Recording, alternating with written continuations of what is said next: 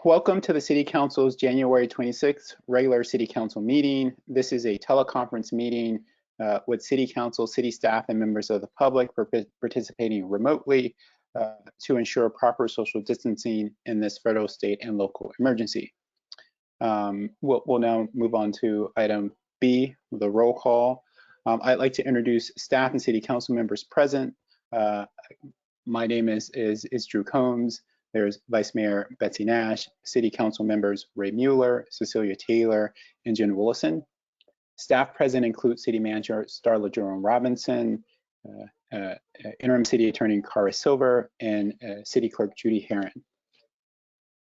Heron. City Clerk Heron, would you please provide instructions to the City Council and members of the public on how the meeting will proceed?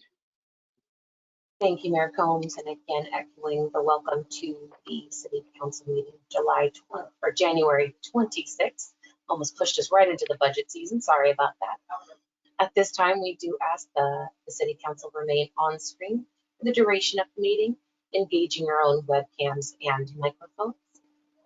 When the Mayor calls for public comment for members of the public who wish to speak on the night, you may engage that hand feature in the top right side of your screen. We'll have the opportunity to open up your microphone and you can address the City Council at that time. For members of staff, they will be engaging webcams and microphones to make presentations to the City Council, as well as answer any questions that the City Council may have. I'd also like to direct your attention to the handouts where we have our agenda posted, including the presentations and all web form public comment that was received. And that does conclude my introduction. Thank you. With that, we'll move on to agenda item C. I'd like to introduce City Manager Starla Jerome Robinson to report out from the January 14th closed session.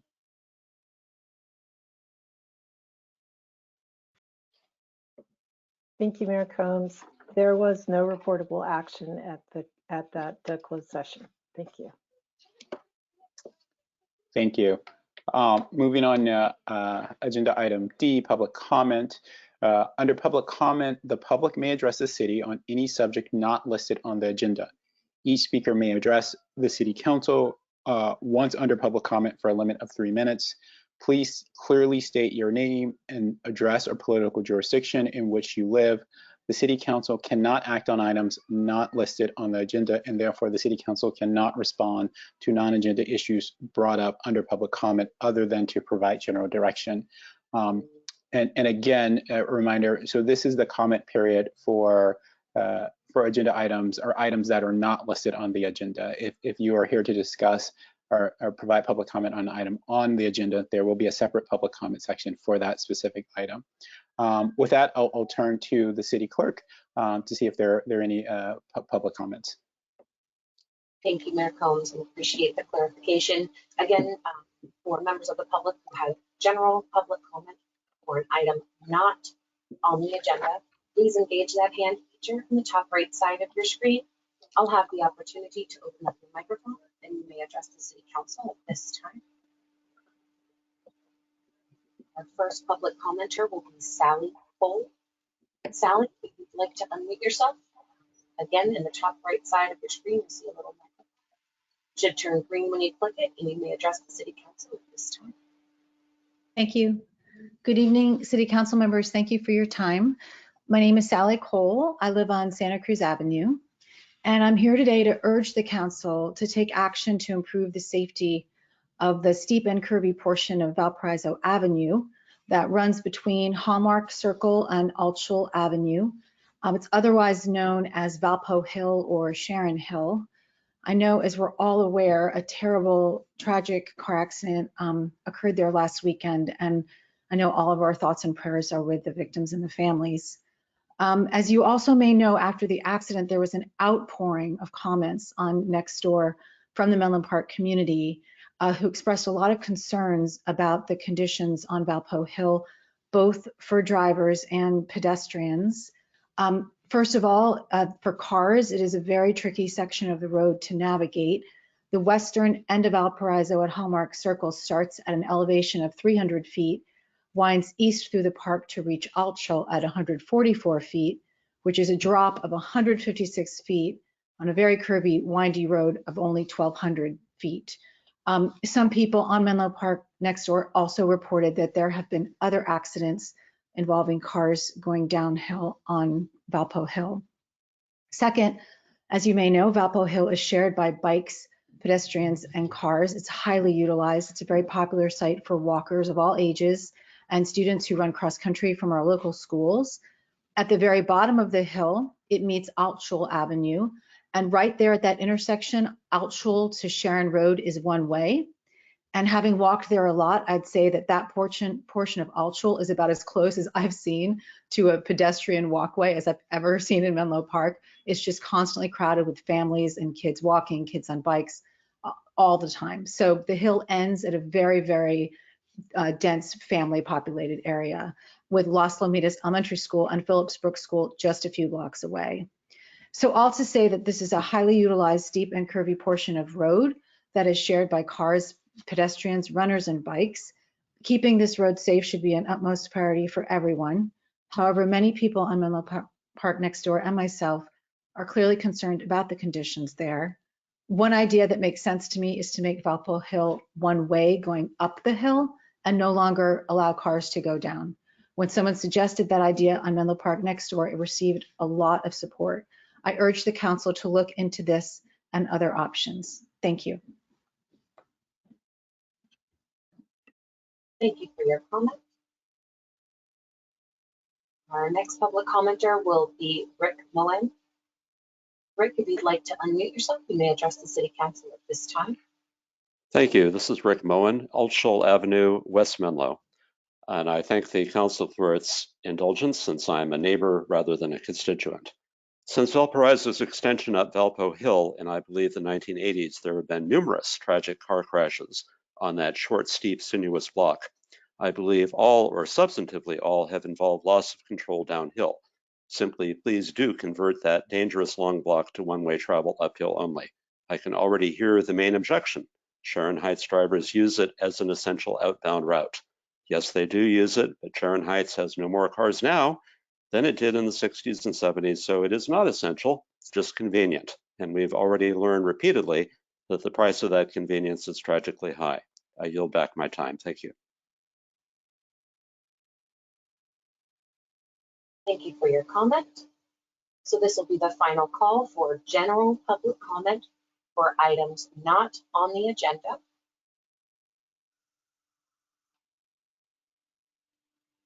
And our next public commenter will be Ron Snow. Ron, if you'd like to unmute yourself, you may address the City Council at this time. Yes, thanks for letting me address you guys. I was very pleased with the improvements on Santa Cruz Avenue that go past Hillview School that provided a buffered bike lane and narrower lanes there. I think that is the correct way to go. It seems like a lot of streets in Menlo Park are going to lower speed limits and redesigning the street space to allocate for safer traffic and to allocate space for bicycles.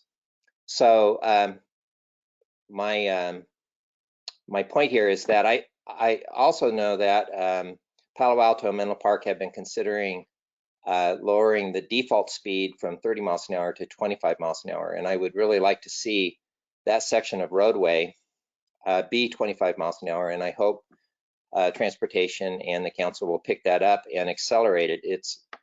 I think it's been requested before and is in the general direction of what you guys have laid out as a plan.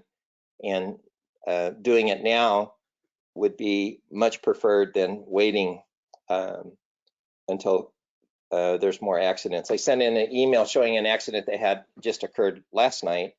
I'm not sure if that was speed related, but it does point out there, as Ray Mueller probably knows, he lives in that area, there's a lot of accidents that occur in that area, and a 25 mile an hour speed limit would slow down the traffic, and that would in turn make motorists more aware.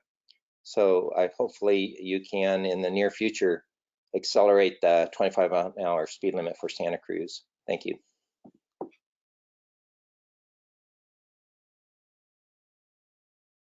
Thank you for your comment. Seeing no further hands raised, Mayor Combs, you may continue. Thank you. Yeah, thank you, and thank you to everyone who provided public comment. I think I speak for the entire council in the city, and of course also extending my condolences. Our thoughts with those who are injured, and condolences to the family of those injured, and the one young person lost. I know that I think some council members have individually also reached out to the family, but very much appreciate those comments, and I think that accident has been, I think, on all of our minds recently. With that, we're going to move on to agenda item EE1, which is a presentation of a proclamation, the proclamation recognizing Catherine Stroh. And so I'll read the proclamation. And it says, whereas Catherine Stroh, both in her community service and professional career, has been a leading advocate for mass transit, affordable housing, open space preservation, and a strong local economy and vibrant Bay Area. And whereas in Menlo Park, Catherine Stroh's community service took the form of more than a decade of service on multiple city commissions, the most recent of which was the Planning Commission, which she chaired in 2016. And whereas Catherine Stroh has previously served as a commissioner on the city's Transportation Commission for 3 years, beginning in 2013, served on the Housing Commission and Transportation Master Plan Oversight and Outreach Committee.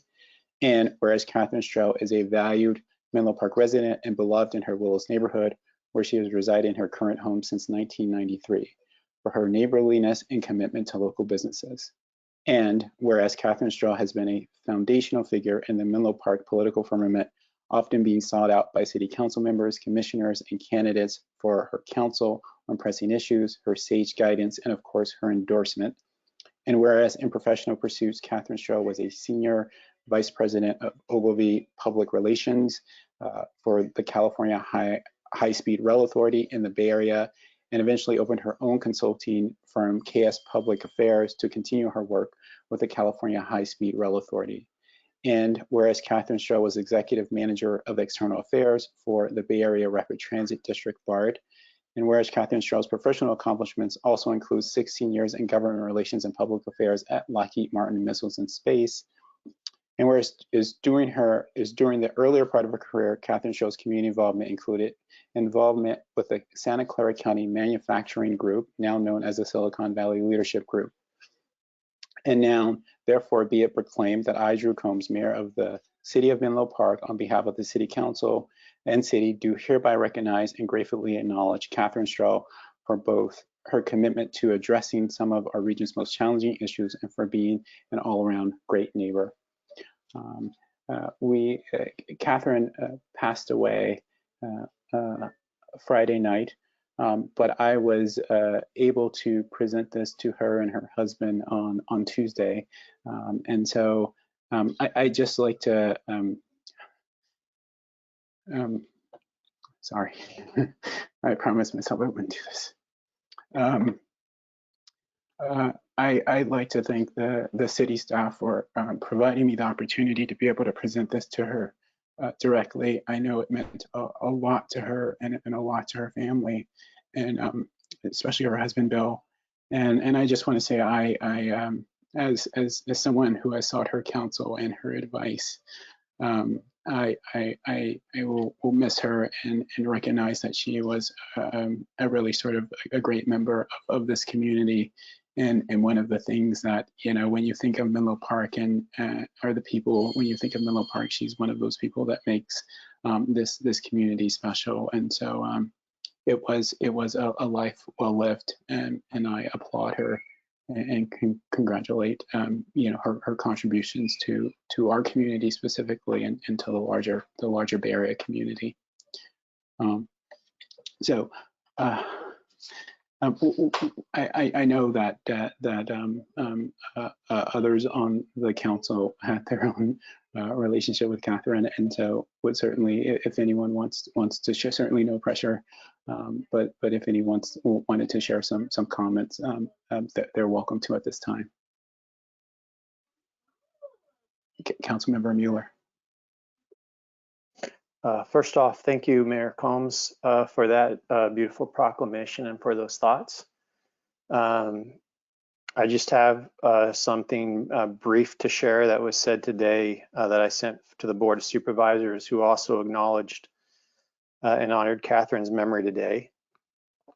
Catherine was known for her sharp public policy mind, amazing political acumen, her quick wit, and her straightforward assessment.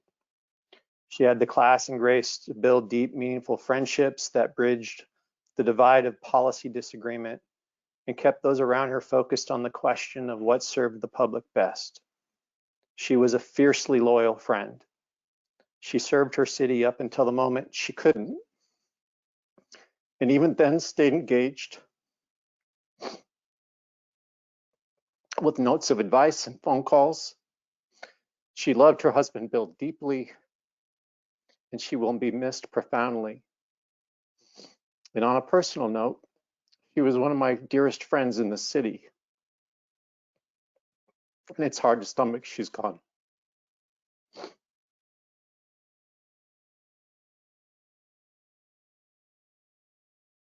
Councilmember Willison. That was beautiful, Councilmember Mueller. And I obviously, I knew she was sick, but I'm quite shocked to hear that she passed. That I didn't know that. And she was someone who I don't think I ever went to Cafe Zoe and didn't bump into Catherine.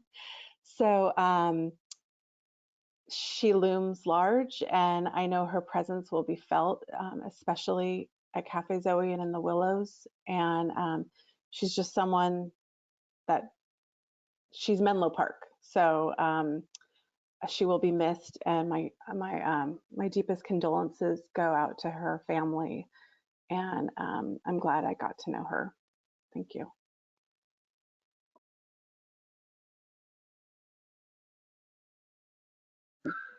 Thank you for those comments. Yeah, I know that her husband Bill is watching, and I know he appreciates them and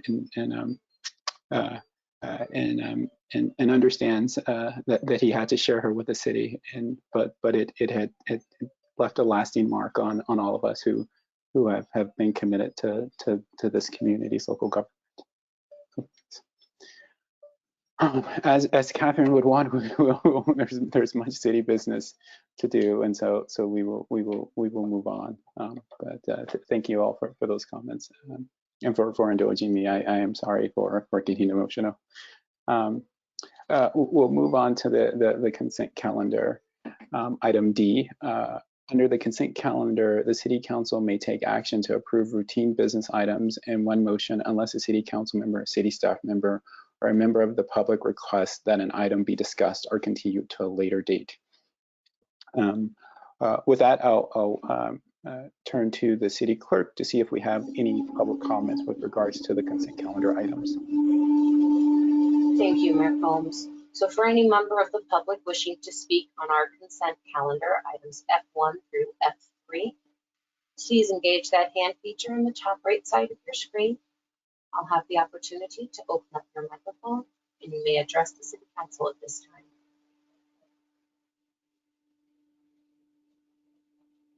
So this will be the final call for any public comment on our consent calendar, items F1 through F3.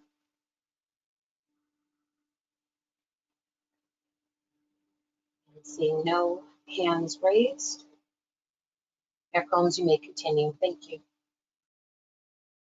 Okay, so I will first want to go to Councilmember Taylor and check in to see if she has any questions regarding any of the items on the consent calendar, or which if she'd like to remove an item from the consent calendar.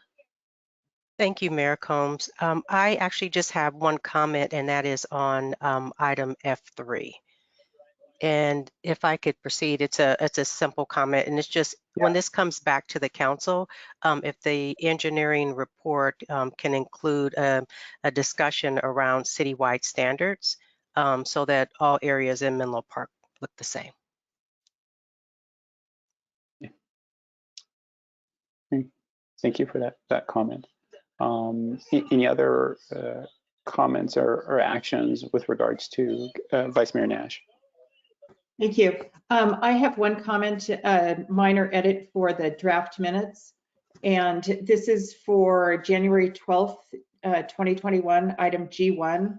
And I would like to propose an edit that, so it reads that, actually, I'm not sure how to do this. I guess motion and second to amend the fiscal year 2021 budget to include only the non-personnel requests and clerical adjustments, with the exception of the climate action plan implementation amendment of 155,000, close paren, and to authorize the city manager to waive bid requirements and increase award authority for the existing building electrification project.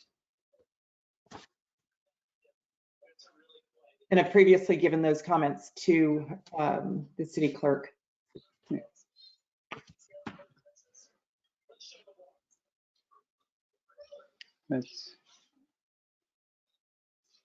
And so is that the city clerk is, and so you're just sort of registering that comment? Right? Yes. Right. Okay, totally. I'm happy to discuss if anyone has any questions.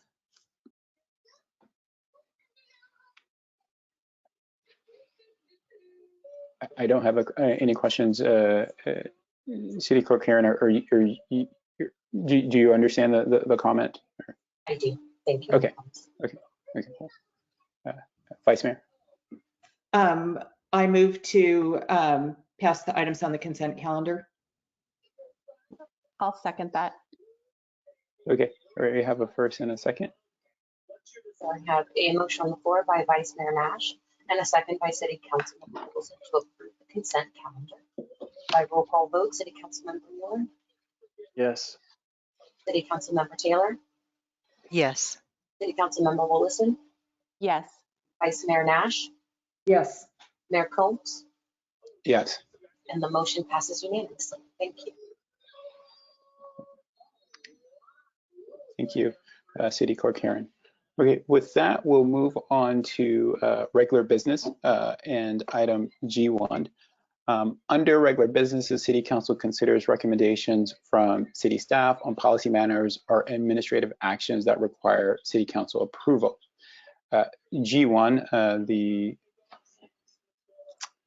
first item under regular business is identify a preferred conceptual design for the Sharon Road Sidewalk Project and adopt resolution number 6610 restricting parking hours along Sharon Road and establishing a 15 miles per hour zone at La Entrada Middle School.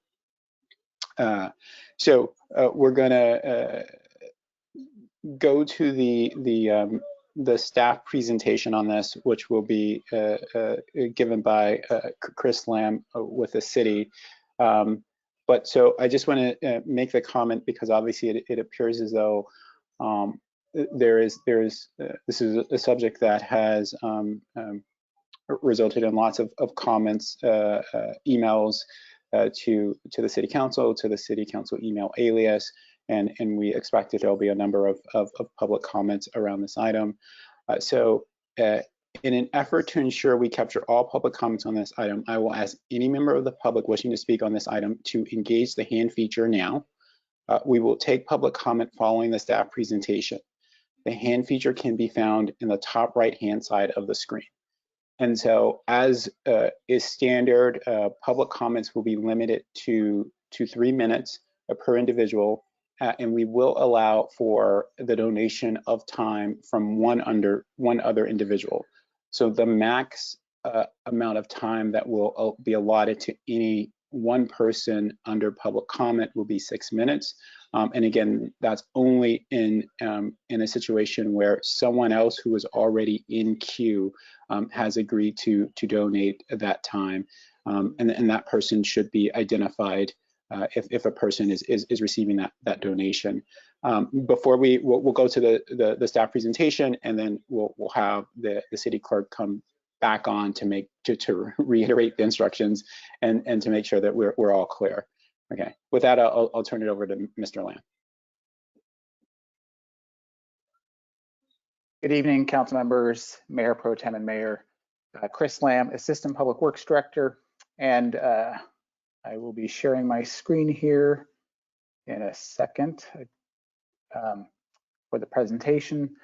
I'm a bit of a surprise presenter tonight. The presentation was going to be given by Michael Fu, our senior civil engineer that's been working on the project and is a little more intimately involved with the details, but Michael conveniently decided to have his first child this evening with his wife, so I've taken over the reins. Can see here. So yes, tonight's presentation is on the Sharon Road sidewalk project. Here's a quick agenda of some of the topics we'll be going over. Kind of go over the introduction to the project and what we're looking to get out of council this evening.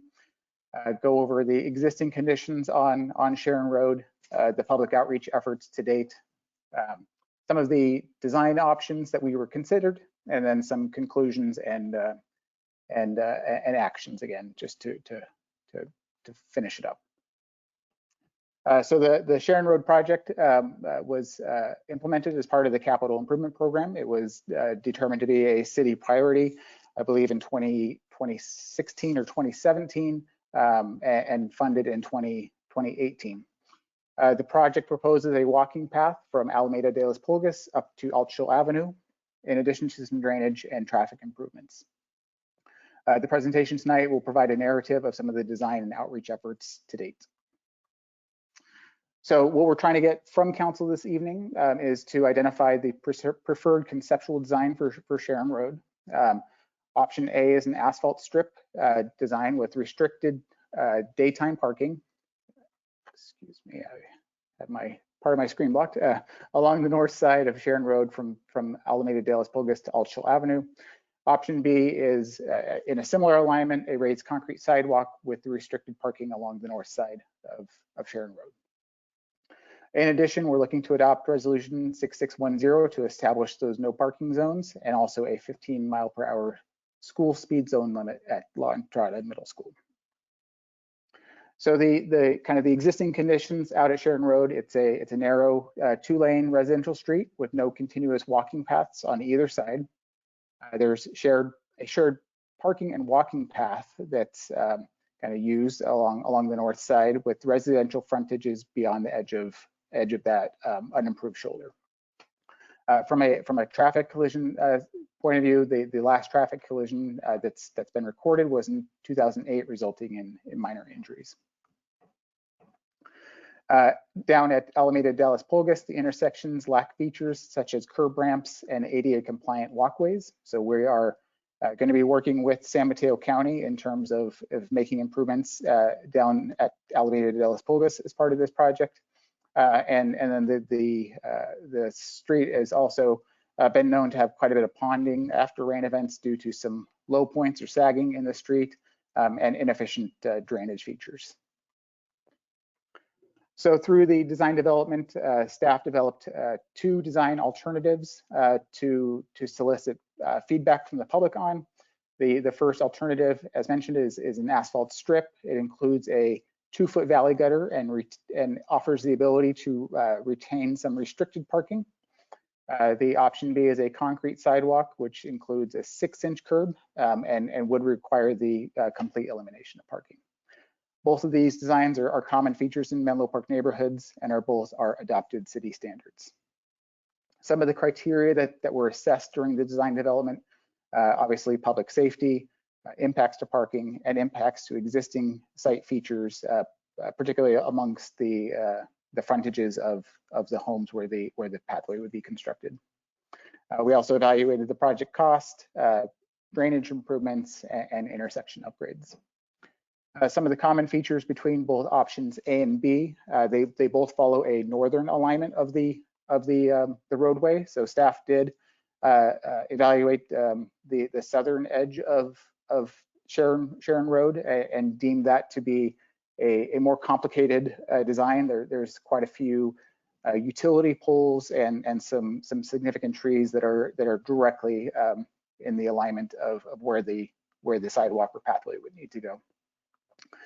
Both options assume a class 3 bike striping, so that would be sharrows, and both are proposed with the 15-mile-per-hour speed limit. Both options also include drainage infrastructure, so that would be either the valley gutter and curb and gutter on the north side, and then also a valley gutter on the south side to help with the drainage issues. So the public outreach that the city did, so the conceptual designs were developed in advance of a January 15th public meeting held at Law and Trotta Middle School. Staff shared both options A and B with the Safe Routes to Schools advocates, residents, and community members that attended the meeting. We received 19 total comments for option A, or excuse me, 19 total comments, 12 opting for option A, 5 for option B, and a few frustrated parents or individuals that just wanted pretty much anything done at that point. Commenters were supportive of the drainage improvements and speed reduction limits. Following the January 15th meeting, staff did get some feedback that we didn't reach out to quite enough individuals. So we did also, I've got, if you see me looking off to the side, I've got another screen with some additional information over here. But the staff did do a post the options onto the city website and worked with Law and Trotta Middle School to do an e-newsletter blast to help direct folks to see the options, the presentation that was held at the January 15th meeting, and had a web form survey feature to gather input. Additionally, in September, staff presented to the Complete Streets Commission. Complete Streets Commission recommended option A with restricted parking and a 15-mile-per-hour speed reduction zone. They selected, or excuse me, staff recommended the option A.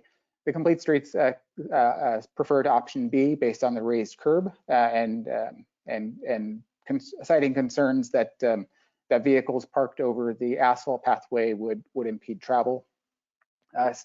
Complete Streets Commission also requested staff to prepare some additional information for the council's consideration. So those are included in the staff report and in the presentation here, and that is identifying the maintenance costs for both asphalt and concrete. And then also looking at a third option, which would propose a concrete sidewalk and a parking lane to see what that would look like.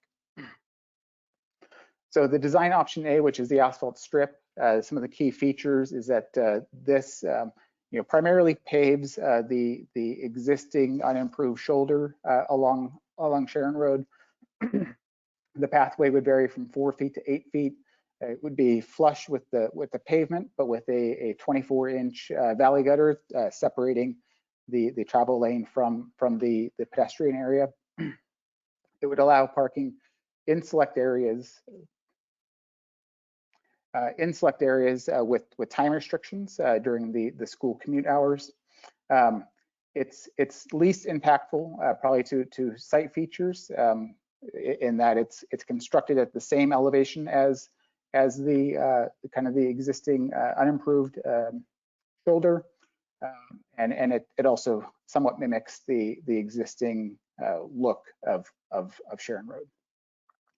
The preliminary estimate is around $600,000, and the annual maintenance associated with asphalt pavement would be roughly 40 cents per square foot per year. So the way we've done this calculation is kind of look at the one-time costs of asphalt versus the one-time costs for concrete repairs, and then spread that out over their anticipated lifespans. So concrete obviously is intended to have a longer useful life, and therefore eventually becomes more cost effective, although the repairs at any given time can be more costly. So design option B is the concrete sidewalk option. This provides a 6-inch raised curb separating foot traffic from the travelway. it allows the sidewalk to be 4 to 5 feet, improves driveways with concrete driveway aprons, and then with bulb outs around the back of the concrete driveways to keep the ADA compliant pathway. This alternative requires the complete elimination of parking on the northern edge of Sharon Road, and has additional conform requirements at the back of the sidewalk. So because we're raising up the sidewalk off of the kind of the existing grade, we need to make sure that we conform along the back edge of sidewalk. We don't want to have a drop off on the back, so there's a little extra work to do on the back, but not too significant, if I'm being honest. So the preliminary estimate here is about $700,000, so still within the project budget, and an annual maintenance cost of 30 cents per square foot. Again, this is, I think, identified to be over around a 40 to 50 year replacement schedule versus, excuse my cat there, versus asphalt, which we've plugged in, I think, about a 15-year return on its useful life. Finally, the design option C. So again, this was recommended by the Complete Streets Commission to at least evaluate and allow council to know kind of what the impacts would be with providing both a parking lane and a sidewalk. So we've assumed an 8-foot parking lane and a 5-foot sidewalk. There's some very significant impacts to the frontages along the residence on Sharon Road. And we can kind of see a kind of a side-by-side comparison of those design options. At this point, neither staff nor the Complete Streets Commission, I think, nor any public commenter is recommending option C at this point. So again, that's more for everyone's just understanding of what it would take, but I don't think we're expecting that to be made as a recommendation here tonight. This table is also presented in the staff report, but if we want to come back to it for any reason, just let me know. Before I get to the conclusion here, obviously we've also gotten quite a bit of feedback from residents, from community members on that's coming through to council members and through CCIN. Staff's tallied up those emails that have come in. There's been roughly 40 that have come in over the weekend and in the last couple of days. And just for perspective, it's we've seen about 2/3 to about 3/4 of those that favor the raised concrete option, the raised concrete sidewalk, versus about a quarter to a third that are preferring the asphalt pathway, and then 1 or 2 that again are reiterating the just do something. Anything is better than what's out there right now. And then included in that are a couple from some of the school districts, the board, and I think the principal of Lawton Trotter Middle School. So again, the actions that we're looking for tonight are to identify the preferred conceptual design for Sharon Road. Option A, the asphalt strip, or option B, the concrete sidewalk, and adopting the resolution. On this slide, you can see the time restrictions that are proposed right now would mimic what we have installed at another school zone where we've restricted parking associated with the school hours. But we're I think open to modifying that if desired, and the resolution would give us that flexibility. As you, I think, have your conversation tonight, I think it's important for staff to acknowledge that both design alternatives are valid alternatives. We wouldn't have presented anything to the community that we didn't think were good alternatives, and both alternatives are are vast improvements for the public over what's the the existing conditions today. I think at the end of the day, as council makes their decisions on this project, it really boils down to the one key consideration, and that is whether or not there's a desire to retain the ability to park on the north side of Sharon Road, or whether it's more desirable to have 24/7 pedestrian pathway accessibility. There's really space for one of those, but not both, without some significant impacts to the frontages of the properties on Sharon Road. So with that, I am happy to answer any clarifying questions. The next steps that we would have on this project would be to advertise the project, to complete the design and be ready to advertise the project in spring, and then go into construction over the summer, hoping to complete construction before the next school year. And I think if we get direction tonight, we can definitely make that happen. And that's it. I think I know there's probably some clarifying questions that you have, and if there's anything I can answer, I have, I think, a handful of people that are ready to text me responses, and Public Works Director Nikki Nagaya is available as well for some of the transportation and safety aspects. So I'll leave it at that. Thank you. Mr. Lim, thank you for the presentation, and thank you for pinch hitting there. He did a great job. We'll move to clarifying questions. Councilmember Mueller. Thank you, Mayor Combs. So at the outset, I need to do just a disclosure. So I live, and I think there's been a reference to this, I live approximately 1,250 feet away from the beginning of this sidewalk area. I think people, I need to disclose that so that people understand whether or not there is a conflict. And what I've been advised by the city attorney is that there is no conflict. This is a collector street, more than 1,250 feet from my home. And although my children, and at one time, both my children walked to school that route, and now my daughter does walk that school to route on occasion, that does not create a conflict for me, because everyone in this area of the city walks that route to the school. But I wanted to go ahead and touch on that because the rule changed back in 2018 when this project started. It was 500 feet. And then in 2019, it became 1,000 feet. And if you were beyond 1,000 feet, it is presumed you do not have a conflict. I also do not have any financial benefit from this project. Ms. Silver, did I miss anything, or did I properly cover the bases?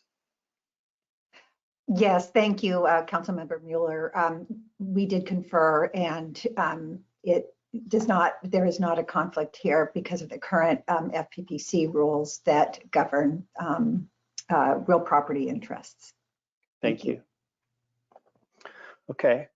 So the first thing I'd like to do then before I ask my questions is I really want people to understand the procedural background on what happened here, because I've been very involved in this project from the beginning, because it will lay the basis for the questions I have for staff. So back in the 2017 time period and prior to that, this project was a priority for the Las Lomitas School District, and identified so in board meetings. Was also priority for the Las Lomitas Safe Routes to School group. In 2018, I brought this item forward to the council at that time in the goal setting. And sidewalk projects are hard. We had just gotten done with a couple of them.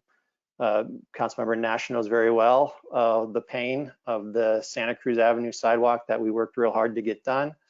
And so what was said to me at that time by our city manager and my colleagues was, if you can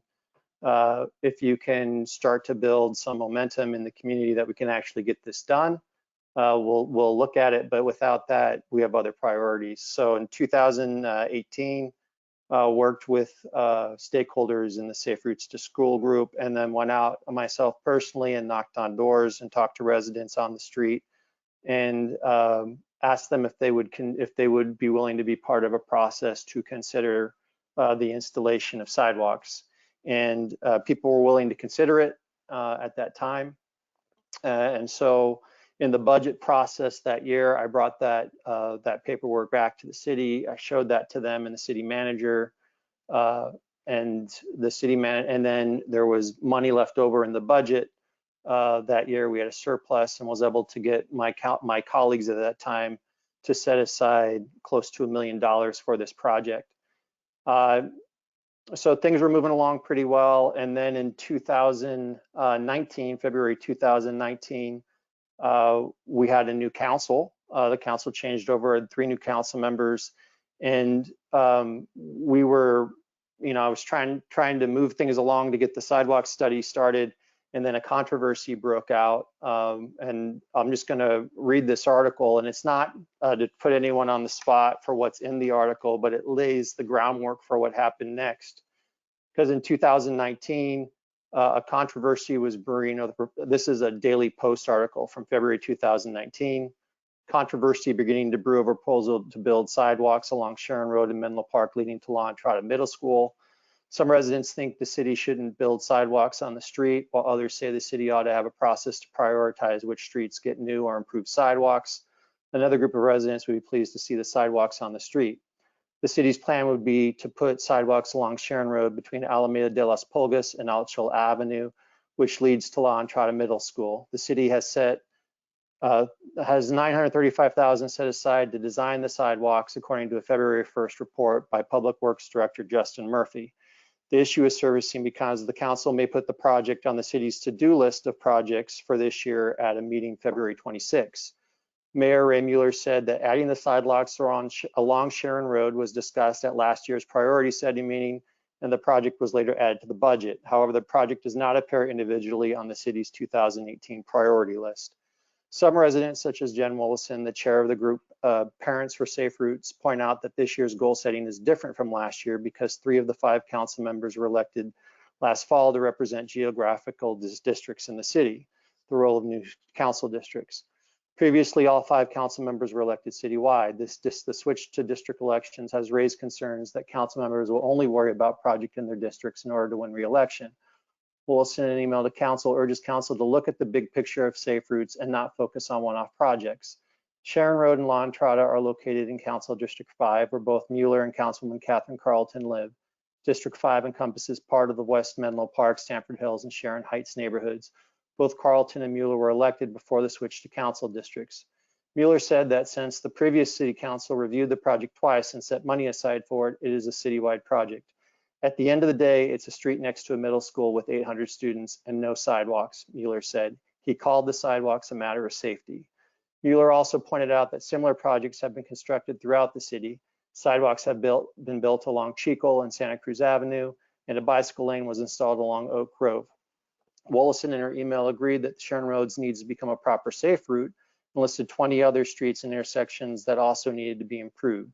Willison urged the council to use the city's transportation master plan process or its Safe Routes to School plan to properly prioritize those projects. And then the article goes on, but the reason why I read that, and it's not to put my colleague on the spot at all, because I know that she rightfully believes she had a right point. And I share that though, because at the same time that was taking place, there were also members of the Complete Streets Commission who were lobbying council members to deprioritize this project and put them back with other projects. And so what that led to at the time, I know very well, was that the Parents for Safe Routes in the Los Lomitas School District and the school district became very concerned that this project that had been waiting for 2 years may in fact become defunded and be pushed back into the hopper as the city went and looked at other projects. So what happened then later that year was that in September of 2019, I facilitated the different stakeholders to go ahead and meet That included members of the Parents for Safe Groups, Los Alamitos organization, Eric Holm from the school district, and representatives of the neighbors there on Sharon Road. And rather than risk delay and uncertainty of what may result, there was a compromise solution reached by all of the stakeholders that was proposed by the neighbors that included a 2-foot gutter, 5-foot multi-use pathway, and parking restrictions at certain times on both sides of the street.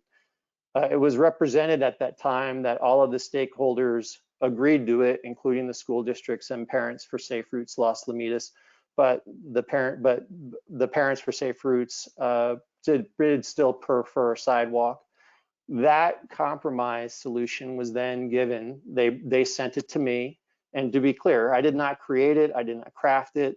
I simply introduced them. They sent it to me. I sent it then on to our city transportation department for them to look at, our transportation engineering, and said, it looks like we have an option for you to consider. Now, my understanding what happened next was that that was an option that was looked at by our transportation engineering staff to check out for efficacy and safety, as well as the raised sidewalk. And so my first question this evening for our staff members is, I want to talk about, I just want to go ahead now and get into the two, and that is, and I also want to make clear, I have not advocated with staff either way. I've had a number of emails come in from both sides saying I've picked one thing or the other, and I have not. I have an open mind in this process tonight, although I have concerns about both, and I'm just trying to figure out what the best route is. And I want to talk about our transportation engineering staff to hear from them why they've made the recommendations they did. So with that, my first question is, there's been a lot of talk about which is safer, walkway or sidewalk, or vice versa. And my questions to staff is, which is safer in their assessment?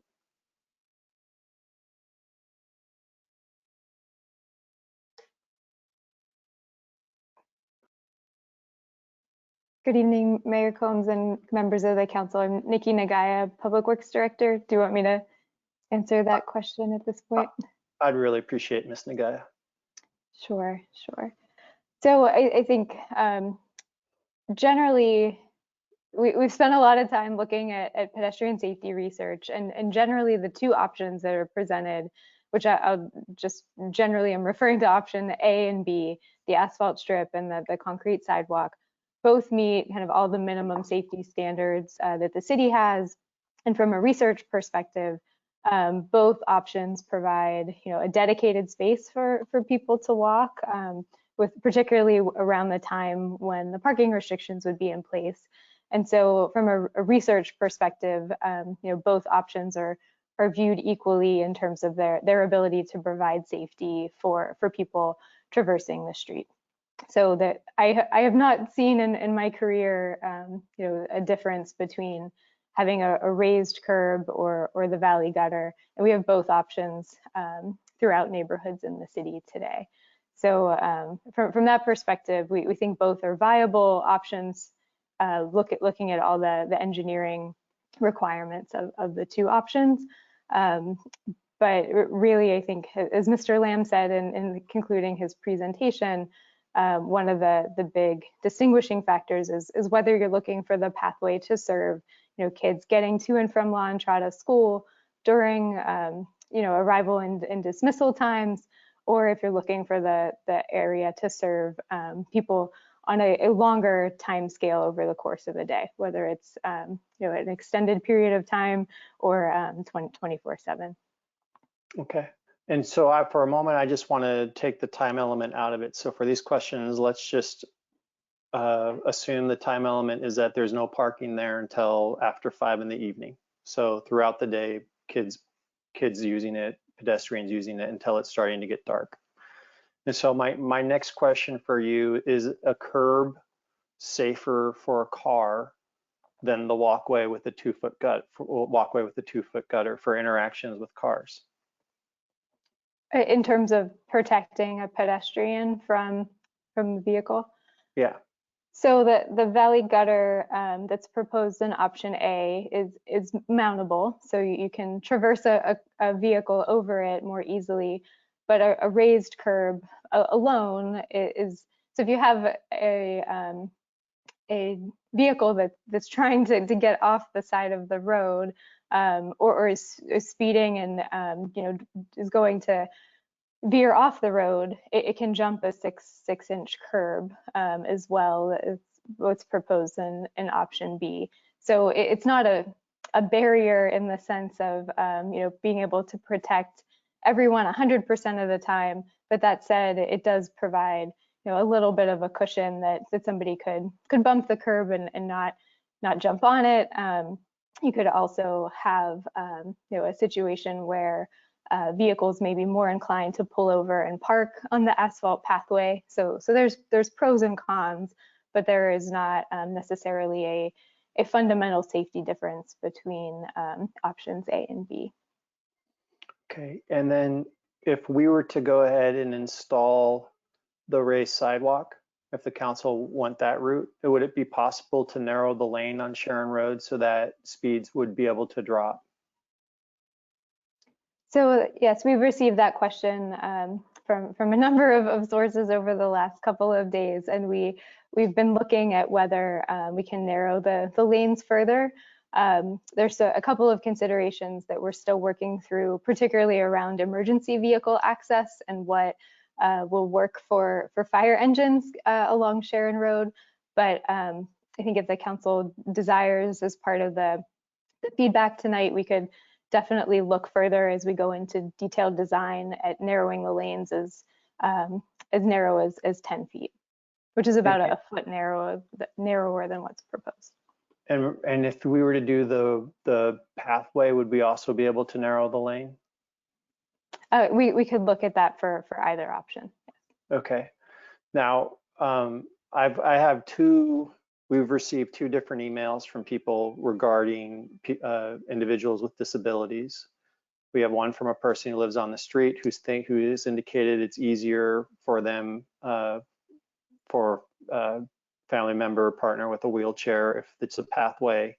We have one from a parent who's indicating that it should be a raised sidewalk for our individual with who's in a wheelchair. And my question for you is what's the right answer?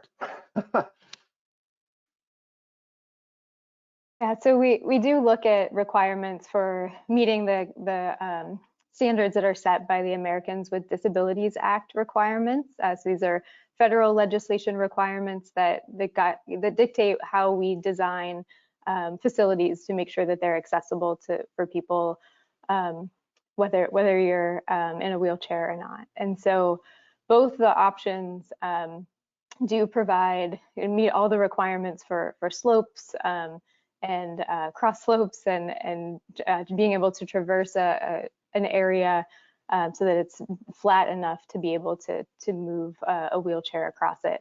The parked vehicles do present the potential for an obstruction of the pathway in option A, but in terms of the design characteristics, both options meet all the ADA requirements. Okay, so if we were to go with the pathway, that would obviously be an impediment to a person who's in a wheelchair. If someone was parked there during a non-restricted hour. Correct. All right. Now I have questions now about the capacity. So in the staff report, it indicates the sidewalk is 4 to 5 feet, that the pathway can be 4 to 8 feet wide in certain areas. Is that right? Yes, that's right. Okay, and then one of the things that has caught my attention and I've shared this with people transparently, is that if we do the raised sidewalk, that requires then sharrows on the roadway. And so that would require students to be riding in the roadway with the sharrows. I guess in both circumstances, you're going to have sharrows on the roadway, right? Yes, the sharrows are proposed for both alternatives. But, and I know you can't designate, okay, well, let me just ask, you can't designate the pathway as multi-use because it's not 8 feet wide in all areas, correct? Correct. So to be a shared use, multi-use path that accommodates both people walking and biking, there are standards that are set by Caltrans. They have a highway design manual that outlines the specific width and also a separation between vehicle traffic, either a vertical barrier like a posts or any sort of physical barrier, not just the curb itself, in addition to horizontal clearance between where people are walking and biking and the roadway. And we can't accommodate that width without impacting trees or other features like are disclosed in option C. Okay. Now I know even though you can't designate it as a multi-use path, there are areas that it can be it's 8 feet and there's no curb to jump. And so in judging the two options, regardless of the designation, as a transportation safety engineer, do you take into account use that you can anticipate in assessing safety? So generally, yes, and I think we disclosed that in the staff report. There's a description about the two options in terms of being able to accommodate bike travel, and because the valley gutter would be kind of mountable, easy to cross on a bike, we could foresee that a child traveling to school or someone on a bike could roll up on the sidewalk, roll up on the pathway, especially if no pedestrians are present. So I think from that perspective, we'd anticipate that you could see use on the pathway that way. But in that same vein, because it's mountable, it also could allow a vehicle to roll across and park. So it kind of has the pros and cons. Right. And so if you're looking at, and obviously if a bike can go across it, a car can go across it as well, right? So, but if you're looking at capacity, you obviously have increased. So one of the issues we have on Santa Cruz Avenue that people were aware of back then, and that frankly on Sharon we have as well, is that kids walk horizontally. And so in this circumstance, an 8-foot pathway allows for more capacity of kids to walk horizontally as a benefit. Is that right? There's increased capacity. Yes, I think so. And we can bring the slides back up. So it's attached to the staff report. There are conceptual graphics showing the width of the pathway option. Thank you, Chris. So you can see on the screen here, the gray area generally shows the width of the asphalt area. So you can see the spots where it widens out to 8 feet or so as you move across the corridor. Okay. And I'm not, I'm sure people are checking off which, when I ask a question for both, I'm not favoring either right now. I'm just trying to get all the facts out so I can weigh it. So I need to ask, I'm embarrassed to even ask you this, Nikki, because I have such a high opinion of our transportation engineering staff. But is there any chance that our transportation engineering staff has been biased in the assessment of safety because this proposed solution came forward as a compromise, or at least started to originate out of a compromise? So, I think we take our work very seriously in trying to evaluate, the options that are presented as best we can. The two options, and Mr. Lamb stated this earlier too, the two options that we've presented, we think are both viable and provide, great enhancements over what's there today from a safety perspective for people walking and biking in the corridor, kids getting to school, as well as the drainage issues that exist along the corridor. And both options also were developed in order to protect the tree canopy that exists along the corridor as well. So we do very much try to take a clear look at both options through a lens of what we know in terms of the engineering solutions and the safety. And so we were not looking to compromise the alternative as part of the recommendations here. We do factor in the community engagement and the feedback that we heard throughout the process, and through January, the January 2020 community meeting leading all the way through up to the Complete Streets Commission. The vast majority of the feedback that we heard was in support of the asphalt pathway option, and so that factored in, but we didn't choose the alternative that was recommended to the council based on the feedback that we received, as you mentioned. Okay, and I'm going to ask again, really, but this time like more precisely, which is on me. Is the raised sidewalk the safest option between the sidewalk and the pathway? So again, I think from what we know of the research, the two options are both providing kind of a dedicated walking surface that's separated from the roadway. So I don't think we can make a conclusion that one is safer than the other based on what we know of the industry research. Okay, so at the end of the day, is this really, so then if neither's, this is difficult, I mean, it's difficult. So the ADA, but one has the potential of not being ADA compliant when parking is allowed there. Is that right? Yes, because you wouldn't have the ADA requires a minimum 3-foot area for a wheelchair to be able to pass, and we wouldn't see that when a vehicle's parked. So, I mean, I think, so then obviously then when it's no longer designated as a walkway, you don't have the same level of protection and safety there anymore, because it's not it wouldn't be a walkway or a sidewalk anymore, right? I mean, that's basically what it comes down to. Okay, I am going to go ahead and yield to my colleagues. I guess one last question is we can decide, if we decided we wanted to do a pathway, we could restrict parking at any interval we wanted, right? Nothing's precluding us from doing that in the code. Correct, yes, the council has full ability in the municipal code to dictate the time of day or parking restrictions, full-time, part-time, however you'd like to proceed.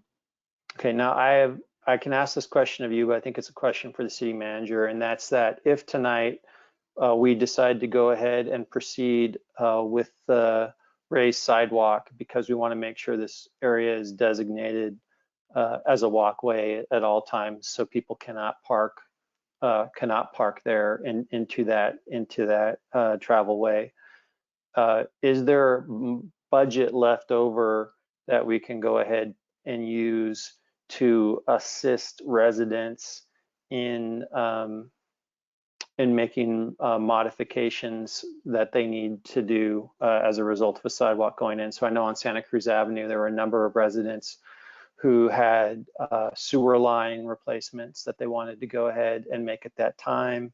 And there was landscaping issues. Councilmember Nash knows all about this. Is there budget left over that's set aside for this project to help with that kind of work for residents impacted by the installation of the sidewalk? That question would be easier to answer once we get the bids for the project. These are just our estimates on the project.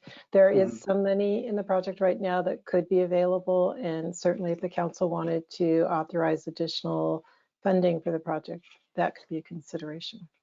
Okay. That's all the questions I have before I'm going to pass to my colleagues, but I did want to make one comment, and I just wanted to thank our city staff for their professionalism in this process.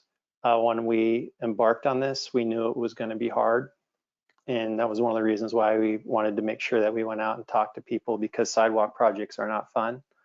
They're just not fun because of it's an important part of the process, but it always can end up being contentious in the end. And to the extent that city staff there's been questions about whether or not they were promoting something that was not the safest thing. I just wanted to let them know how much I appreciate their hard work on this. I get people advocating for what they want, but I did not want it to reflect to our city staff at all that their work product is not so appreciated in this city, and their expertise is not so appreciated in this city. And I also wanted to indicate, I also just want to thank the folks. I want to thank the neighbors for engaging. I know this is tough here at the end. I wanted to thank the stakeholders in the Las Lomitas for Safe Routes organization, who have worked diligently to try to make this safer. I really commend all the parties for coming together and try to make this work. And there was one last thing that I wasn't able to note, and that was in this process, in the middle of all of this, that added to confusion as we neared this finish line, and why delay can make these things even more tricky, was that the individual, the stakeholder from the Las Lomitas district who was involved in those discussions no longer works there. And there has been a change in administration that this has lasted since this has lasted for so long. So there was not that institutional knowledge of this discussion. And my hope, what I'd say to my colleagues tonight in asking their question is, I hope we ask questions and we're focused on trying to get this project done, that we leave tonight with this project being done, because it's just gone on way too long. So thank you. Thank you, Councilmember Mueller. Just a reminder, we haven't gotten to public comments yet. Councilmember Nash. Thank you. I hope this is a very quick question. I was wondering if Ms. Nagaya could just explain a 15-mile-per-hour speed reduction zone. Is that something where it'll be 24/7, or is that only during school hours, or is that only during pickup and drop-off? Thank you. Sure. Thank you, Vice Mayor Nash. This is a 15-mile-an-hour school zone. So it would be applicable when the signs say when children are present, and this is consistent with the council's direction from October to sign 15-mile-an-hour school zones to the maximum extent possible. So we were folding that into this recommendation. But it is strictly during drop-off and pickup? So it's anytime children are present on the street. So in terms of enforcement, it's usually an officer's discretion as to a safe driving behavior when children are present along the street. So that could be on the weekend when they are walking together or something like that. Yes, accessing the sports fields at La Entrada, anything like that. Thank you.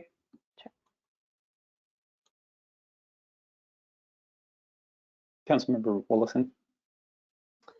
Thank you, Mayor Combs.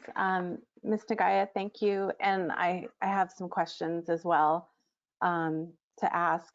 So there have been quite a few questions and concerns about the impact to trees and the difference between the two options in terms of digging and the potential root damage. Can you elaborate on that, please?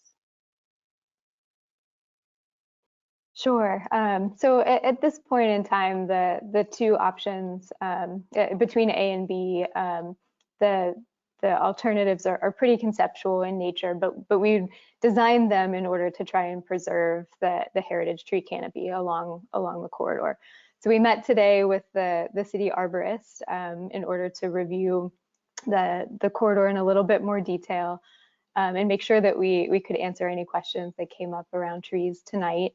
And from that perspective, we think that the impacts are very consistent between options A and B, primarily, and Mr. Lamb can describe this a little bit better, but I will take a first shot and then call him up if you have follow-up questions.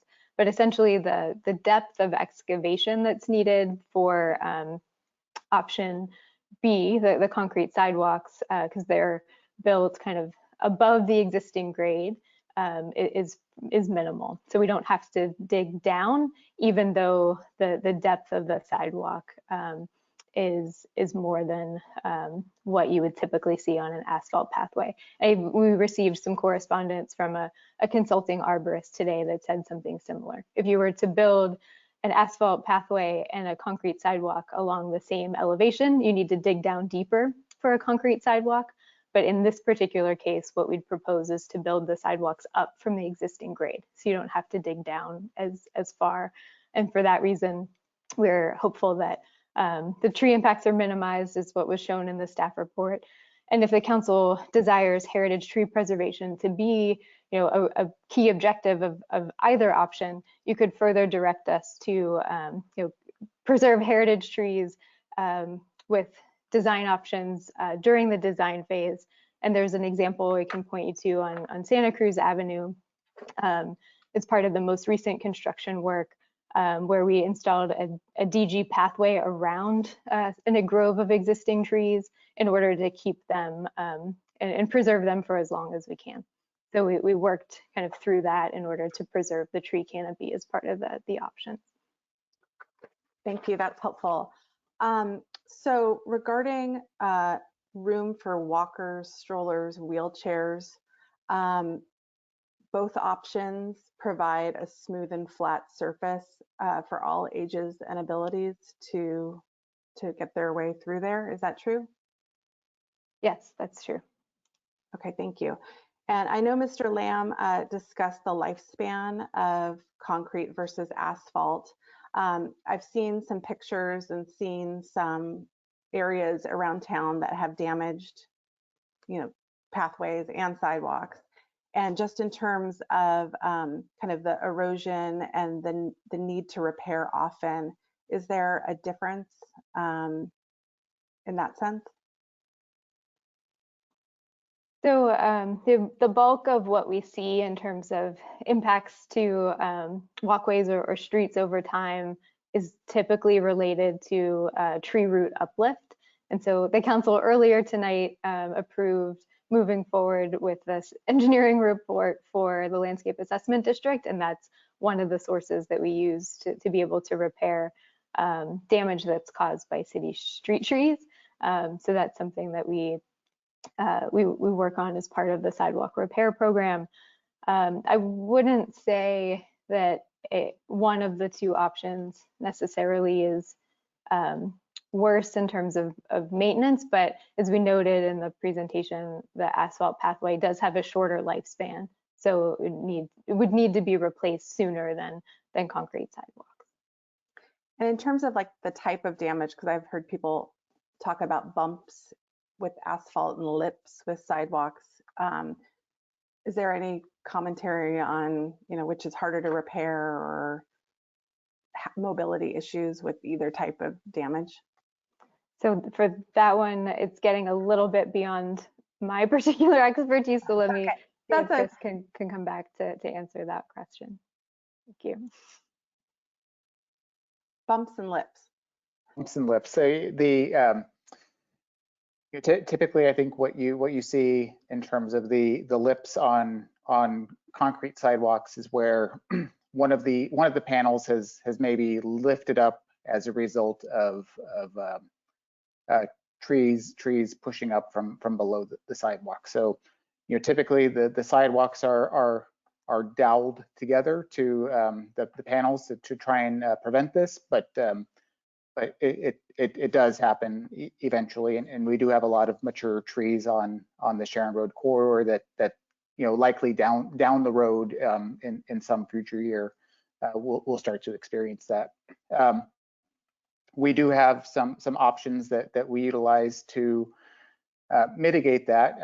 So if you've ever been walking around town and looking down at your feet as you walk around, which is what us engineers do, you'll see a lot of times maybe like a shaving at where it looks like a chunk of the sidewalk has been cut off. So that's one very, very cost-effective measure that the city utilizes to try and mitigate those tripping hazards that occur when you start to get a separation from one panel to the next. The bumps is a similar situation. So if a tree root starts to uplift underneath an asphalt pathway, then you may get a section that just starts to raise, and it really just follows the tree root itself. And so similarly, we can take a couple passes of essentially grinding that down, until, but we can only do that so many times before we really start to compromise the section of either the concrete panel or the asphalt itself, in which case, then we need to look at that, taking out a section and redoing it completely. So is one a bigger issue than the other in terms of repair? I think when we're at the initial stage where it's just being able to cut it or grind it down, those aren't very problematic. So I think when we get to the point where it's uplifted so much, or we've already done a couple of passes of doing that, and now we need to remove it completely, then we need to look at the options on how to protect the tree, protect the root, and still put back a surface that's safe and meets our ADA guidelines. So if we look at bumps and lips and cutting and grinding, would you say they're fairly comparable? Like, is one option a better choice if we want to look at it? I think either option over time is going to have its own issues. Yeah. Okay. Thank you, Mr. Lamb. A few more questions from me. Sorry. The corner of Altschul and Sharon, is it possible to have a larger bulb out there to enhance the crossing and make it safer? We can definitely look at that. I don't want to promise it without kind of taking a closer engineering look at what the impacts would be. I saw your email comment earlier, and it looks like we do have a couple of water valves that are in the area. So we'd need to go back and look more detailed at what the impacts would be. Okay, great, thank you. Regarding cycling on the multi-use path, I just want to kind of build on some of the questions that Mr. Mueller was asking. So is it true that if there are pedestrians, that would be a concern, like to have cyclists sharing the path with pedestrians? So I think, as Ms. Nagai mentioned, it wouldn't be designated as a multi-use path, but the 2-foot valley gutter would allow, if the pathway was clear, it obviously does allow a cyclist to cross over the valley gutter and use the pathway. But we wouldn't. The designated route for cyclists would be to utilize the travel lane and the sharrows. And from a safety perspective, is it safer to go straight as a sharrow taking the lane, or to go up on a path and then back in the lane when there's obstacles? In terms of the actual data, I would probably need Ms. Nagai to come back to answer that one. If she has that data. Otherwise, it's me just maybe talking as a cyclist myself and providing opinion-based research. Sure. Yeah. Thank you. So in general, we always encourage cyclists to stay in a straight line as possible to be predictable. So if you have a driver approaching you from behind, it's generally better to stay on a straight path so they know where you're going. That said, outside of school times, for Sharon Road in particular, the street's fairly quiet, and so I'd expect there's some time periods when you may be riding that there's not a vehicle nearby, and then riding on the pathway. It's kind of a no harm, no foul, but our our general recommendations would be to stay in a straight line as much as possible and not swerve in and out of kind of any obstacle, whether it's a parked car or a pathway or anything like that. And then the ability to actually do that would depend on whether there was cars there. Yes, correct. So a few more questions regarding the idea that Mr. Mueller raised about reducing the travel lane width, potentially to 10 feet. Could the extra space be therefore used, if that is a possibility, given what the fire district says, would that extra space be used to create a wider, could that space be used to create a wider sidewalk? Yes, it could. We could look at keeping, we'll call the back of curb kind of adjacent to the residential properties along the stretch of Sharon consistent, and then just widening the sidewalk towards the road as much as possible. And then could that be accomplished on budget and in the original time frame? So we think to some degree, yes, and to what exact degree we would need to investigate a little bit further as part of any kind of final design. So that's something that we could look at, balancing the cost of it. One of the key considerations is how the street drains, as we've heard a lot about the ponding so far tonight. And so we want to look at making sure that we can provide drainage improvements, and those, if you change where the water flows, it can be more costly. So we would look to balance that as part of any follow-up work that the council directs tonight. Okay, and to clarify, I'm referring to I think it's the $850,000 budget. And then, do you foresee any enforcement issues if there is timed parking? So I think just generally around any school, there are always enforcement issues. I think that's just a behavioral issue that we see kind of around the city, regardless of the specific signs or treatments that we provide. So in this particular case, we could have, for option A, you could have a driver, somebody coming to drop off a child, pull over onto the pathway, even though there are no stopping restrictions. And if there's not an officer there at that moment, the kid jumps out and the parent goes on their way. So that's certainly something that could be an issue. But that same parent in the design of option B could pull over to the curb, let the same kid out, they jump out on the sidewalk and they continue on. So they're blocking the lane and bicycle travel during that time period. So I think the extent of the enforcement needs for parking enforcement are potentially a little bit more extreme with option A with the time restrictions, but both options present some enforcement challenges, and I think that's the case around all of our schools. Okay, thank you. And then my last question is just that the staff recommendation was based on the assumption that this was a project for school hours,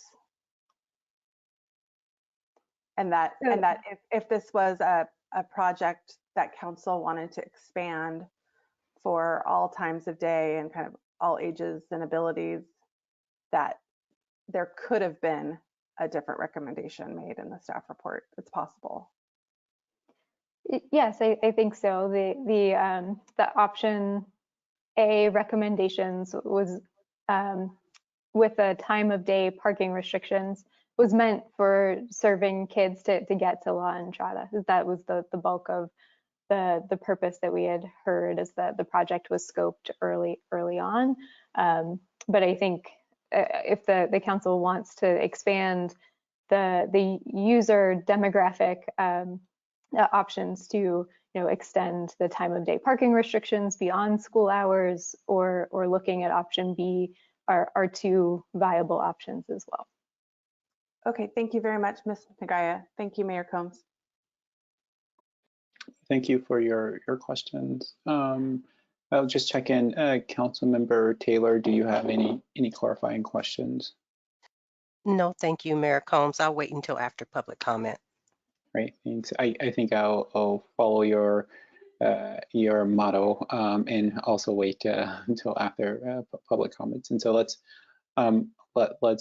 start the public comment portion of this item. We do have a dinner break, obviously, at some point. My goal is to get through all of the public comments and then take the dinner break immediately after the last public comment. And you know, I think that provides probably a better resonant experience with City Council than to have their public comment period broken up. And so, if that works for all of you guys, and if that works for the city clerk, that's how we'll proceed. Thank you, Mayor Combs. That sounds great. And thank you for all of our public commenters who already engaged their hand features. I have you in queue in line as order received. As a reminder, if you have a public comment on this item, which is G1, please do engage that hand feature on the top right side of your screen. I'll have the opportunity to open up your microphone and you may address the City Council at this time. So our first public commenter will be Ron Snow. All right. Yes, thank you again, council members. I was asked by a couple of the neighbors to review that. I've had kids going to La Entrada for almost the last 4 decades, and I know others have been going to La Entrada for a very long time, and some of their kids are now having kids that go to La Entrada. And in every single one of those things, I think they use the same rubber boots to go through those ponds. So this has been a problem for a very long time of the standing water. I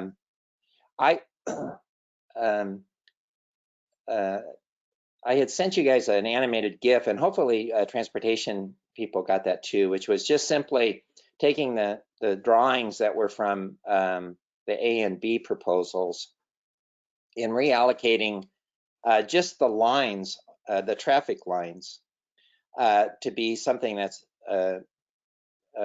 reasonable and something that's common in Menlo Park, and that is by trying to preserve real estate in the design of the roadway. And so I think it's very important that the traffic lanes have both the center line and the shoulder lines defined, because the impression of a motorist is often what they see. And if there aren't any guidelines for that lane width, they often will say, well, that lane width goes clear to the sidewalk, when in reality, the lane really should be a much narrower area. So line definition is very important. And so in the GIF that I had provided, you'll see a center line and the sidelines. If you look around town in front of Fire Station 6 on Oak Grove, those lanes are 9-foot lanes. The new lanes that are on Santa Cruz that start at Avey by the cemetery and go all the way to Lemon, those are also 9-foot lanes. At the intersections of at Avey on Alameda, those are 9-foot lanes at the intersection, as are the 9-foot lanes northbound Santa Cruz at the Y. So 9-foot lanes should be considered all through Redwood City. Maybe we don't mention other cities, but Alameda, if you drive down Alameda north of Woodside Road, those lanes are all 9-foot lanes clear to Jefferson and beyond, up to Sequoia Hospital. So 9-foot lanes should be considered. They're in front of the emergency fire station. So if those were the case, you would get a considerable amount of real estate back. And I would also suggest that while 24-inch gutters are common, so are 18-inch gutters. And that would provide you, it doesn't sound like much, but another foot. If you did that, you'll see that you could add an actual bike lane. So thank you.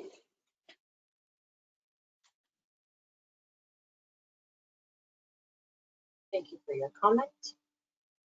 Our next public commenter will be Jennifer Johnson. Jennifer, if you'd like to address the City Council at this time, you may. Thank you, Judy. Mayor Combs and council members, I really appreciate the time. Councilmember Mueller, I would never think anything other than you wanting what's best and safest for the children of our neighborhood. I do want to speak about a couple of issues. I did send an email to council that I'm sure you've had a chance to review. I live less than 1 mile from this proposed project, and La Entrada is the home school for my child. However, he happens to not attend that. That being said, it is part of our neighborhood and we do use that street frequently. And I'm concerned that the outreach that was done was quite insufficient to actually reach all of the stakeholders for this project. In terms of the safety issues, I wanted to mention to Ms. Nagaya, and maybe this is a question that she could do a little bit of research on, but I just did a quick web search, and the saferoutestoschools.org, they do have information about the different types of sideway walkways, and they are referencing published research articles, including those done by the Federal Highway Administration. So I do think that data exists to speak to what is the safer option. And we've already had somebody mention, oh, well, a bike can easily go up on a walkway when there's no curb. I think it's a lot easier for a car to go up on a walkway that doesn't have a curb as well. Clearly, a car can go up onto a sidewalk with a curb, but I think we need to be looking for the safest option for our children. I also want to speak to the fact that the staff said that this was ADA compliant, this asphalt pathway. It is not ADA compliant unless it's 36 inches of continuous unobstructed pathways. And people who need ADA compliance need it all the time, not just after, around school hours. And the disability community is not being accurately outreached to when these kinds of decisions are occurring. And as the parent of someone with a disability, I don't want him to have to risk his life to get down a street because a sidewalk isn't constructed in a way that continuously meets the ADA standards. I appreciate your time. Thank you very much. Thank you for your comment. Our next public commenter is Heather Hawkins. Heather, if you'd like to unmute yourself, you may address the City Council at this time. Thank you. Good evening, Mayor Combs, council members, and staff. I'm calling tonight as a parent in the Las Lomitas School District who is following the lead of our district leadership, including our Board of Trustees, as well as both PTAs, both principals, and both nurses, who have spoken very clearly about our preference for a designated sidewalk on Sharon Road.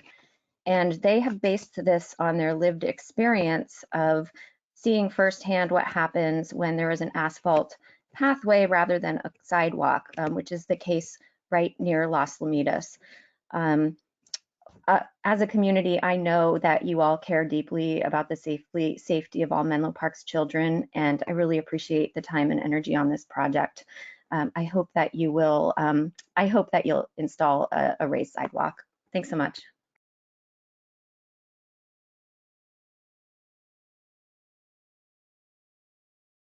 For your comment. Our next public commenter is Judy Rocchio. Judy, if you'd like to unmute yourself, you may address the City Council at this time.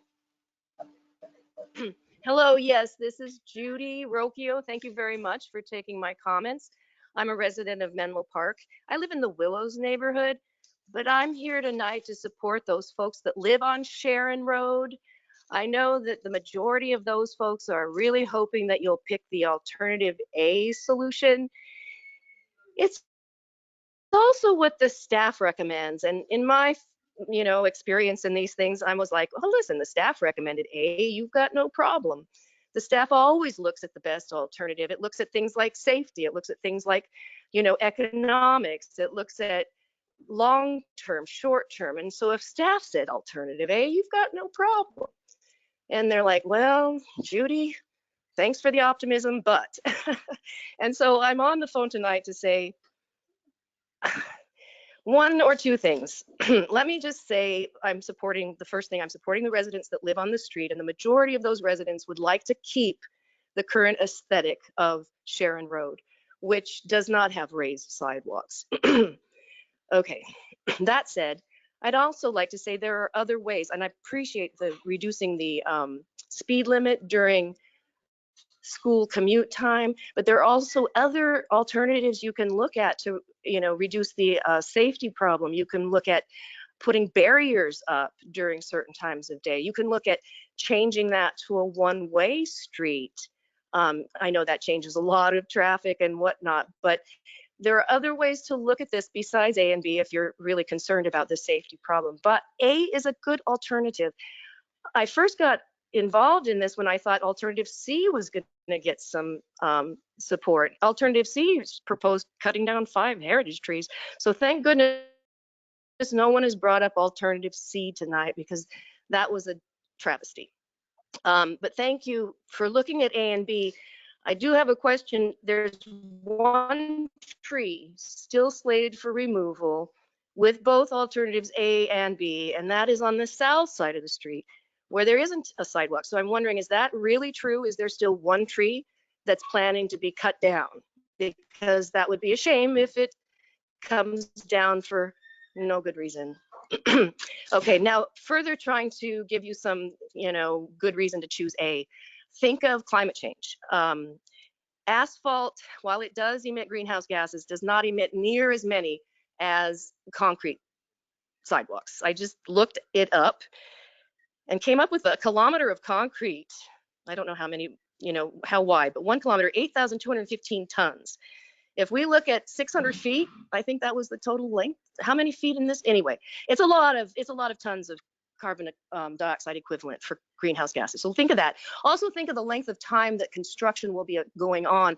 Concrete sidewalks will take a lot longer to put in, and therefore you will have more construction on that road, causing backups and, just a lot of traffic congestion. So there's that, plus the noise and the inconvenience of construction for those people that live on the street. So the sooner you can get in and out, the better. So there's that.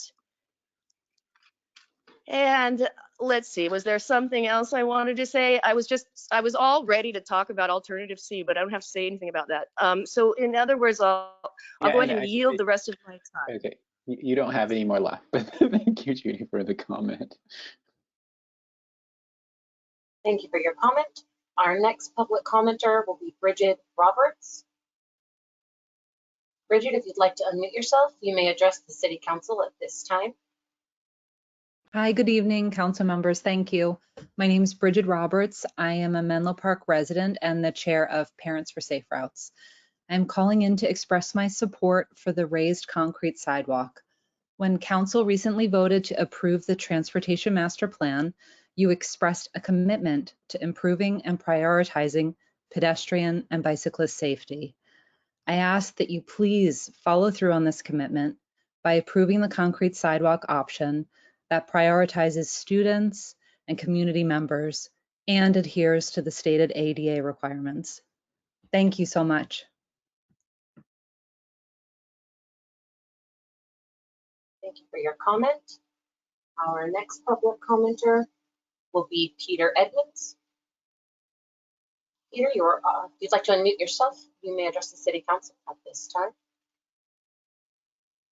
The button will be in that top right side of your screen. Okay, thank you.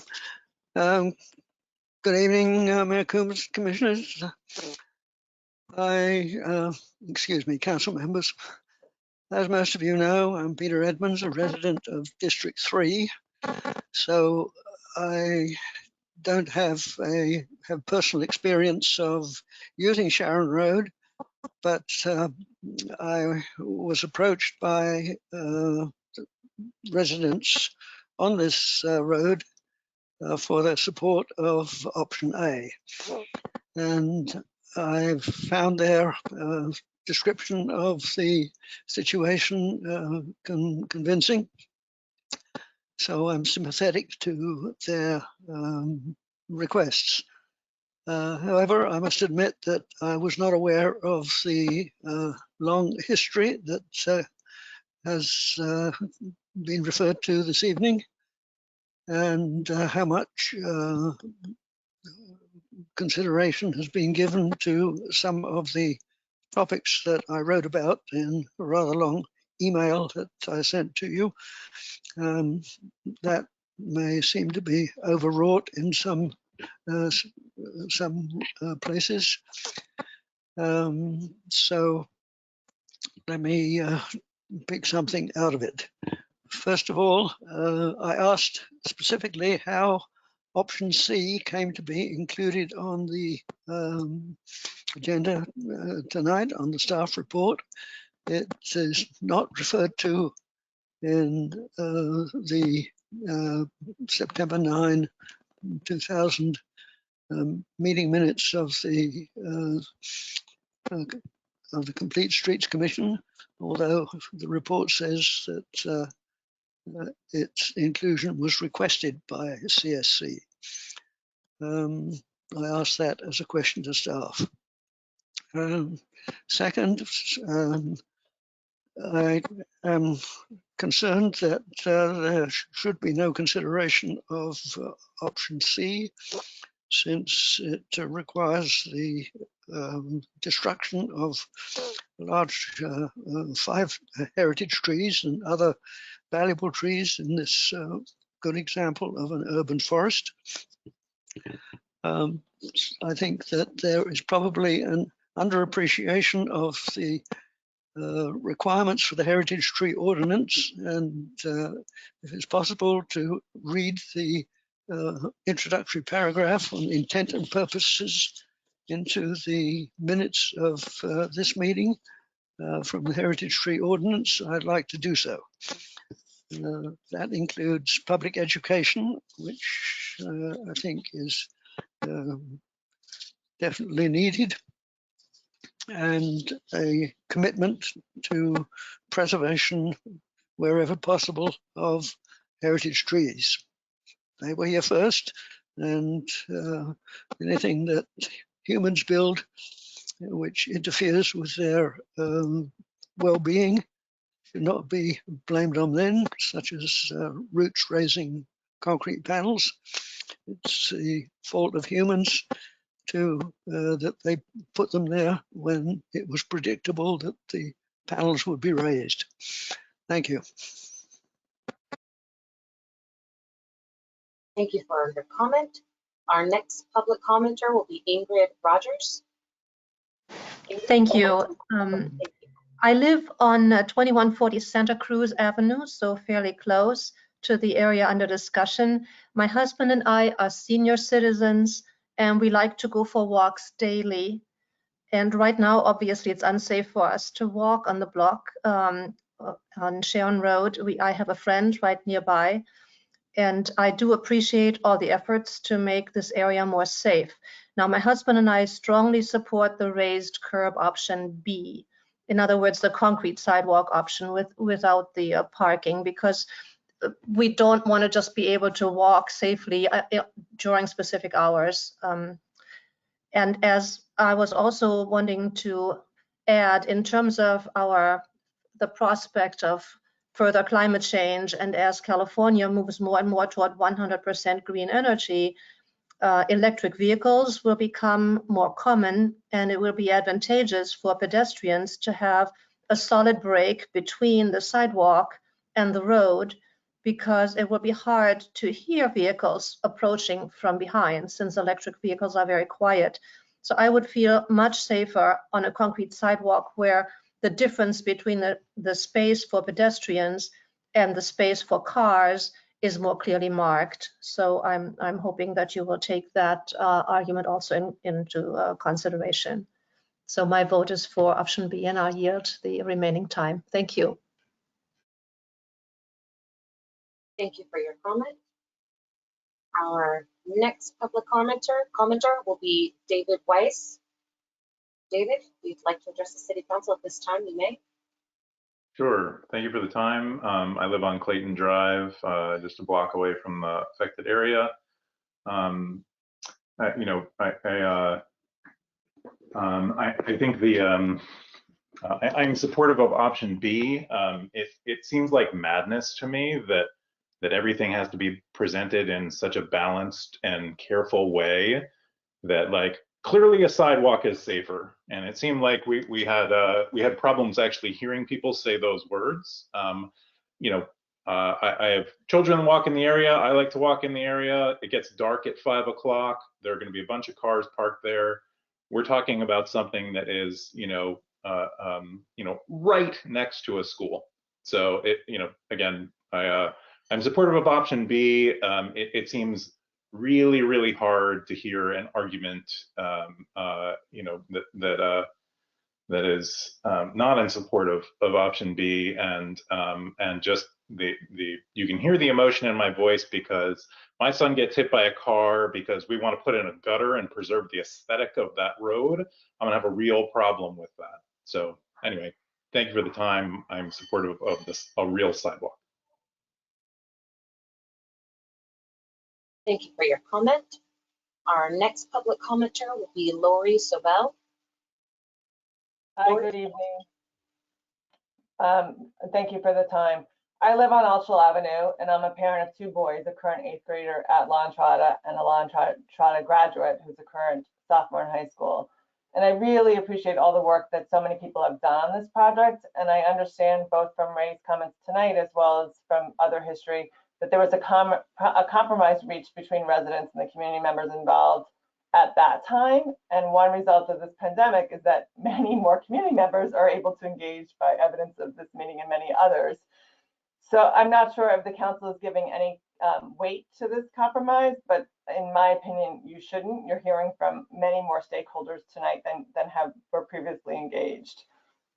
And if we're prioritizing safety, the raised sidewalk seems to me to be clearly the safest option for pedestrians. People do not only walk on this part of Sharon Road at the designated times before and after school. Students go to school early in the morning for school activities such as music and go back to school in the evening for basketball practice or just to shoot hoops with their friends or use the field. It's a heavily used section of road at all times. And there are many days when dismissal, as any parent in La Entrada could tell you, is not at the usual time. So if you're going to constantly change the parking restrictions, I wonder who's going to enforce these parking restrictions if they're going to change with the school hours. It's just common sense that a raised sidewalk would provide the safest option. As a parent, I would much prefer my kids walk on a raised sidewalk than not share a path with cyclists and potentially parked cars. In either option, cyclists are sharing the road with the cars, but in option B, cyclists will not be sharing the road with parked cars and pedestrians, in addition to moving cars. I would not want students to be walking on the walkway, or anybody else for that matter, and have cyclists barreling through. Please prioritize safety and move forward with the raised sidewalk. Thank you. Thank you for your comment. Our next public commenter is Tina Messerlian. Tina, if you'd like to unmute yourself, you may address the City Council at this time. Thank you. My name is Tina Messerlian, and I'm the Wellness Chair for the La Entrada and the Las Lomitas PTAs. I also sit on the District Wellness Committee, the Safe Routes to School Committee at the district level, and the Menlo Park Safe Routes to School Task Force. Today I wanted to share some information and perhaps dispel some myths, especially since I feel that school engagement has actually been extremely minimal over this multi-year process. So that's probably why suddenly we're getting a spate of school community representation, because I don't feel that we were adequately represented throughout this process. Firstly, I wanted to say, did you know that there are nearly 700 students at La Entrada? It's actually pretty hard to tell when you're standing at the front of the school, when the school's in session and under normal circumstances and everybody's tucked away on campus. And of course, that 700 doesn't even include teachers and staff. So what that results in is a very high throughput and high density area. Community members have commented that, oh, there have been no problems in the past. We haven't seen any issues, but we know that the past does not predict the future. So we want to prevent and avoid any unfortunate mishap, which could happen along Sharon Road, which is why we're really seeking safe passage along this route. The engineer's report and other community members have pointed to Sharon Road as a quiet, low volume street. And in fact, it seems to be one of the primary rationales for staff recommending the asphalt path option. But that's really no longer true. It's a very busy area. We have this large middle school. There's a shopping center over at Sharon Heights. There are many multifamily rental units that have since been constructed. And so again, that makes for a very busy and dangerous corridor, especially at the peak travel times when students are being dropped off or picked up at school. And I want to remind you that La Entrada spans grades 4 through 8. So we actually have children that are as young as 8 and 9 who are commuting along Sharon Road. These guys are not always traffic savvy. They're very impulsive. They can run out into traffic. They're dodging obstacles, garbage cans, parked cars, puddles, as the current situation stands. There's a lot of vehicles along there. And, if we take a closer look at the staff report, table 2, it really tells us that that the path and the sidewalk are nearly identical. There's 0 heritage trees to be removed. There's only 1 street tree. The costs are very close. It's only 10% more for a sidewalk, which lasts, by the way, 40 years instead of 15. It's cheaper to maintain. So if the options are virtually identical and it's not a low volume street, then how do we make a decision? Well, we need to prioritize on the basis of safety. And in fact, I respectfully disagree with the Director of Public Works that there is traffic safety data that shows areas with sidewalks are 88% less likely to be crash sites. You're 50% less likely to be hit by a car if you're on a sidewalk. And so the safety data is there. It's clear. Sidewalks save lives. And in this case, I really feel that they're the best and the safest option for Sharon Road, and we need to install one as soon as possible. Thank you very much.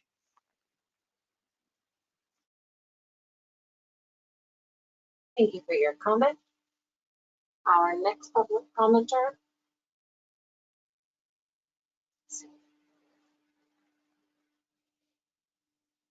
is going to be Pat Connolly.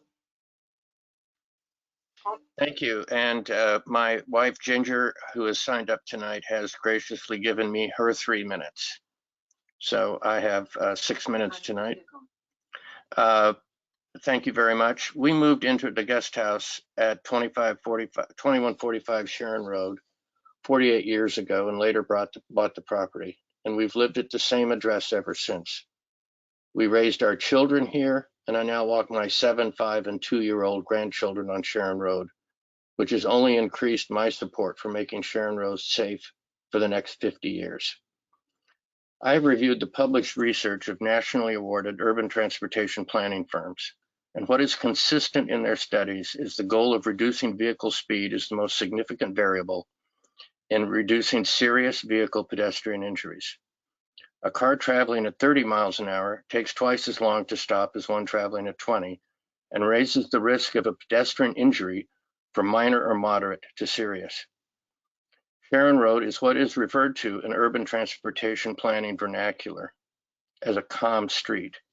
Its very nature causes motorists to slow down because they immediately recognize it as a narrow street. It is shrub and tree lined, which contributes to its calmness. It is narrow, which is critically important. The wider the street, or the impression of a wider street, is directly correlated to increased speed. For you data scientists in the crowd, the R squared between vehicle speed and street width is 0.9. You can't get much more correlated than that. There is a lot of data to support it that I can't present in 6 minutes. Sidewalk option B, which widens the apparent width of the street, in part by eliminating parking, will increase average vehicle speed, I estimate, by as much as 25%, with a percentage of that traffic driving even faster than that.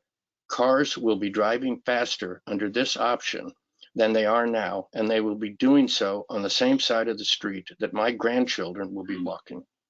If one of your children were to dart out onto the street to retrieve a skateboard or a soccer ball or whatever, they would encounter a car traveling at a speed likely to cause a serious injury. This is a risk I don't want to take, and it's why the asphalt pathway is better.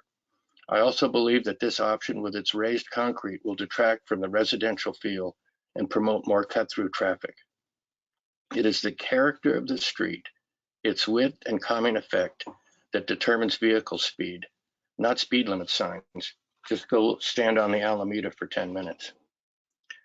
I have an engineering degree. I've practiced as an engineer and over the past almost 40 years managed hundreds of data analysts and data scientists at Williams-Sonoma. If you are here tonight to support the concrete sidewalk option because you have been told it is safer, Please reach out to me and I will share the analysis that has produced a very different result.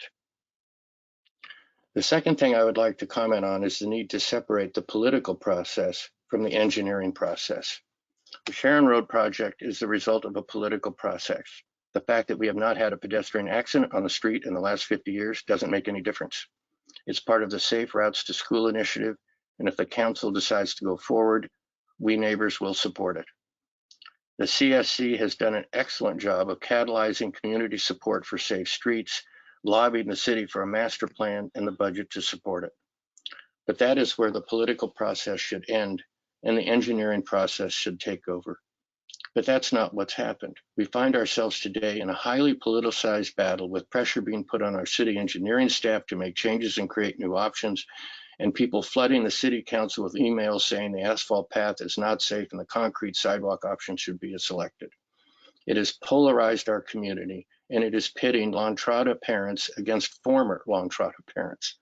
The average length of residence on Sharon Road is over 30 years. We all raised our families here, and many of our children went to Lantrada.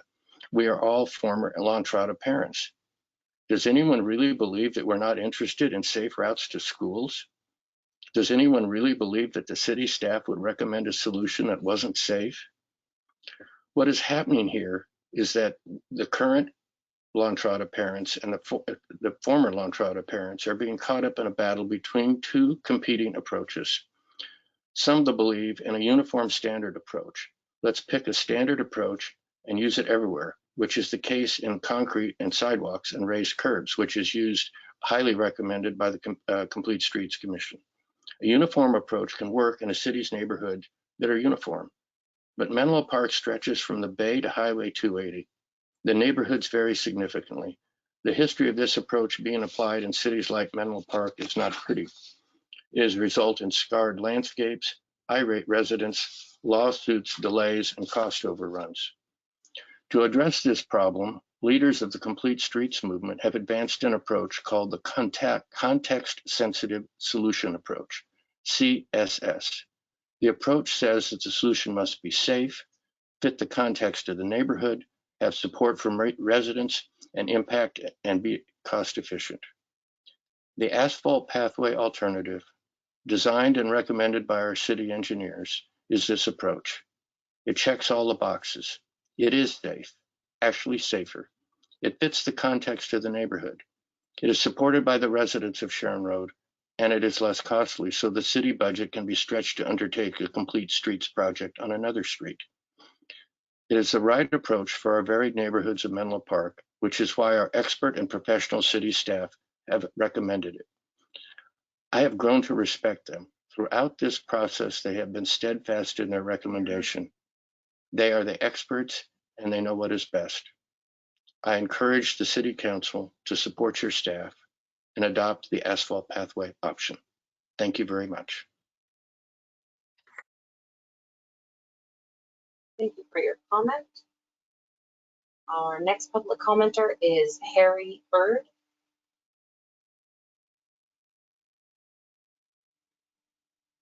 Harry, are you able to address the City Council at this time? Yes, hello. Perfect, thank you. Yes.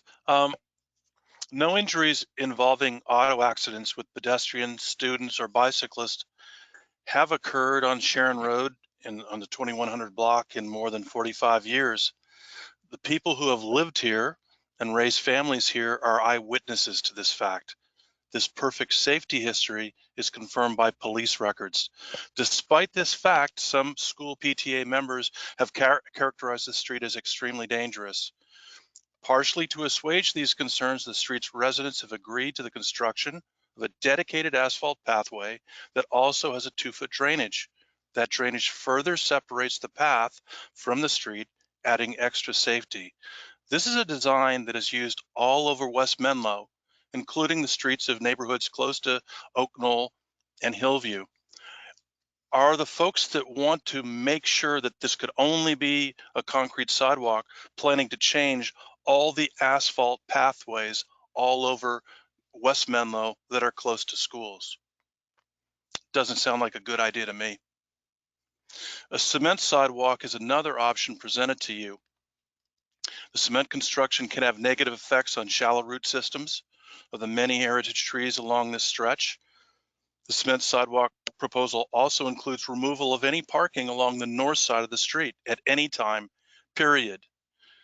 Now, is that okay with all of you folks that are out there commenting? Do you want to lose parking everywhere that you live, or is it just okay for the residents of this street to lose their parking?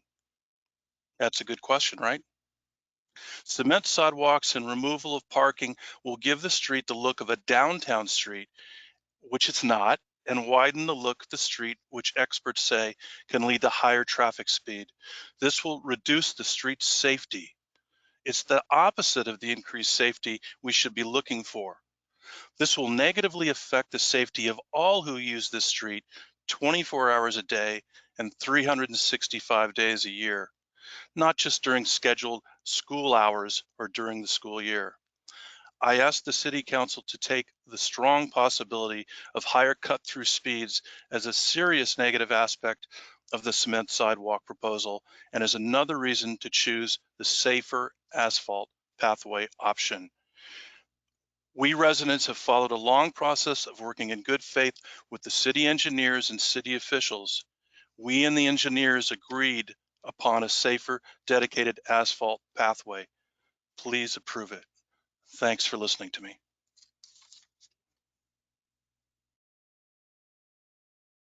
Thank you for your comment. Our next public commenter will be Karen Reese. Karen, you're off mute. If you'd like to address the City Council at this time. And this is a call for Karen Reese. I'm mispronouncing your last name, I apologize. I cede my time to the next speaker.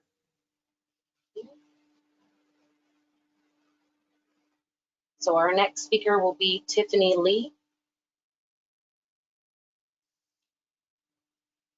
So Tiffany, if you'd like to unmute yourself, you may address the City Council at this time. Hi, this is Tiffany Lee. Can you hear me? Yes, thank you. Thank you. My child, who is a La Entrada student, would like to share her personal experience, and she's hoping that the adults here can hear her and understand why we need a raised concrete sidewalk. Go ahead. Hi, my name is Claire, and I am a 7th grader at La Entrada Middle School. I'm speaking to you today to support the installation of raised concrete sidewalks on Sharon Road for the safety of the students. I walked home along Sharon Road a few times and decided not to do it again. With no sidewalks for the pedestrians, I found myself walking between cars parked there and those driving by. I could feel the cars going past me. The absence of sidewalks makes it unsafe for us students. So please consider adding raised concrete sidewalks there. Thank you for your time and consideration.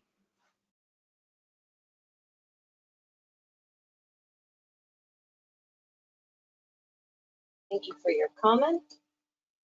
Our next public commenter will be Neil Barman. Hello. Hi, I'm a resident of Sharon Road. I'm a little bit downstream of the area being considered. I'm a physician and I've been doing research for the last 20 years on major public health issues such as hypertension and ischemic stroke. And really what we're dealing with here is the number one risk to children in grades 4 to 8 is automobile accidents. And here we have an opportunity to try and mitigate that risk to our children. I've been walking up and down this dangerous portion of street, and I want to echo all the comments that people have made. Yeah, and honestly, I'm very much in favor of both options, but there are some major considerations here. I think number one, the issue of parking is like, I feel like we're dancing around it right now. I think having walked up and down the street for many years, cars park there all the time.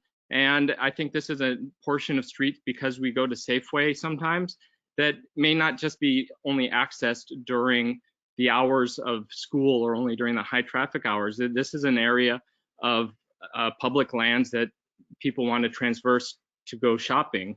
And it puts everyone at risk here, because people park in those sections, and either you have to choose to try and go to the right of the car closer to the houses. Oftentimes there's not space or there are puddles, or you have to go into traffic. And I've oftentimes found myself walking in front of my children, being a human shield in order to prevent cars from coming towards us. And so you know, I think really this issue of parking is a very major one that we need to think through. So I'm for sure in favor of option B, because that forces the issue. But option A, I think, is an acceptable option if parking is prohibited at all hours, because it really shouldn't be that we have to only during the hours of 7 to 9 or 2 to 4 have a safe option to walk on this street. I really think the citizens of Menlo Park deserve to be safe at all hours, and because it's such a dangerous portion of road, I really think we need to do something here. And I really don't like the arguments that there haven't been any injuries here yet, because it's a foreseeable consequence of the nature of the road right now. And I really think this needs to be fixed.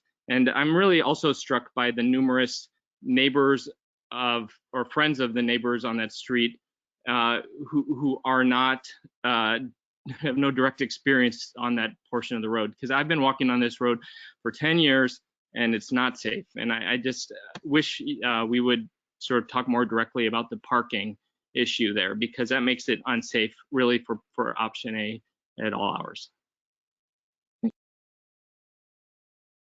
Thank you for your comment. Our next public commenter is Linda Barman. Hi, actually, I have 2 children that both wanted to speak. I don't know if I was the only one that could log in, although my teenager helped me log in. Yeah.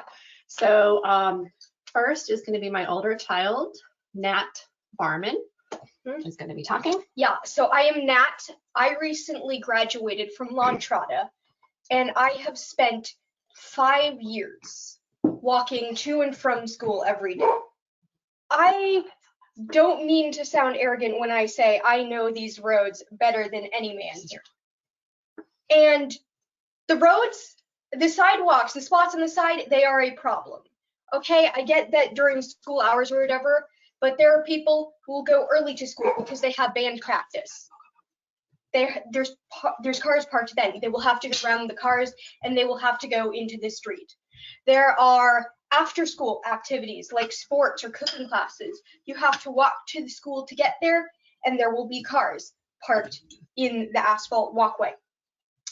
During the summer, people, I have friends, we like to walk to Wildberry sometimes. There will be cars parked in that walkway there. We will have to walk around them into the streets. Also, I have recently taken up running. I like to run and it's fun, but if there are cars parked there, guess where I'll have to go? From the walk around the cars and into the street. There are so many cases we're saying, oh yes, we're just going to have this during school hours so that it's more convenient, is actually more inconvenient. Putting a sidewalk in would allow pedestrians to walk anytime without having to fear going around an obstruction and into the street and nearly getting hit. I know there have been technically, I think I read it was no recorded incidences causing minor injuries since 2008, but I can tell you that there have been a very, very great deal of incidences near causing minor injuries. I believe it was 1 week, I decided to keep a tally. It was an especially rainy season. I decided to keep a tally of all the times I was nearly hit by a car. 1 week, 5 times.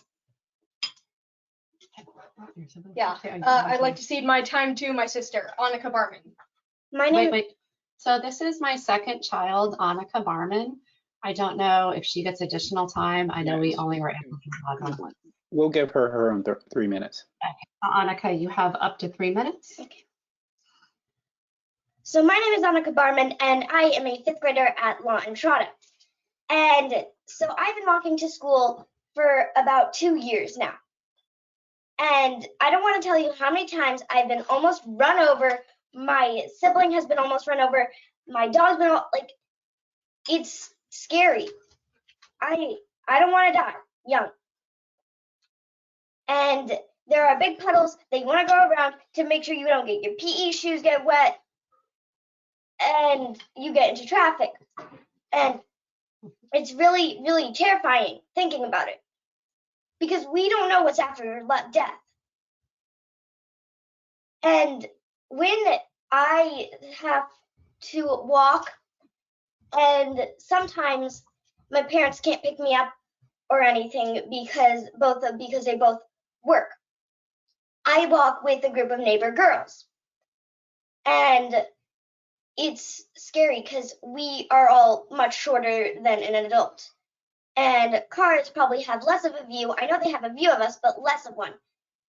And the cars just parked right there, literally no space in between them and the houses.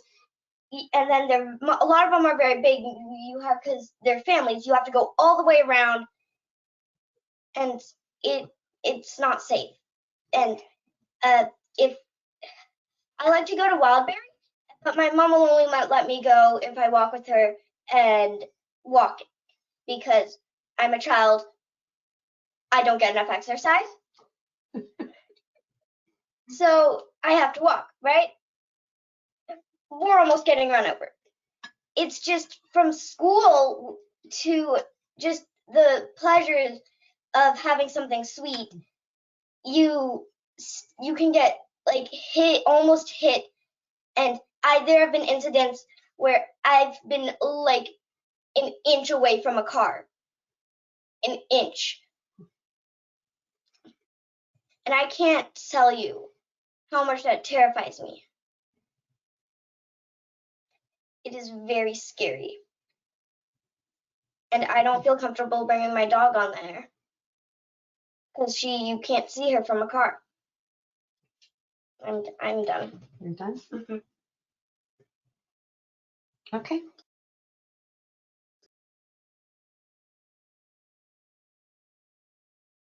Thank you for your comments. Our next public commenter with donated time from Pamela Jones will be Katie Baruzzi. Hi, can y'all hear me? Yes. Okay, so first of all, I'm Katie Baruzzi. I'm on the Complete Streets Commission, and I'll tell you a little bit about the meeting we had, but I want to emphasize I'm speaking for myself and not the commissioners. I also want to say that Ms. Pam Jones dedicated time to me tonight, but wanted me to mention that she's in favor of sidewalks, in case that wasn't clear. Okay, so a couple of thoughts. First of all, just my headline is, the safest sidewalk is the sidewalk that is not shared with cars. So a sidewalk, I mean, we can go back and forth about street level, curb, etc. But like consistently, like it's only a sidewalk. It's only ADA compliant if it is actually free of obstacles, including garbage cans and vehicles.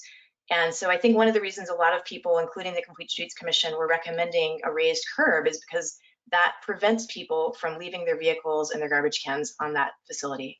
That's one thing. I'll say really quickly, Complete Streets looked at this thoroughly. We asked dozens of questions. We spent a long time asking questions of staff and listening to public comment, but we did not debate it extensively. You can go back and watch the meeting. I've done that recently a couple of times. It was, as Mike Cromie said, it's a no-brainer. Like, it's a busy street near school that gets a lot of traffic from kids and families. We should make it as safe as possible and optimized for that. There is actually other parking in the neighborhood. All of these people have driveways. There's a lot of on-street parking on Sharon Road, 1 block up. There's parking on Sharon Court. But this, you're right, this street is narrow and it needs to be, there needs to be a dedicated pedestrian facility. To the comments about the safety of sidewalks in general, I would just say that our own staff actually list a sidewalk as having a potential narrowing effect. Like on the project website, it says, the elevated curve and color of the sidewalk may act as a barrier to traffic, and the concrete sidewalk could also affect street width perception for drivers and thus reduce traffic speed. I agree, we need to be looking at reducing traffic speed. On Oak Grove, we narrowed the travel lanes to 10 feet when we added the bike lanes. In the 2012 speed study, the 85th percentile in Oak Grove was 32 miles an hour. In the 2019 speed study, it dropped to 24. So that has a significant effect. And if it's all possible, I know we have to work with the fire district, but we need to look at, we don't need 11 feet for lanes here. We could really use those to make the walkway more safe. And then finally, I just want to make a point about predictability. So it's great that the pathway could be 8 feet wide, but it's only going to be as good as it is at the narrowest point. Because if you think about how people use it, let's say like people start out walking 5 abreast. What's going to happen when you come to the pinch point where it narrows to 4 feet? The kids are not going to suddenly start walking in single file. They're going to drift out into the road. What happens when they have to go around a series of trash cans, which if you look on Google Street View, you can see an abundance on a lot of these streets with the pathway option. They'll be going into the road. It's just not, you want to, width is desirable, but what you need is consistent width. It's only as good as the narrowest point. One option that I'd love the staff to consider is we have this in some of our neighborhoods. There's a rolled curb, which is problematic on streets where you have parking because cars can like park up on the curb. But actually, if we're putting a sidewalk in and there's no on-street parking next to the sidewalk, a rolled curb might actually offer some of the benefits of the pathway, meaning like less of a jarring like curb to mount if you're say on a bike. And it also enables the sidewalk to be completely level when it crosses driveways. There's a really great example of this in Bryant Street in Palo Alto, and I took a lot of pictures that I can share with you. But I think that would be optimal. Complete separation that you're not sharing with garbage cans or cars, sufficient width for all of the ADA compliance that we need, and for kids who want to walk, something other than single file, and for people who have double wide strollers, etc. And yeah, just consistency. I don't know where option C came from. I went back and looked at the minutes and watched our meeting, and I don't remember us requesting that. It wasn't in the motion. Complete Streets wanted option B, with the exception of one person who abstained because he felt like he hadn't gotten sufficient answers to his questions. Let me see, I had other thoughts. Oh, let me talk about Oak Knoll. So my son went to Oak Knoll. And it's true that Oak Knoll, like so many other West Menlo Park neighborhoods, has these this configuration. I would encourage all council members to go look at Google Street View and look at Oak Knoll Lane, just like pull it up. And what you'll see is that outside of any kind of timed parking restrictions, those pathways fill up with cars because people see that as school parking. And so what I fear is that if Oak Knoll is any indicator, that what you would have is effectively you're actually providing an incentive for people to drive and an incentive and a place for people to store their vehicles when they want to go to like school events during the day. And I think that's counterproductive. I think that's not great for people who want to walk, and it's not great for all of our other goals, right? Our climate goals, etc. I also will say to the biking point that yes, it's possible to bike on a pathway or on a sidewalk when there's nobody present, but the exact times when kids are biking to school would not be the times when there's nobody present. That's the time when all the other kids are walking. And so those kids are either going to need to be like in the street at that point, or I don't know, like walking their bikes. That's what we made them do at Oak Knoll. When you're sharing the pathway, you walk your bike. So I'm sorry, this was a little bit discombobulated because I had so many points, but thank you so much, Ray, for getting this going, and please do the safest thing you can, safe, wide, and accessible. Thanks. Thank you for your comment. Our next public commenter will be Randy Avalos. Thank you. So thank you, Mayor Combs, Vice Mayor Nash, and councilors. Firstly, condolences to the Stroll and Wright families. That was terrible news. And secondly, congratulations to Michael and his family. That was some brevity and lightness, which is great. So my name is Randy. I live on Sharon Road, and I selfishly ask that you oppose any raised sidewalk. The vertical drop would further limit those with disabilities. It is a serious enough risk as to limit the access for the person I love on the street she has grown up on and intends to live the rest of her life on. So there's ADA rules, but there's also reality. I ask you from a personal selfish aspect to oppose. That said, I wanted to cover three basic things, risk and opportunity costs. So how one feels about a street is emotional and real to us.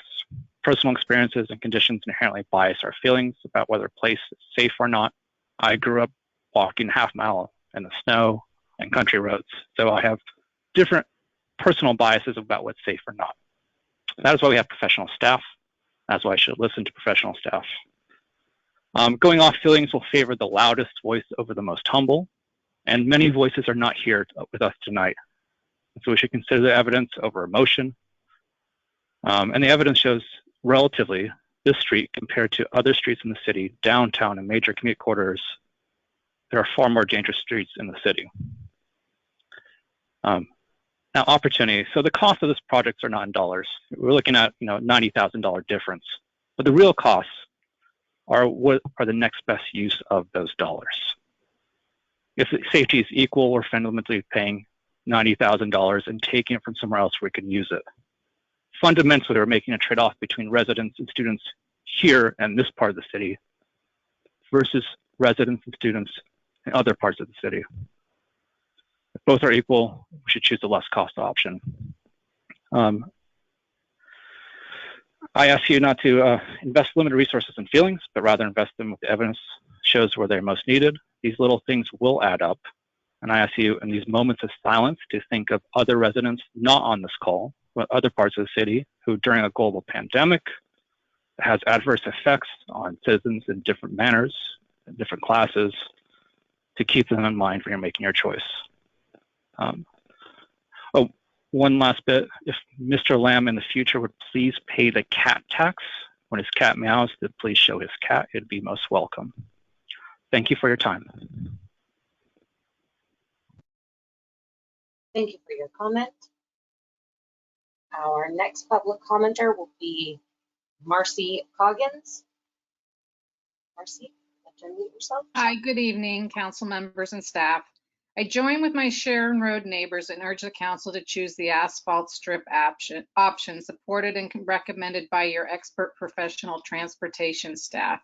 It provides a safe, preferred option for cyclists and pedestrians and much needed improved drainage. The prospect of not having to don my tall rain boots to get my mail during the rainy season makes me giddy. Being falsely characterized as caring more about parking than student safety is absolutely incorrect. We walk these streets daily ourselves and welcome the improved safety. It is also important to know we support restricted parking times. The asphalt strip and valley gutter are found on many of the city streets and provides the various users a safe area apart from the roadway to navigate their needs. It also allows for a safe, quick place to pull over if needed. I would also like to point out that our street provides short-term overflow parking for Lantrada's school activities. We enjoy our proximity to Lantrada and feel we are good neighbors who routinely are impacted by overflow parking and traffic backups for the numerous schools, events, and sports that take place throughout the year. The sidewalk option will result in illegal parking in many instances, of these instances, and will impede on the narrow roadway. How will a narrow roadway with no parking and no safe area to pull off accommodate trash days and bins, delivery trucks, care providers, construction projects, movers, service providers, school buses, the ability to yield emergency vehicles, bicyclists? How are those and all who use Sharon Road supposed to navigate these routine occurrences safely with no place to go? The answer is simple as it is troubling. All this will happen on the roadway. Our stance isn't parking driven, but rather a reality of the need of multi-use. I hope that you'll choose the asphalt strip that accommodates more users while improving safety and drainage. Thank you for your consideration. Thank you for your comment. Our next public commenter will be Dorothy Conroy. Dorothy, if you'd like to unmute yourself, you may address the City Council at this time.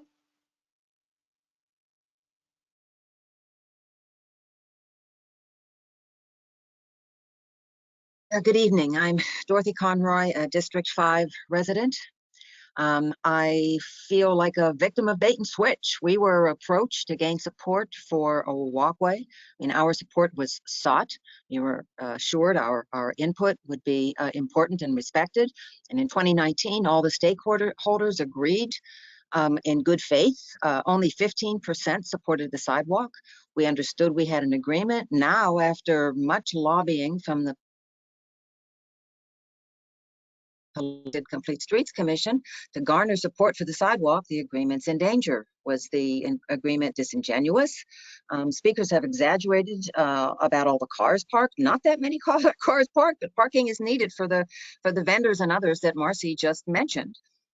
Respect needs to be included in this discussion. Respect for the safety of the students who travel on Sharon Road. Respect for the safety of the Menlo Park residents at large who occasionally use the street. And respect for the needs of those who live on Sharon Road and who will be most impacted long-term by changes to the street. One group should not be bulldozed for the good of another. Some council members are tightly connected with the Complete Streets Commission members, but as elected officials, council members are required to look at all points. Sorry, your voice. Georgie, Yeah. I do apologize for the interruption. We are losing your audio a little bit. It's coming in and out. Okay.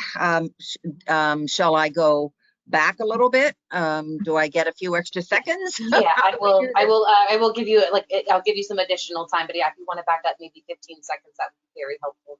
Okay, so I'll respect for the needs of those who live on Sharon Road and who will be most impacted long term should by the changes of the street, and one group should not be bulldozed for the good of another. Some council members are tightly connected to the Complete Streets Commission members, but as elected officials, council members are required to look at all points and make unbiased decisions. Recusal is available to those who are unable to raise to the need of open, honest, and unencumbered vote.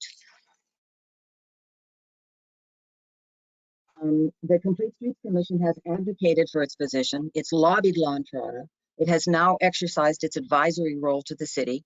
The city engineers have project expertise in this area and have performed their process. They have designed a solution and recommended implementing the asphalt pathway as their considered option.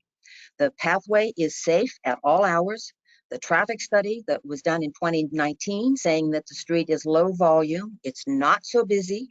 The Sharon Road residents were happy with the somewhat rural feeling and character of our street. We were asked to make changes that we did not desire, but in a spirit of compromise and to enhance safety on our already safe street, we agreed to discuss changes. I highlight the Menlo Park records showing that as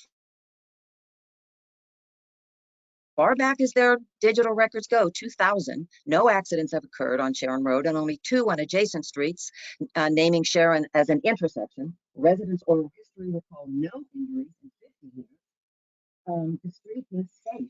There is a clear preference for the asphalt pathway with time-restricted parking from public engagement response, the near unanimous neighborhood support. City engineers and public works recommended it. To avoid unsafe traffic situations, like whenever the congestion can be caused by double parked delivery vehicles, to avoid a one-size-fits-all approach, to respect public comment and engagement, I ask for a vote in favor of the asphalt pathway. And thank you for the extra seconds. Thank you for your comment. Our next public commenter will be Marty Smith. Good evening. First I want to say I agree with my neighbor Pat Connolly's comments. I live at 2131 Sharon Road. We're getting a little bit of feedback from your end. You may have to mute your device and just unmute your microphone. Okay, how's that? That's much better, thank you. Not better, okay. Let me just start. I want to agree with the comments from Pat Connolly with his study. I appreciate the effort he put into that. I live at 2131 Sharon Road.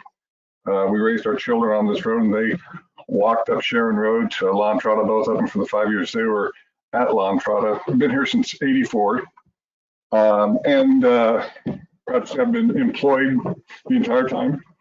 And that's relevant because that means that I've been pulling out of my driveway and driving down past La Entrada while students are walking to school on virtually every school day for the past 36 years. And I've always seen a calm and quiet environment as children walked up to school and cars drove slowly knowing that the students were there. So when I first heard about this development plan, I was a little surprised and wondering, what are we trying to solve? But having gone through this process with the engineers and the staff and seeing the plan, first I'd like to express my appreciation for all the work that all of you have put into this, particularly the staff and the engineers.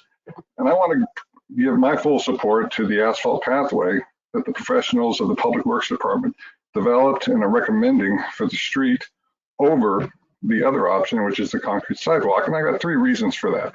First is it does, with the asphalt instead of the concrete, it will create the calm characteristics that have made this street so safe for so many years.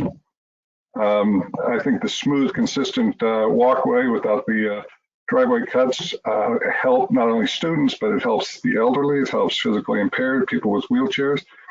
And the best part about it, I think, is the narrowness of the street. I mean, keeping a street narrow is a well-known residential street design to enhance safety. In fact, Fair Piers,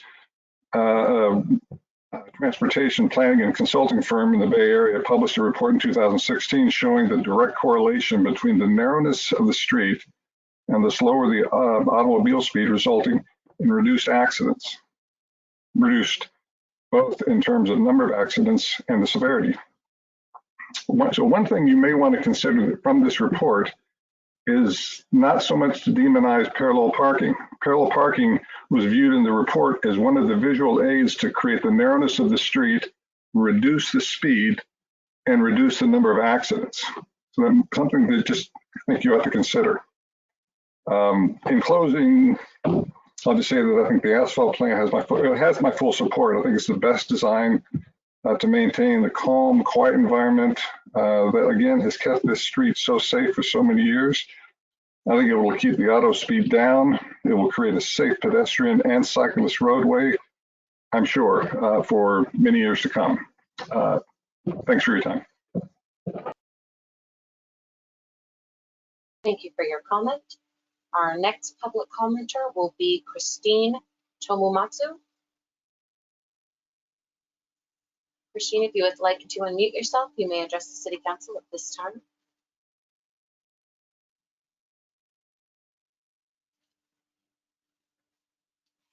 So we call for Christine Tomomatsu.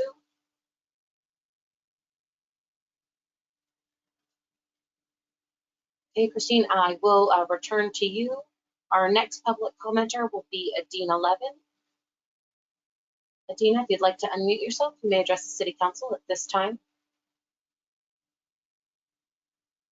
Good evening, Mayor and City Council members. My name is Adina Levin. I'm a member of the Complete Streets Commission, and I am speaking for myself. And I wanted to also report on the presentation of this item to the Complete Streets Commission. And when this was presented to us, one of the questions I had was in the presentation of the asphalt path item, it was described as a compromise, and I was a little bit confused as to what it was a compromise with. What is a compromise for? And the answer was that it is a compromise that did the best to preserve the on-street parking in a neighborhood that, people were certainly used to convenient on-street parking. And so this preserved the on-street parking except for the time that it was used the most frequently by people walking to school. You have heard children and seniors and other people talking about the need to walk on the street at many times other than the short period of time that is that it would be a single purpose sidewalk. So there are other places in town where there are streets that are where there's a path or flush sidewalk in Oak Knoll, on Ringwood near the high school. There is a shoulder, and those streets are those sidewalks and shoulders are often full of parked cars, and you see people, children and people of all ages needing to dodge the cars and walk out into the street. That is not a safe situation. The Complete Streets Commission did recommend the sidewalk because the sidewalk is something that keeps that place for people walking and not having to share that space with parked cars. I certainly share the concern about wanting to make sure that this is a calm street where people drive slowly, and their options including narrowing the lanes to make sure that this continues to be a place with appropriately slow driving for a street that people walk on. So in summary, I personally continue to support the Complete Streets Commission's support of a concrete sidewalk. Thank you. Thank you for your comment.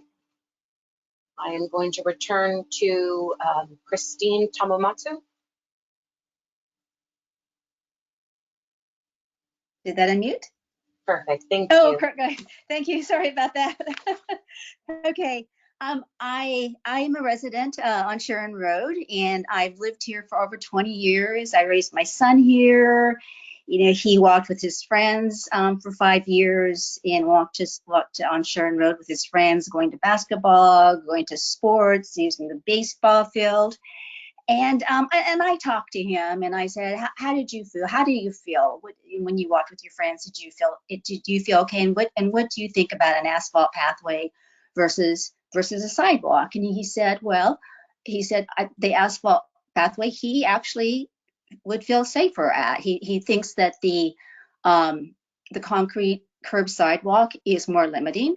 And I talked to some of his parents and who have been here longer than 20 years, and we think the asphalt pathway is a very good option.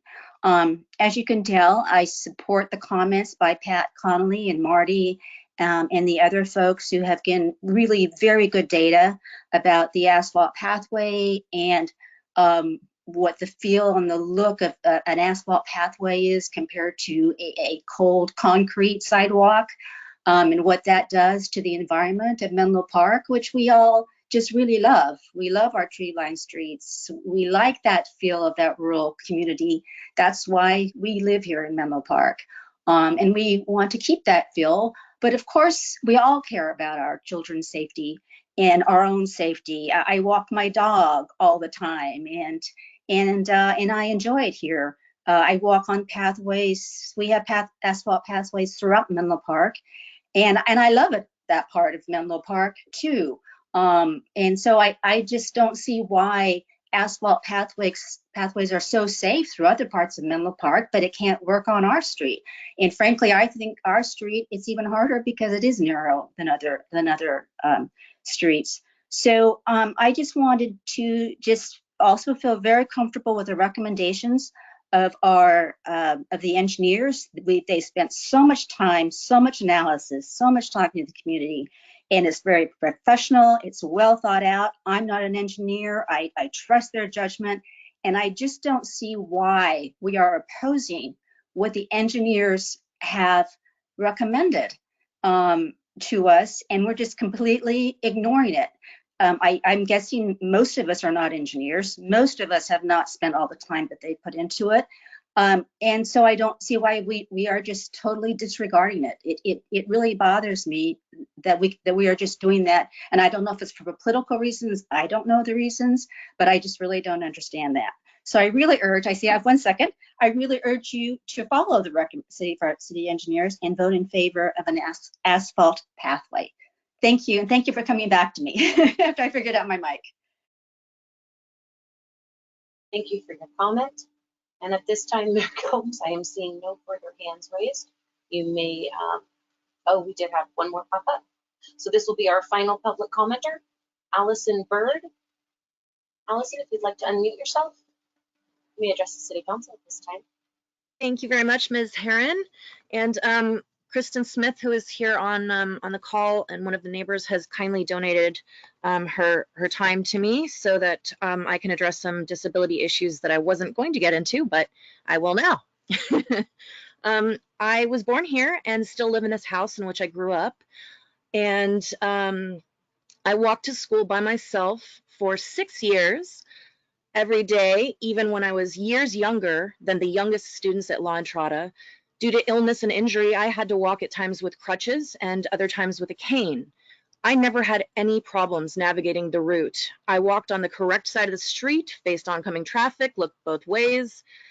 You know, I was taught how to navigate properly, what hand signals to use when you're on a bike, how to drop back if you're next to somebody, drop behind somebody else so that the oncoming person can pass, so that you have enough room for people to walk in both ways if they have to.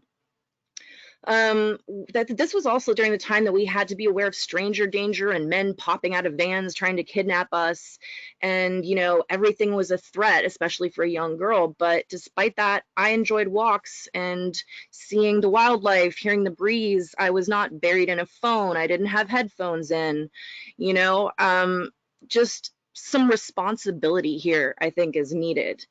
And as for myself, I am disabled. I need a wheelchair, and the sidewalk would be awful for that. Having gone in a power chair, the peaks and valleys that happen with the driveways, and also the possibility of being off balance and then falling and not being able to get up again, it's so much more dangerous for people of limited mobility, people in wheelchairs. We talk a lot about pedestrians, but how about the people who can't get their peds, their feet, on the floor and walk? You know, that's really not being heard here. Also, you know, we really could use the money for something else, a truly worthy cause, maybe somewhere in East Menlo Park, maybe something COVID related, planting trees. If the city had undertaken an arborist and an EIR, which they didn't, at least before today, there should have been another option added to this discussion: doing nothing. Sharon Road is safe. If there's any habitual peril here, it's the parents and the students who are dangerous to other people on wheels. We have internal documents noting that the parents themselves are doing illegal U-turns, are speeding, and they're supposed to drop their kids off inside the gate, not pull over to the side like around Oak Knoll. So there should not be a problem as far as safety with the drop off. But we do need them to obey the rules of the road to protect their own children. If we give up, let's see, we should be narrowing the street. We could use gates. We could use one-way street, gates like on Cloud. We could use so many other things that haven't been looked into. For the government to take taxpayers' land, our front yards, even a tiny fraction of it that we've lovingly maintained for nigh on 50 years, the landscaping, the trees, the improvements we've made, the pipes, the flowers, this should be a last resort, not the first. If we give up land, will our property taxes be lower? Will we be remunerated? If landscaping and vegetation are removed, will they be transplanted elsewhere? Will we get a heritage tree for a heritage tree? They're very expensive and increase curb appeal, property value, lower heating and cooling usage and cost. So do shrubs. Will we get free pipe replacement before our old ones are paved over? If we give up parking our vehicles on the street when school's in session during school ingress and egress hours, then may residents only park on the street overnight for free, like in San Mateo. Parking is not more important than children, and how dare anyone assassinate the characters of Sharon Road residents who have gone into this process openly, genuinely, and in the spirit of compromise.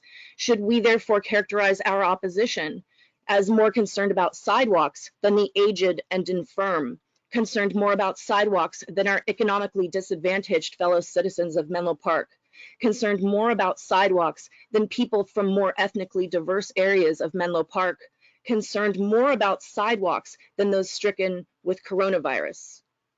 A lot of disrespect to residents of the 2100 block has coursed through the veins of this project, including ageism, sexism, ableism, bias from city workers, conflicts of interest from city workers, lack of transparency, mis or disinformation to us by city workers, including the promise to do nothing to the side of the street. There were certainly some surprises and inaccuracies in the engineering report that came out a few days ago. The problems, so-called problems, with our street are direct results of negligence on the part of Menlo Park. We have metal drains on Sharon Road, but they were casually paved over several years ago, as were the redwood wooden demarcation lines that showed pedestrians where to walk. Spoiler alert, it was wider. We had a yellow sign forbidding trucks over a certain tonnage, which was vandalized and, you guessed it, not replaced. All these things and more would have made Sharon Road a safer, more pleasant place to live for everyone, but nothing happened until a handful of PTA parents bugged a council member. When our block was still part of the county of San Mateo in around 1960, we agreed to become part of the city of Menlo Park, but officials promised us that they wouldn't develop it and would retain the rural, arboreal, green, tranquil nature of our block. Please honor that pact. Thank you so much for all of your hard work, all of you, and I really hope that you consider doing nothing. Thank you. Thank you for your comment. And now at this time, seeing no further hands raised, Mayor Combs may continue. Thank you, City Clerk Sharon, and I want to thank everyone who came out and provided public comment. Just to be clear, if no decision is made, has been made, this is part of that process. We will, after our dinner break, come back and discuss further and hopefully reach some final decision regarding this. But I think, as you will see, for those of you who stick around, those comments will be a key part of that discussion, this discussion that we're about to have back on the sort of virtual dais. So with that, I'll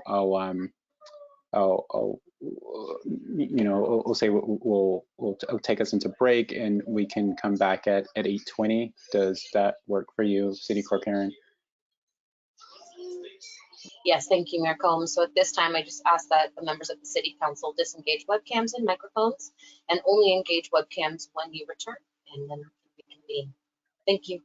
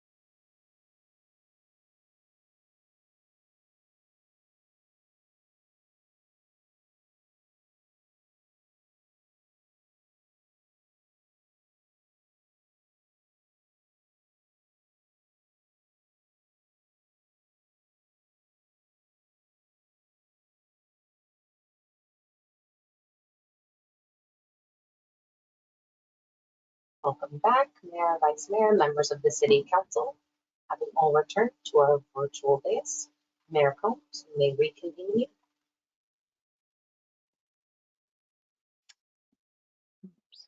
meeting. Thanks, City Clerk Sharon.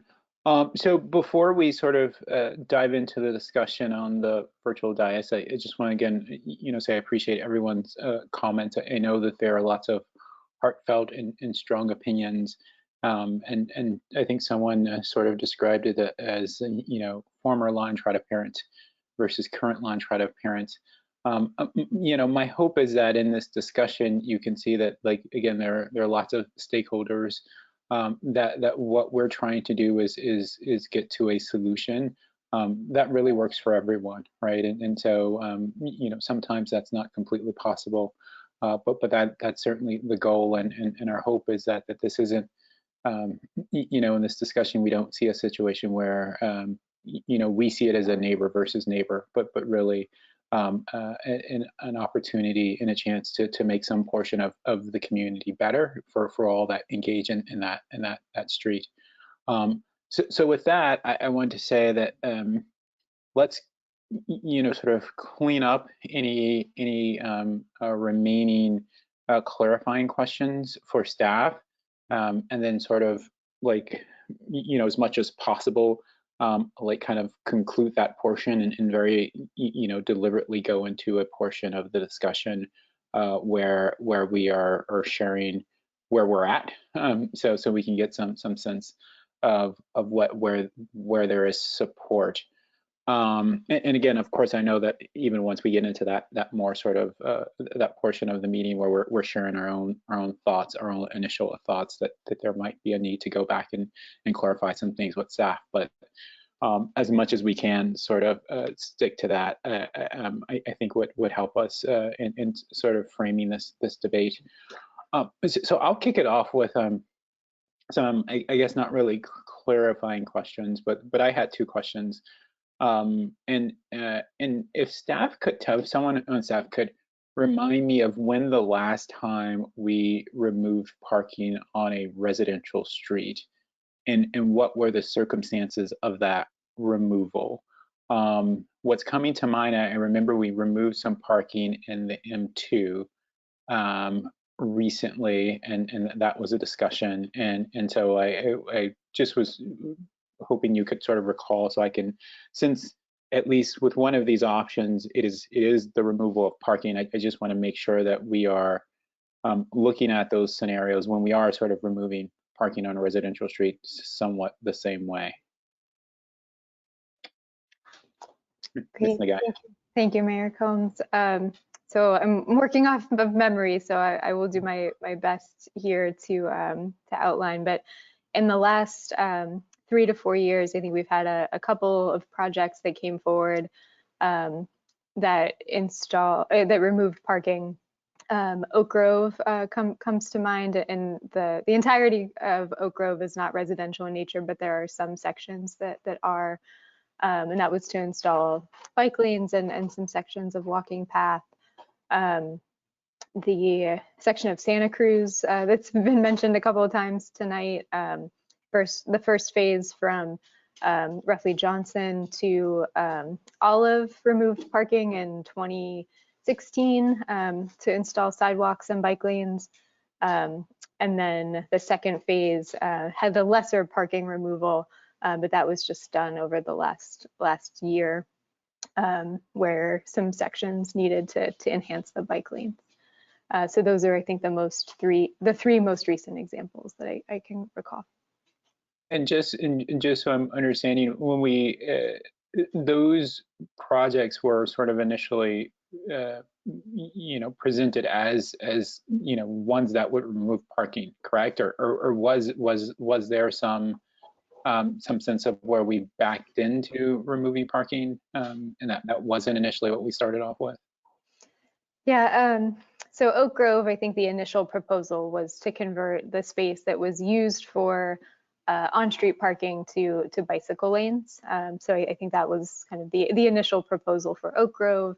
But for Santa Cruz, particularly the first phase, that work started kind of back in 2018 2008, and there was a long history of discussions and community outreach that kind of started and stopped over the subsequent 8 years, where we were never able to find an alternative that worked for the kind of all the stakeholders. And so I think in that case, I would view Santa Cruz as a street where there were a lot of trade-offs presented, and we came to the conclusion that the parking removal was a way to minimize the impacts on trees and some of the other landscape features that were kind of very characteristic to Santa Cruz.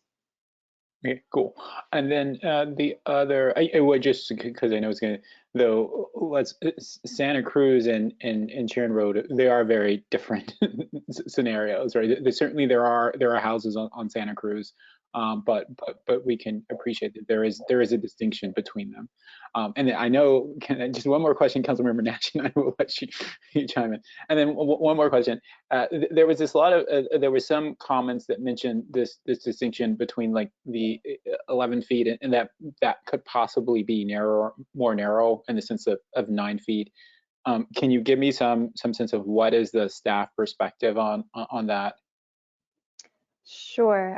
So we would recommend going as narrow as 10 feet. The 9 foot width we use in very select locations where we have turn pockets, and so sometimes can go a little bit narrower, but it also depends exactly where you measure the lane lines. And so generally 10-foot lanes are kind of working minimum.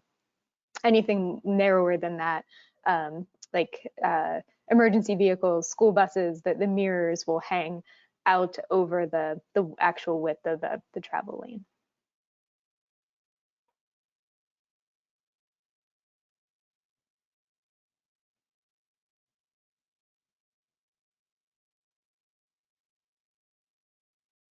Did we lose Mayor Combs? Okay.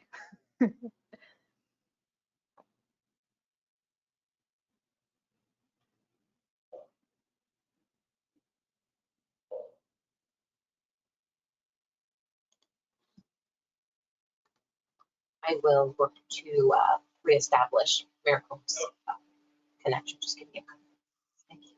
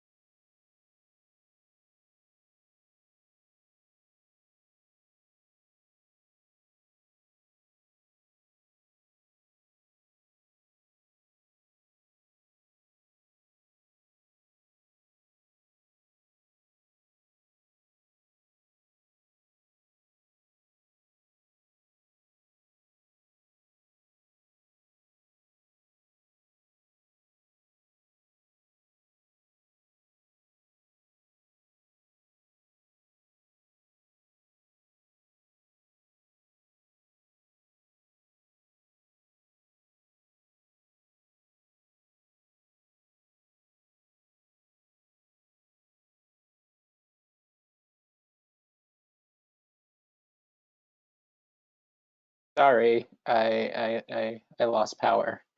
So anyway, did we stop or? Oh, next time, just keep going. just for, just for future reference. I'll get back on what I can. Okay, so yeah, Ms. Nagai was saying that the preference is for 10 feet at the most narrow, and so okay, totally fine. Okay, Councilmember Vice Mayor Nash. Thank you. And actually, the reason why I felt we shouldn't keep going is this was in direct relation to your question. And so I live on Santa Cruz Avenue and lived through the entire sidewalk process from 2008 to 2016. And Councilmember Mueller was also very much, very integrally involved with that, so he can probably answer questions as well. But essentially, there is a similarity between both streets in that Santa Cruz Avenue is 60 feet of right-of-way. And believe it or not, Sharon Road, as is detailed in the report, is also 60 feet of right-of-way. So essentially, the city owns 60 feet in both, for both roads. In fact, Sharon Road, the hardscape is only 21 to 30 feet wide, which is why it feels much narrower. So what I wanted to say is for Santa Cruz Avenue, essentially, after many, many years of iterations and many residential meetings and meetings with staff and council members, essentially, ultimately what happened is the residents gave up our parking in order to preserve our right-of-way and our heritage trees. The choice was in order to get bike lanes and sidewalks in our case. We had the choice of giving up some property and keeping parking, but then it was going to go further into the right-of-way and or to give up our parking. It was a choice that where we chose to preserve our frontage and to do without parking. And it's actually, I've obviously stay in contact with residents on Santa Cruz Avenue, and I think everyone's been absolutely thrilled with the new sidewalks here.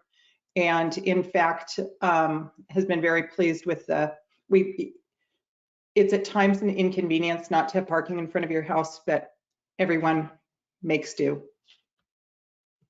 And if anyone has any questions about it, I'd be more than happy to discuss it.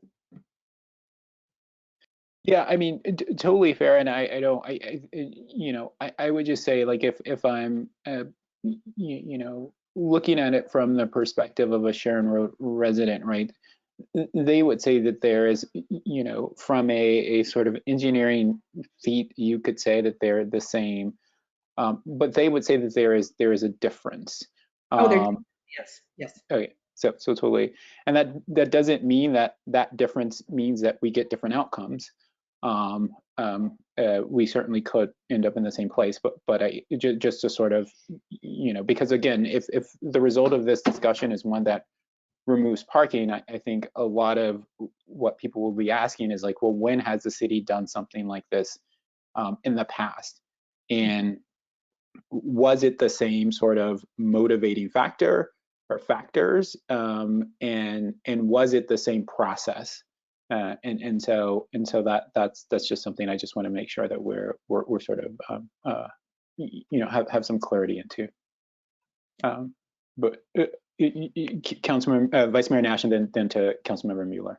I just wanted to make one comment, and that's at the time we were very wedded to our more rural side, even though it was still a big street, we didn't have the sidewalks, and to our lack of sidewalks seemed very, very precious to us. What I can say, and again, it is a different situation, is just it's been wonderful to have the increased pedestrian and bike, have more people walking and biking, and for ourselves to be able to more easily walk and bike. So but we originally were very, very concerned about losing to the extent that Santa Cruz Avenue was more rural, to our more rural flavor as well. Councilmember Mueller.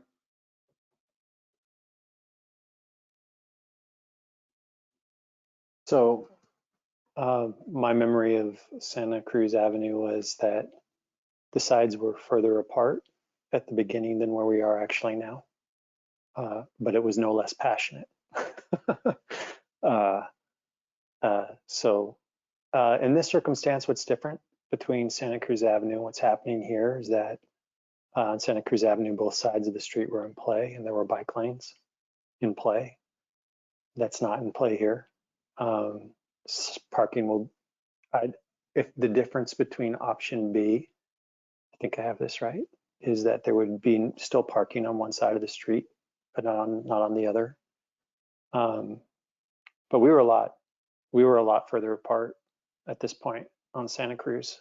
People were advocating with citywide email blasts to take all of the right-of-way 15-foot sidewalks, you know, and Councilmembers Nash, there was strong pushback to sidewalks at all. So it was a lot of work to bridge the gap to actually get to as close as we are now.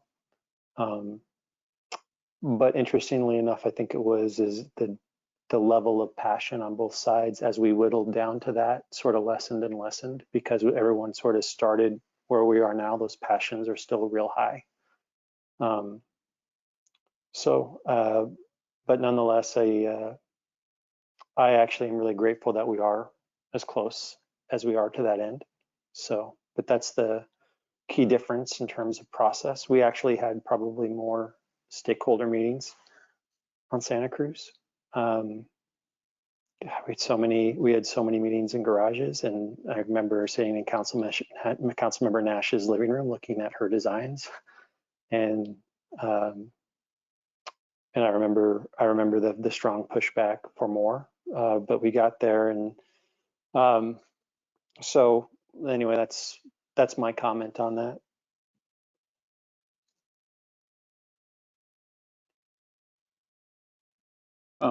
Does anyone else have like sort of any clarifying questions? And if not, we can move it. Councilmember Willison. Thank you, Mayor Combs. Yeah, I have a few questions based on some comments that we heard, and I do want to let everyone that spoke know that we really appreciate your feedback. We're listening with an open mind. I've read every single email, opened every attachment. I biked up there. I met some of the residents who spoke tonight. This is a decision that we know is impactful, and we want you to know that we're taking this seriously. I think this is for Ms. Nagaya. I think there's so many different sidewalks and pathways in Menlo Park, and I worry that we all have a different picture in our head. We have the renderings that were in the presentation of kind of the drawing of it, but are there any examples that you can provide to us of what we could expect in terms of the slope of the sidewalk? We heard concerns tonight about wheelchairs tipping over if a sidewalk were selected. I'm obviously very concerned about that. I've also, I believe someone commented about the idea of a rolled sidewalk. Can you give us a sense of when we say sidewalk, what do we mean by that? Sure. So I think the most recent built examples of sidewalk in the city are probably the most relevant because the time period in which they were constructed has a direct relationship to what the ADA requirements are at any given point in time. And so the two most recent examples that we can point to are a section of the Santa Cruz Avenue, which we've talked about tonight, as well as a few sections in the Bayfront area. So the Constitution Drive around the Menlo Gateway development project was recently constructed as part of requirements for that project. There's also some sections on Jefferson Drive in that area, kind of in proximity to the Tide Academy as well.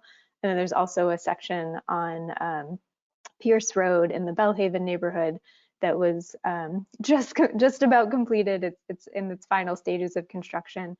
and that is from Pierce Road from roughly Carlton to the Ringwood pedestrian overcrossing. So those are the most recent examples of constructed sidewalks in the city that would give you an idea of what the current standards are in terms of the slopes and grades and the differentials and how we treat different cases.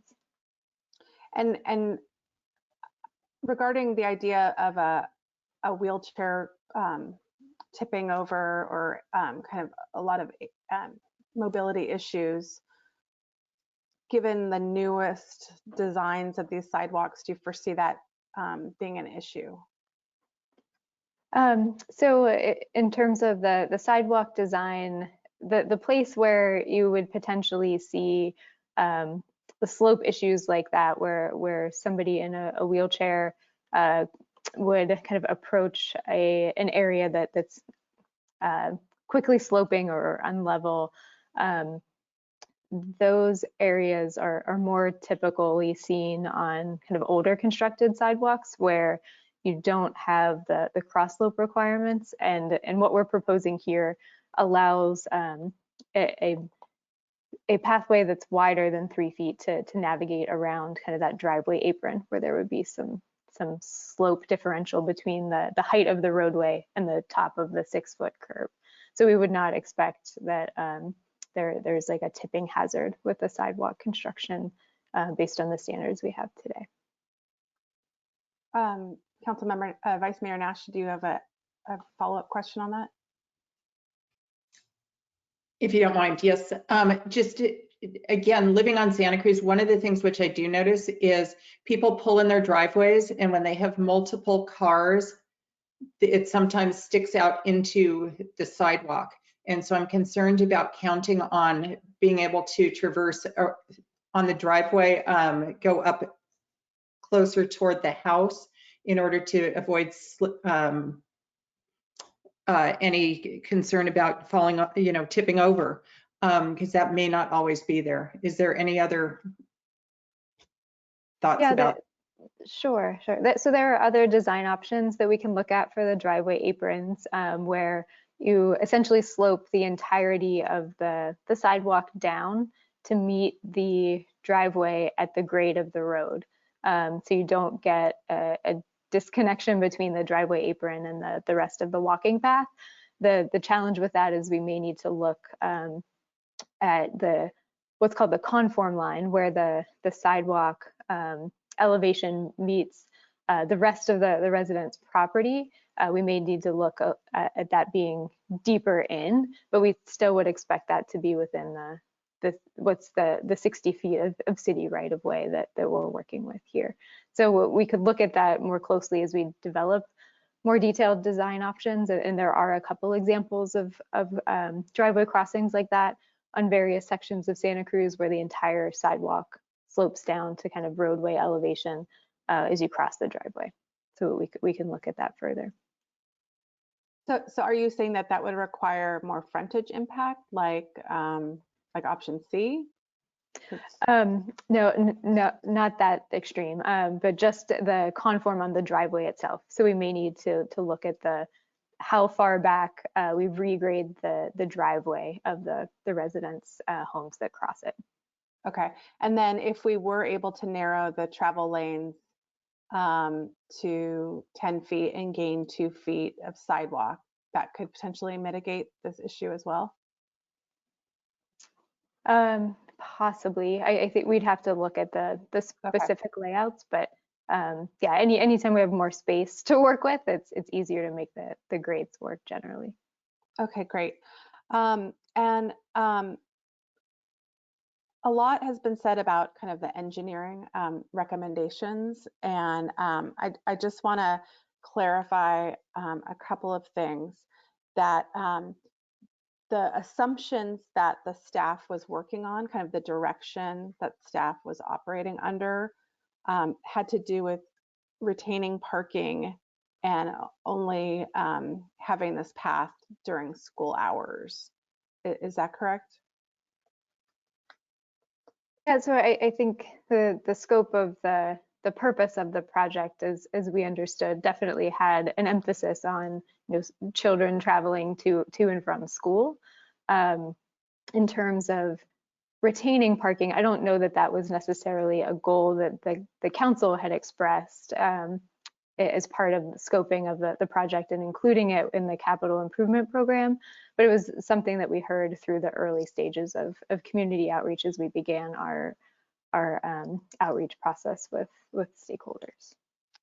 And if for some reason the council decided to restrict parking kind of 24/7, but go with the asphalt path, if we wanted to do the asphalt path but no parking, would staff still recommend the asphalt path?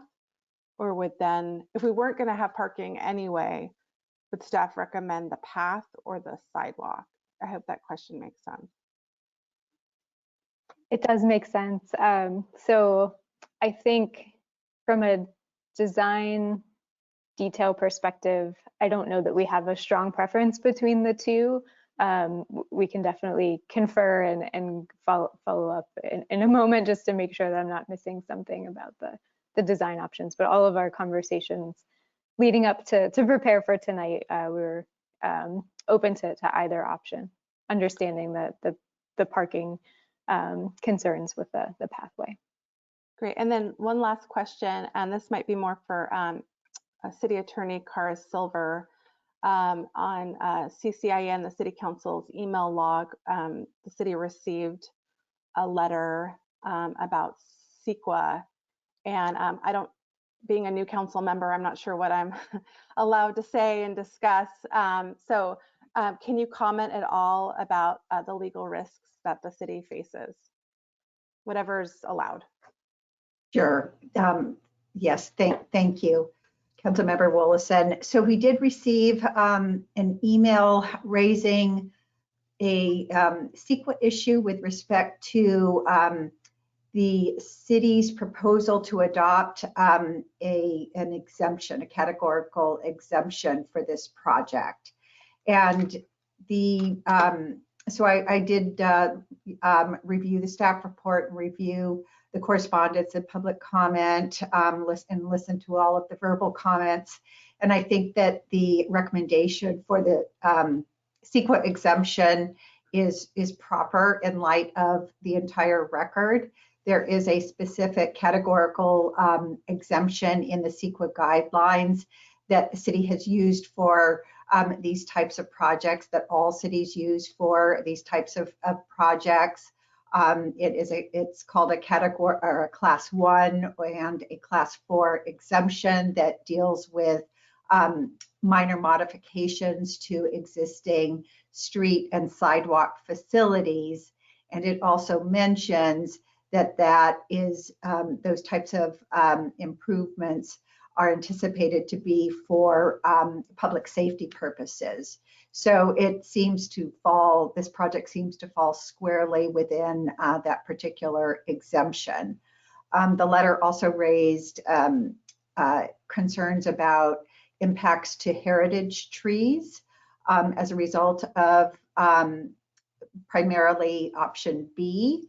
And it again appears based on the staff's analysis in the staff report and in their presentation that there will be no heritage trees removed under option B, and that the design will take into account preserving tree roots and tree zones and that type of thing.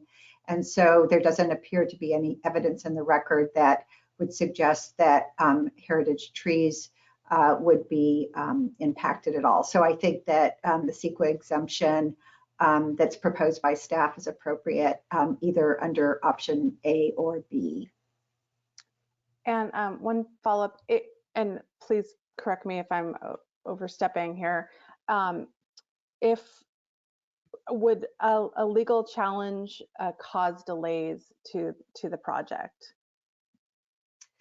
Well, occasionally CEQA challenges are filed against public agencies for the purpose of delaying the project. Generally, a CEQA challenge is raised with the argument that the city should have done further environmental analysis. And if the person bringing the challenge is successful in that, the only additional requirement that the judge could order would be the preparation of a further environmental analysis. It doesn't actually stop the project. So in essence, what it does is delay the project. And I'm not saying that that's what's going on here, but that is one of the purposes people have for filing CEQA lawsuits. And if a CEQA lawsuit is filed in this case, the city would have to make a decision about whether they wanted to proceed with the project at the risk of then having to go back and do further environmental analysis if the court were to find that a CEQA exemption was not appropriate in this case. But the city would also have the ability to sort of take the risk and proceed with the project while the lawsuit was pending. Thank you very much. Councilmember Mueller.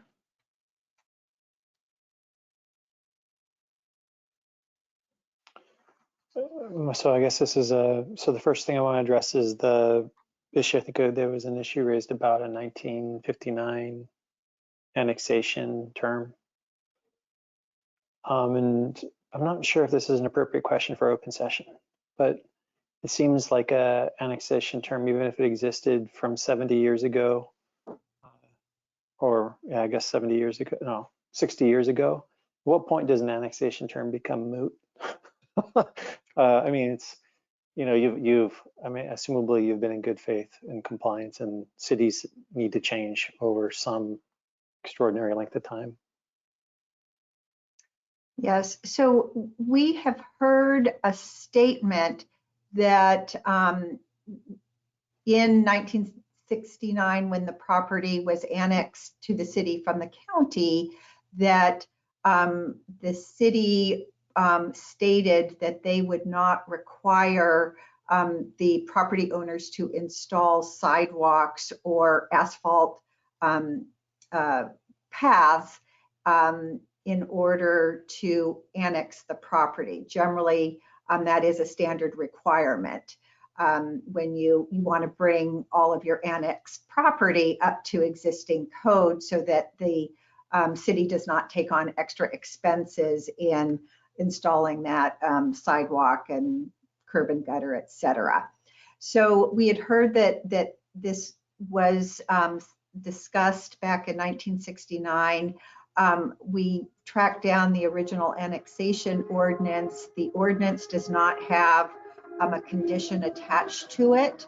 So at this point, our working assumption is that that was just something that the council discussed you know, amongst themselves, and that it was not necessarily codified into a formal agreement or into the annexation ordinance itself.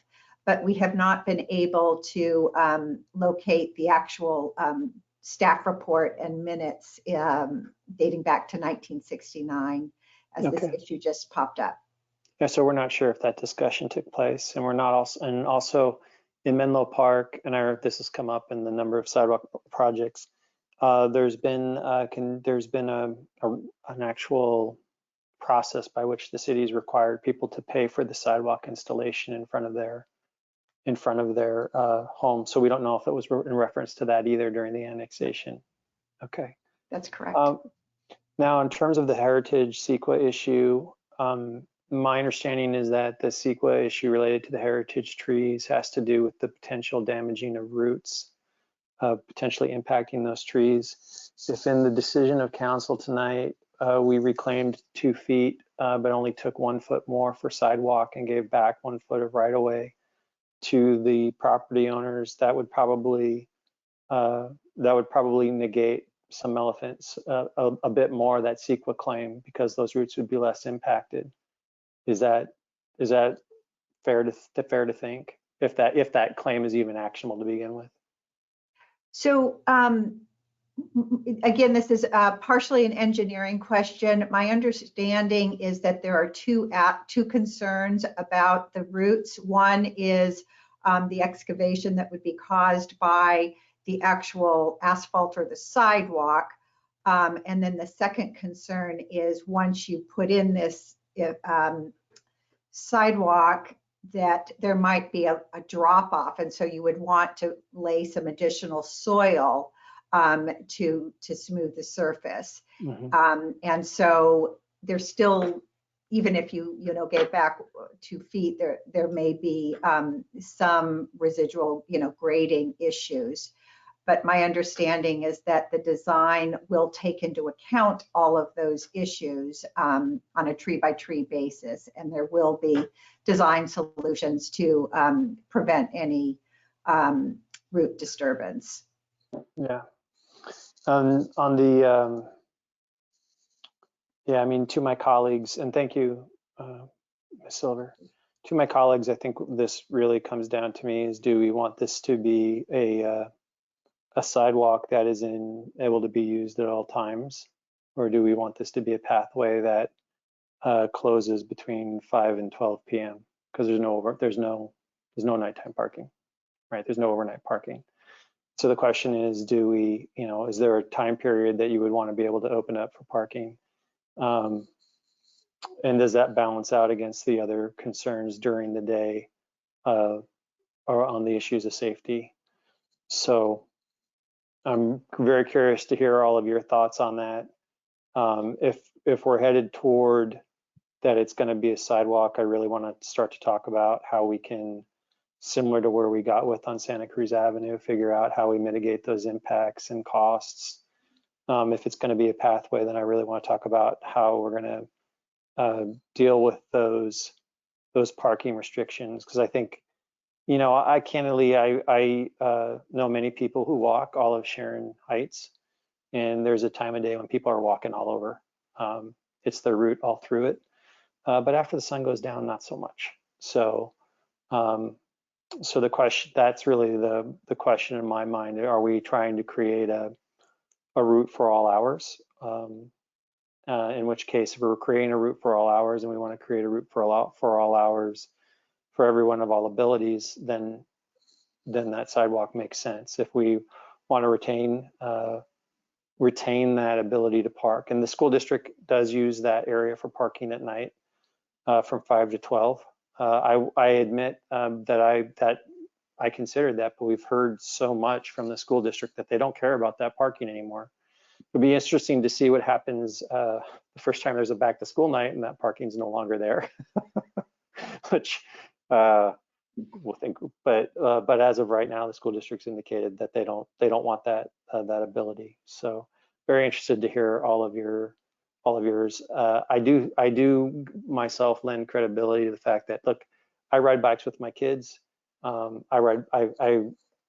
do think that kids are going to go on a pathway as opposed to in the street if there's the ability to go on the pathway. I've seen my kids in the presence of vehicles ride on sidewalks.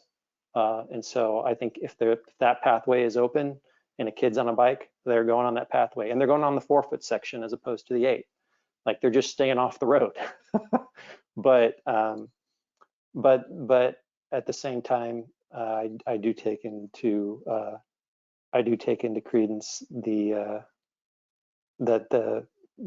discussion that we've had around the raised sidewalk as well. So that's where I'm right now. I'm very interested to hear all your thoughts. Yeah, thank you, Councilmember Mueller. So I'll sort of dive in maybe as a first. Let me go to actually Councilmember Taylor. Councilmember Taylor, do you have any sort of additional clarifying questions, or do you just have anything you want to say? No. Thank you. No limits. Thank you, Mayor. I do have a couple clarifying questions. One is, how many parking spaces will actually be removed? 3, 5, 7?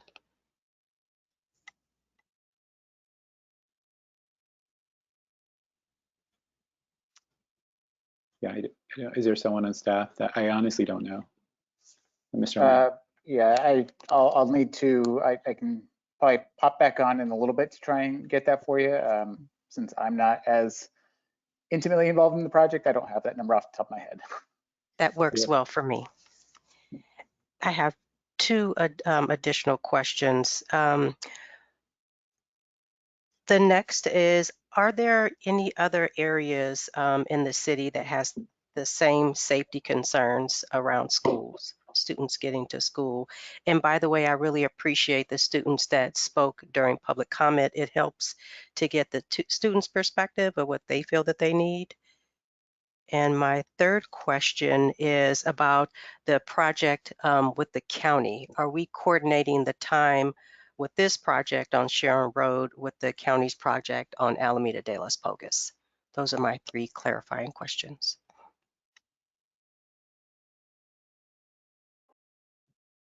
Great, thank you, Councilmember Taylor. So I will try to answer the second question about other similar areas in the city.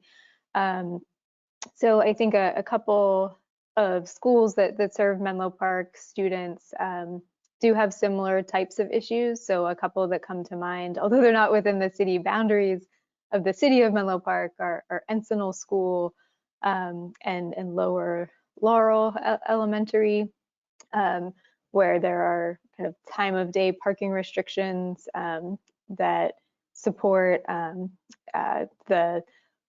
establishment of walking areas to the school, but around Lower Laurel, there are also some kind of full-time pathways that don't have parking adjacent to the area as well. So both solutions have been used in those two examples.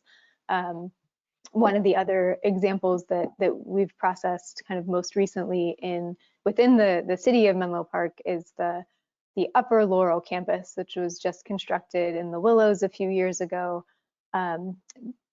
That section of the Willows has mostly vertical curb gutter sidewalk, but there were still parking restrictions put in place to support kids biking to school on some of the routes as you approach the area kind of right around the school. So those parking restrictions were done in kind of a directional flow manner so that kids biking to school in the morning, there's a parking restriction on one side of the street, and then leaving school going home in the evening, there's a parking restriction on the other side of the street.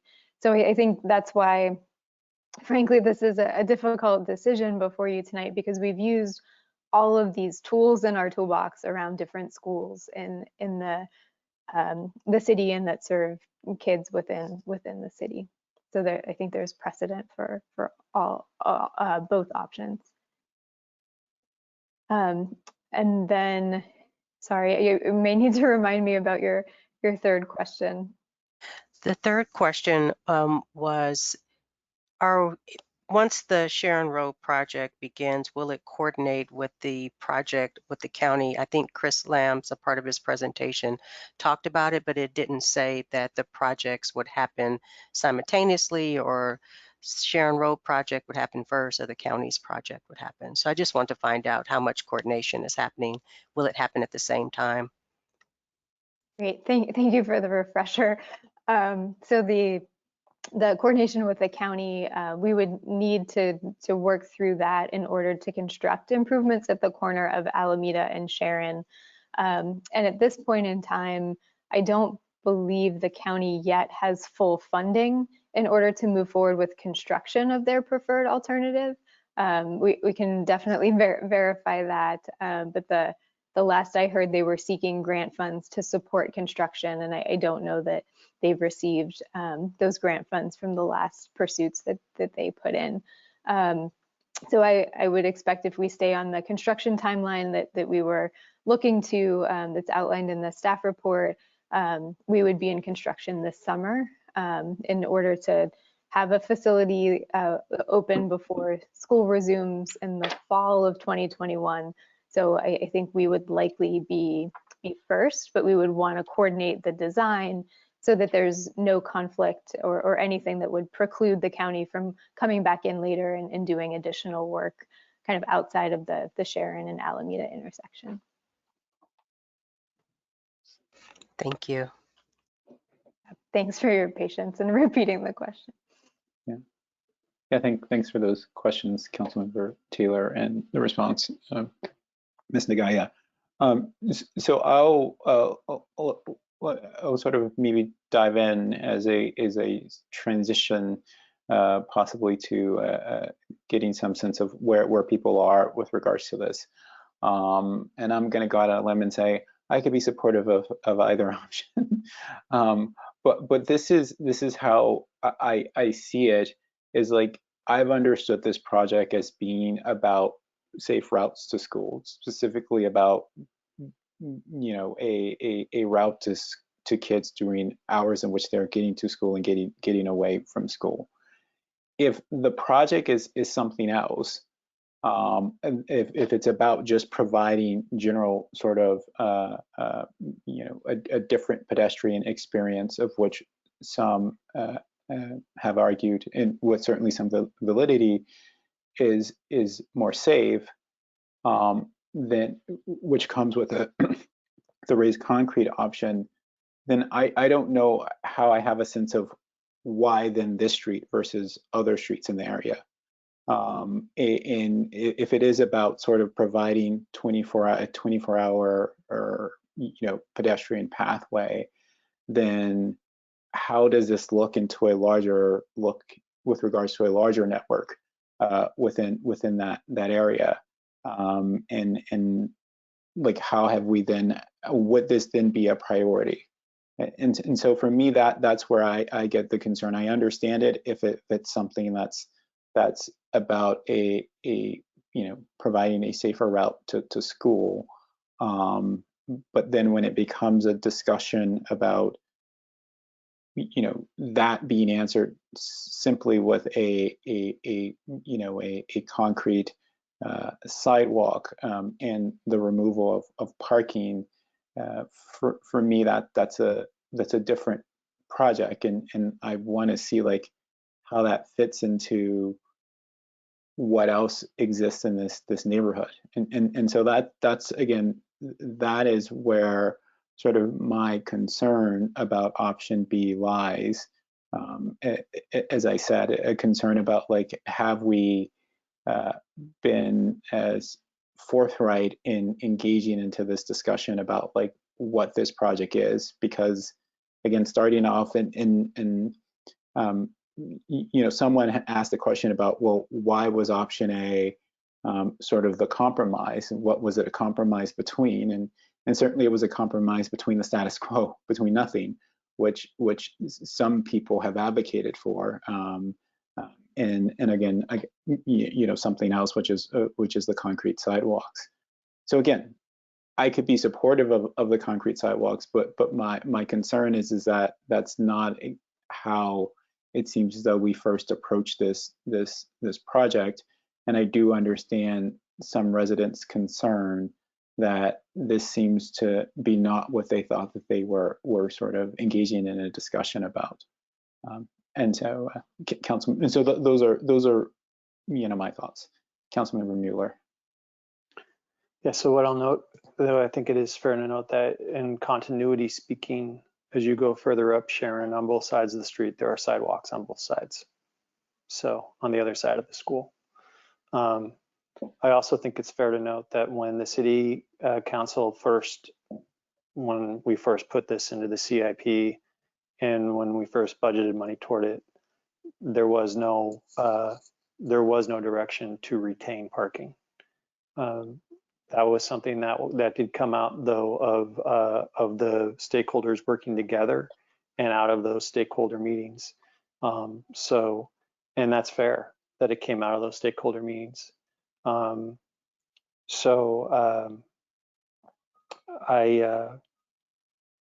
I think about that, I think about the last time we went through this, and how basically after this, we went and we had more stakeholder meetings because people said, well, I wasn't in the first ones, and how much I don't want to go through that. So I'm going to pass it to someone else to think about for a while. I'm sorry, there's a lot of pain.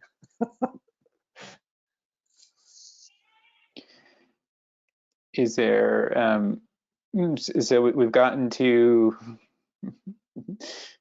two comments that seem not very clearly determined at this point. Are there others that very clearly know how they're approaching this issue? Councilmember Willison. All right. So I'm interested. So Mayor Combs, I think you bring up a fair point about this morphing, let's say, from a Safe Routes to School project to potentially something else. The way I see this, Safe Routes is a floor, not a ceiling. And if we're gonna use taxpayer dollars and spend more than $500,000, regardless of the solution, on something, why wouldn't we want the highest quality solution possible?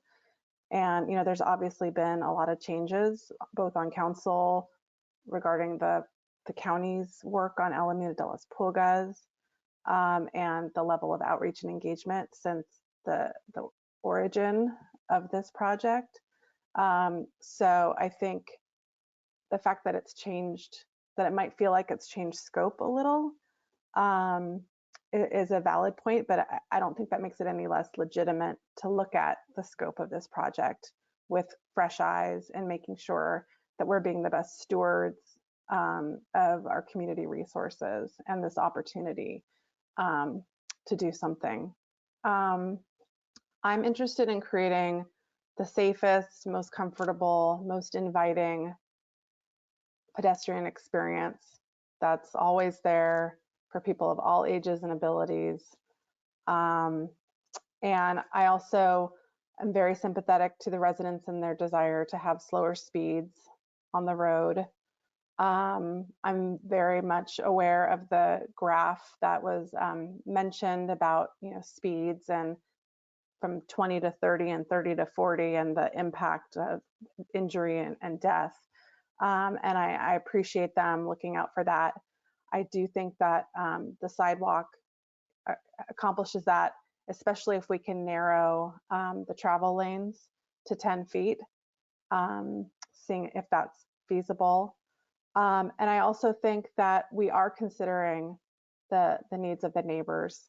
I think it's wonderful that their drainage is going to be improved. I think it's wonderful that there are no impacts to heritage trees on either option. I think the street is beautiful and it will be beautiful regardless of whether it's a sidewalk or a path. And I think that when you look at all of the criteria, we are considering that. And when I look at all of the options, A, B, and even C, which I'm not interested in at all, they're all compromises. As Vice Mayor Nash pointed out, there's actually 60 feet of right-of-way that the city owns on Sharon Road. And unlike Santa Cruz, where they decided to put in bike lanes and sidewalks, we're not even considering bike lanes here. And I've never been a fan of Councilmember Mueller. If you let, can I finish first? Okay. And so I'm not even considering bike lanes and taking up additional right-of-way. As I said, I'm not interested in option C and on making any greater impact to frontage or to heritage trees. And I'm very happy to hear that any digging in either option would have minimal impacts, and that we can make in our motion to make sure that care is taken on those trees. The 15-mile-an-hour zone, I think, is a great thing. And also, like I said, narrowing of the lanes. As mentioned, Oak Grove is 10 feet. And I want people to know that one of the reasons I ran for council and one of the reasons that this is a topic that is of great interest to me is that I live near my own Sharon Road. It's not called Sharon Road, it's Coleman Avenue, and it's near Lower Laurel. It's a similar type of situation where it's a pretty narrow street. It's actually the county land, so it's a little bit different jurisdictionally. But it's really important to me that when we are thinking about our streets, that we are considering the viewpoints of not just the people that live on the street, which we definitely are considering, and we're weighing their concerns and taking them very seriously, but we're considering the people who might not be getting the outreach, might not be even knowing that these conversations are happening. It was so wonderful to hear the kids speak tonight and to hear their fear that they feel on this street. And I don't need accident data or the fact that nobody has died yet, thank God, on this road to tell me that when kids and parents don't feel safe, when they have stress, a lot of them are going to choose not to walk and bike. And yes, we can't ignore the responsibility that we have in teaching our kids how to walk safely and how not to be distracted and everything like that. But we also have an opportunity to design our streets and engineer them in a way that allows for kids to be kids a little bit and makes it so mistakes aren't fatal. And so for me, having that raised separation between the road, having it be dedicated, not having kids on bikes potentially barreling down. There was a resident that I talked to that lives on Willow Road who was walking through Willow Oaks Park who got bumped into by a cyclist when she was on a pedestrian path. So when you mix cyclists and pedestrians together, it doesn't always yield the best circumstances. So I feel for the neighbors, believe me, I'm sympathetic to them, but I'm not interested in retaining parking on this stretch. The street is different. It's a critical connector. This street connects, Alameda de las Pulgas, that whole area up to the Safeway shopping center. Kids want to get their frozen yogurt and be able to go. When you have a route that it's a chain, and if you have any weak links in the chain that have parked cars there, the whole chain is compromised. So this is about creating corridors and entire routes so that people in our community can get around safely and comfortably. And we need to have it 24/7. I attended one of the community meetings at La Entrada to discuss this issue. I left that meeting, I think it was about 8:30 at night. It was dark, and there were people walking on Sharon Road around parked cars. And I was worried for them. I want to make this safe for the people that live on Sharon Road. From my understanding, there was a woman killed up in Woodside recently because she was walking around a parked car in a road kind of such as this. So even though we might not have a lot of walkers out at night, that's when we need the safest option the most, is when the visibility is the least. So for me, with our safety goals, our climate goals, our complete street vision zero, our desire to make walkable and safe communities, and to be fiscally responsible, given that we're spending this much money, to me, I am very interested in the sidewalk option.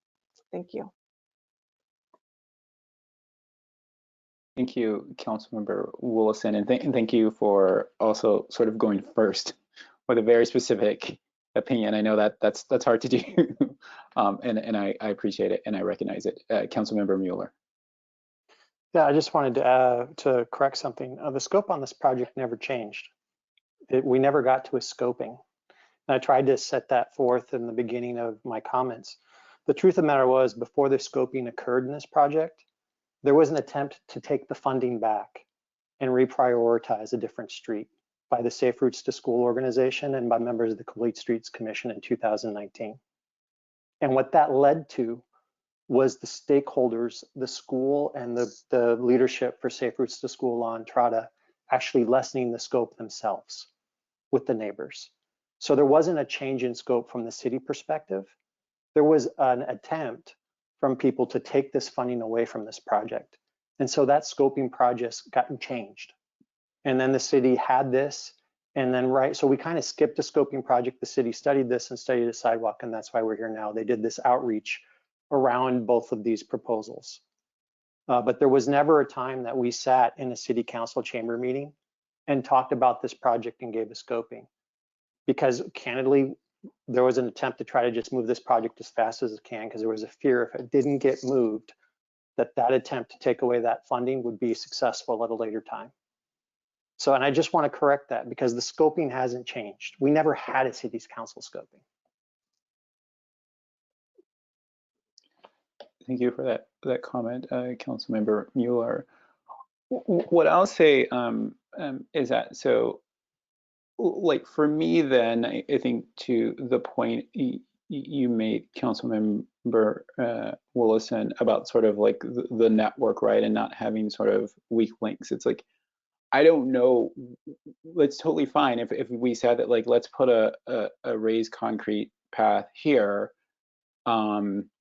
and at every other portion of kids going to La Entrada, like they had the, you know, that same experience, then yeah, this is like the weak link, and it's all about like, yeah, well, let's put a concrete sidewalk here, because in every other spot in this neighborhood where kids are going up and down the street, they have that, or just people in general. And I appreciate Councilmember Mueller's comment about as you're making your way towards Safeway, you do get towards the shopping center, you do get you know, a concrete sidewalk. But what about every place? I mean, there certainly, this is not what you see exclusively in that neighborhood. And I know some portions of this community are unincorporated county, and so that you know, that is a challenge. But my concern is that, like, we're putting sort of like, you know, one strong link in a network that's weak, right? Rather than sort of, you know, addressing a weak link. Again, that being said, I just want to make sure that, like, as we're discussing this and making our way, that like the neighbors' concerns are really getting a full airing, right? And because, again, I bring these up not necessarily because I disagree what you said, Councilmember Willison. I'm just responding to you because you're the one that's going out there. But because I just want to make sure that, like, you know, the neighbors, if at the end of the day there's a vote here and they're like, they do lose their parking, and they do sort of lose a more rural aesthetic value that comes with a raised concrete sidewalk, that there is a sense that, like, that there was a full airing that this would, you know, this was a change and not what they expected, and that they weren't sort of illogically and irrationally sort of singled out for this. And so that's again where I am. Councilmember Mueller, and then I'll go to Councilmember Nash. So the difficulty that I have is that before that deprioritization attempt occurred, I'm in the paper saying I want sidewalks, and I did want sidewalks. And so what we were trying to do at that time was get to a point where we did a scoping and we looked at sidewalks in this area, right? I mean, I always said, you look at the quotes in that Daily Post article, we're talking about sidewalks and how we want to get sidewalks installed. And then all that occurred, and then it was like, all right, we just got to get something done. And if you heard Mr. Barman tonight, at the end of the day, I can tell you, people in this area just don't want this delayed. We want something done. Like, and so that attempt back then really affected the outcome of what we have tonight. So, you know, if you're asking me as a council person, what I would say would be, I was surprised when the staff report came out and it listed so many safety features of the pathway, because, and I had to learn about those. I had to ask questions about those tonight. And staff, you know, I believe they're being 100% forthright in that. So what it really comes down to is a decision, okay, do we want this to be a sidewalk at all times of the day and night, right? Because I personally am not going to support a pathway that allows for parking during the day, because kids are always coming and going from there at all times of the day. So it's just going to be whether or not we're going to allow there to be parking in the evening up there is the issue of import to me. If we're not going to allow parking in the evening, I mean, if we, you know, but then I also do think that, look, those sidewalks are on both sides of the road, on the other side and across the street from the from the school. And very candidly, if it weren't for the fact that there were telephone lines within the right of way on the other side of the street, we'd probably be having a discussion about a sidewalk on the other side of the street and trying to figure out if it was possible to make that work. So, you know, I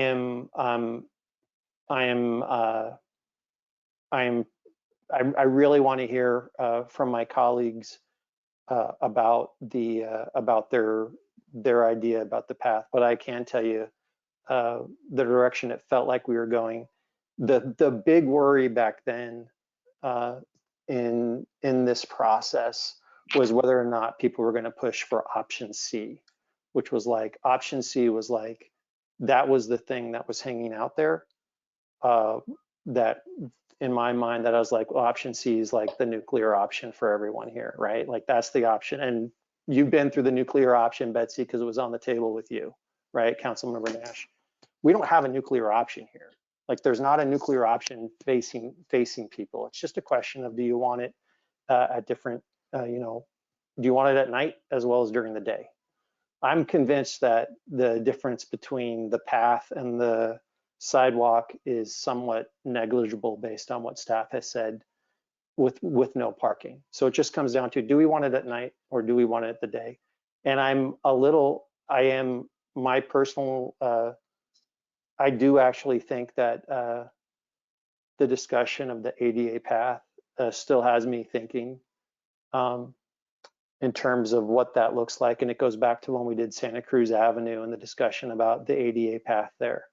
And I also think about along Santa Cruz, the difference between the walking paths there and when the sidewalk went in.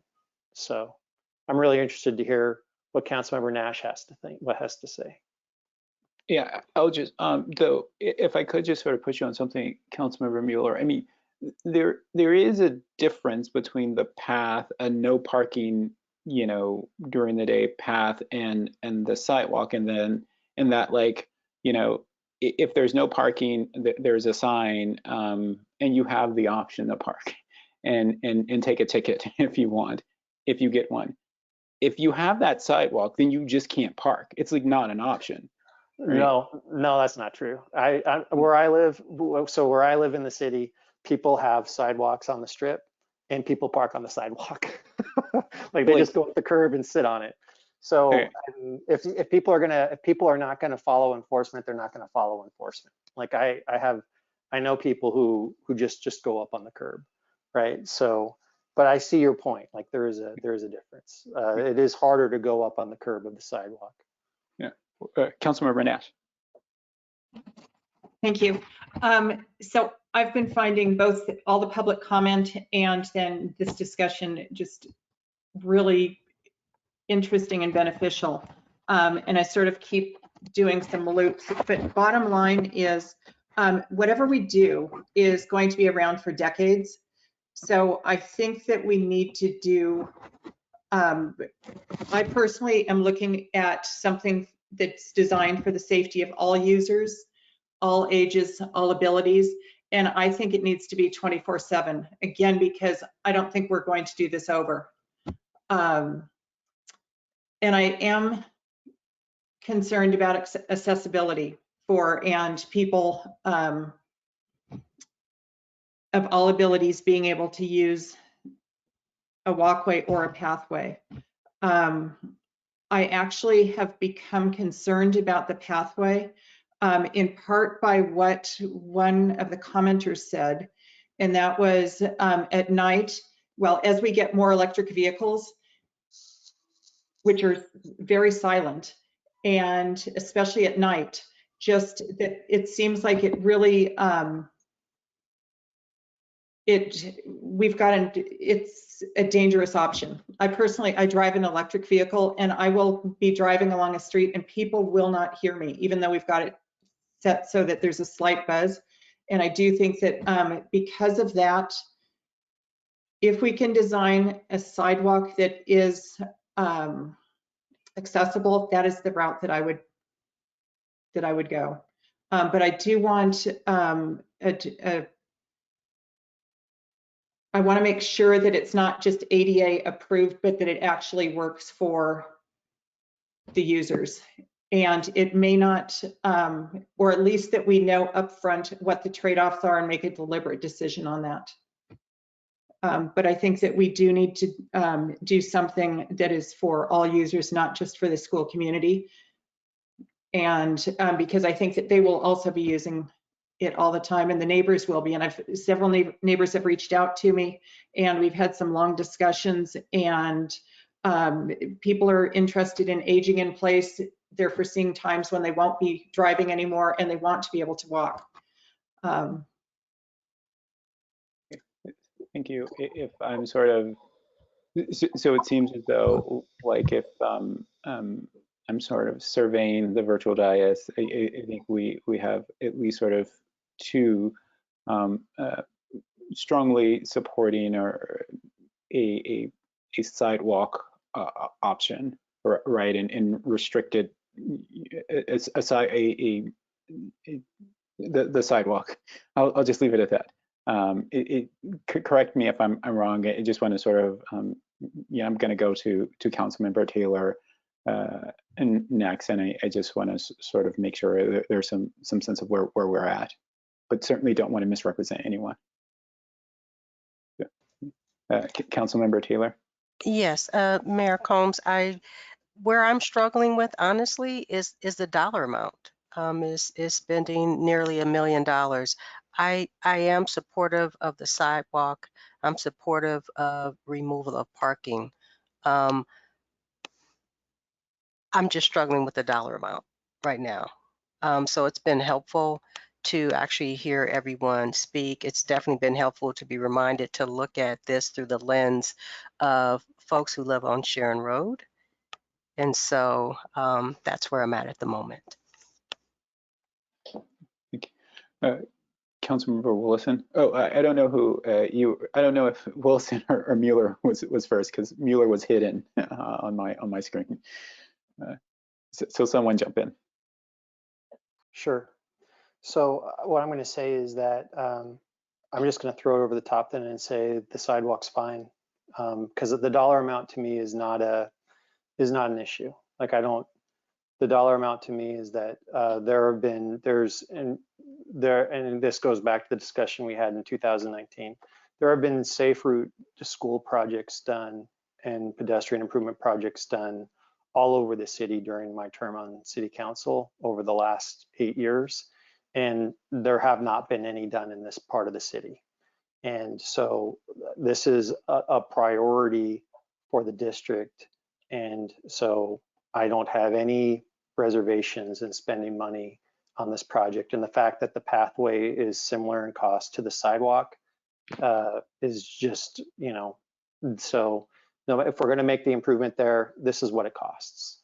And so if there's, I'm happy to, after hearing my colleagues, everyone, no one has argued against a sidewalk or taking away parking. So I just wanted to I want to move on to the next thing of that, and that would be, how do we do this? And so I would say I'd want to take away as much street as possible that we can, so that speeds may drop. If it's 2 feet, I'd like to give 1 foot back to the property owners, so we increase the sidewalk width by a foot. But the reason why is I think that's going to help us also with the CEQA issue. I also think it's more palatable, considering everything that's happened. And I think we add safety in doing that by adding the foot.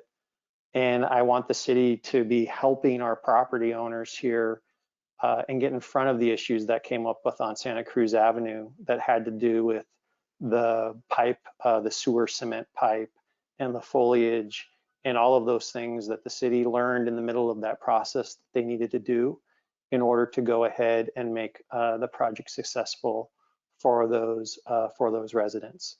So I actually don't think it's very many parking spaces being lost. It was a very pertinent question, Councilmember Taylor, and I'm glad you raised that, because I remember thinking about that very early on in this project. So I know that this is going to be a very unpopular decision on Sharon Road, and so I'm sure that people will be talking to me about it, but I think it's time to just go ahead and go forward and move forward with this project. So those are my comments. Thank you, Councilmember Mueller. Councilmember Willison. Thank you, Councilmember Mueller, for those comments. I just want to kind of go back to the Sharon Road residents. I really want to let you know that we heard all of your concerns.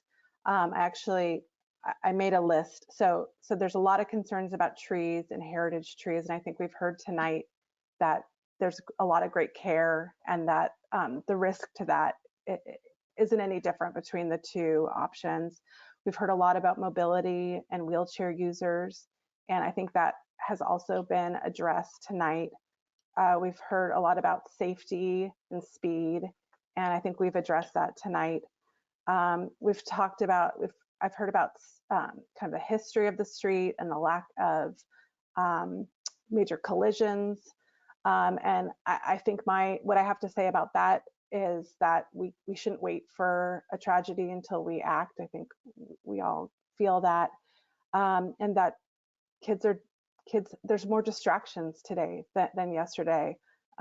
Drivers are distracted, pedestrians look at their phones even though they shouldn't. That's why Safe Route has a big educational component. And as Vice Mayor Nash mentioned, EVs are quiet. So the history isn't always indicative of the present. In terms of a one-size-fits-all solution, as council, we have to look citywide, and we have to look at precedent and setting policies. And I think that, the councils in the past, and I know it's important to me, that we look at things like Vision Zero and creating streets that are safe and inviting for people at all times. And so even though neighborhoods do have specific kind of characteristics, I think there are citywide policy issues that council has to consider. I also want to acknowledge that there have been mitigations in the past to make Sharon Road safer. There's with crossing guards, signage. I know that there's a lot of school busing in the Los Lomitas School District, which is greatly appreciated. But the bottom line is that the engineering's got to be there, and there's lots of kids that want to walk, lots of adults, we've heard about, and that we have to make it as safe as we can. And then in terms of the cost and money, I hear you, Councilmember Taylor. I'm used to saying Mayor Taylor. It is a big chunk of money, which is why I think that if we're going to spend this amount of money, we have to do what's fiscally in the smartest thing, which is to do the expense that has the longest return on investment, and use that wisely. And then in terms of parking, I sometimes I get conflicted about parking removal. I know it's a really serious, it's a very personal thing. I did go up there. I looked at Sharon Road. Luckily for the residents on Sharon Road, a lot of them have nice sized driveways with parking options. There is parking across the street and on Sharon Court.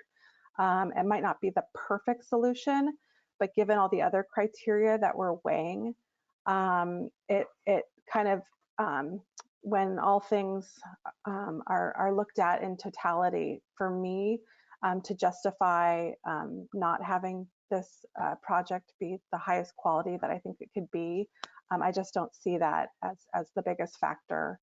And then just going back to the, trusting our staff and our engineering recommendations, I think we all know that our staff works very hard, and we all greatly appreciate the work they do every day, and the amount of work they did talking to residents and different stakeholders. I think that both options, staff said many times, are completely viable options, and that it is in the council's discretion to select one of the options. And I don't think we're going, off base here by recommending option B. So that being said, I just want to let the Sharon Road residents know that we're all part of this community. We know you care deeply about the children. I hope this doesn't come down to feeling like it's an us versus them or decision.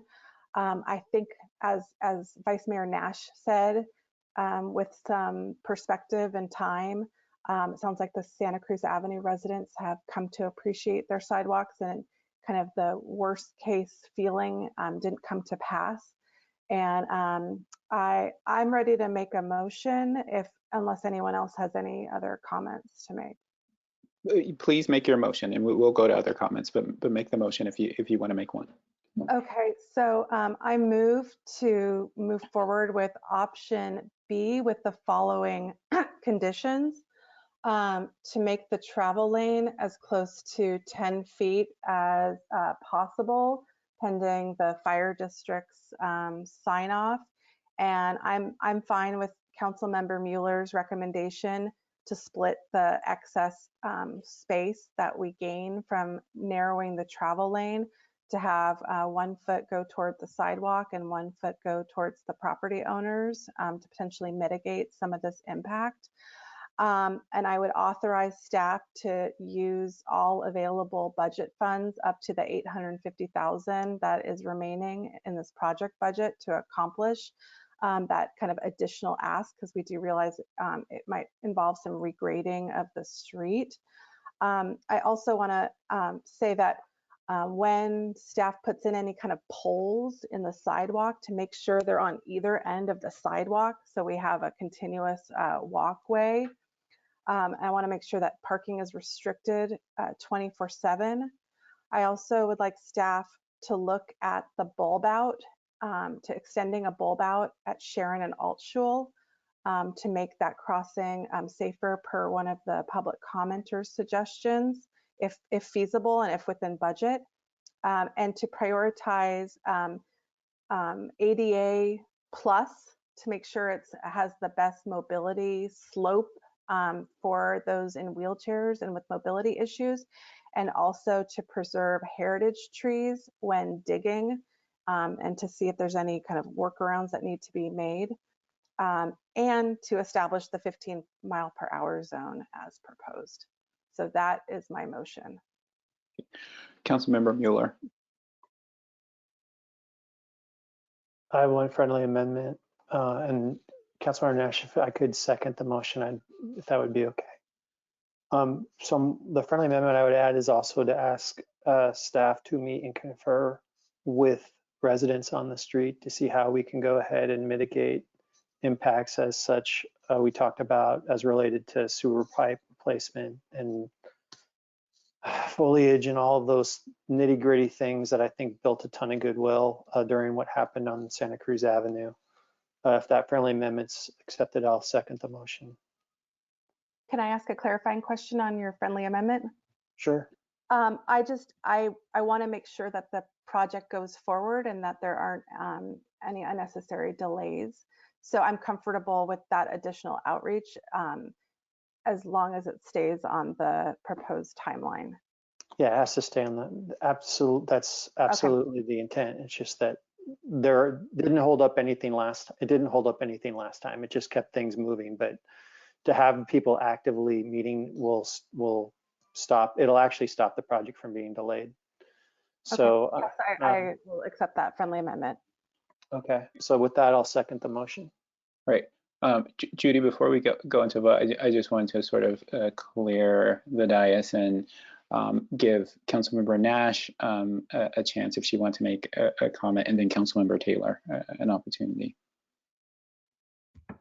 Thank you. I just wanted to, first of all, reach out to the homeowners and say if there's anything that I can do, having been through this, please feel free to reach out to me. I know Councilmember Mueller also is incredibly familiar with all of it, having been through it with the residents on Santa Cruz Avenue. But one of just a few things that really would be beneficial that worked well on Santa Cruz Avenue, sort of what Councilmember Mueller was saying, how to best get through this is communication and just making sure that residents know what's going on. My experience was it was actually a relief to have a decision finally after years of uncertainty about what was going on. Even if we weren't that happy with the decision, we at least had some relief from just having a decision. But then there's just a lot of uncertainty and sort of dread as to what does it really mean.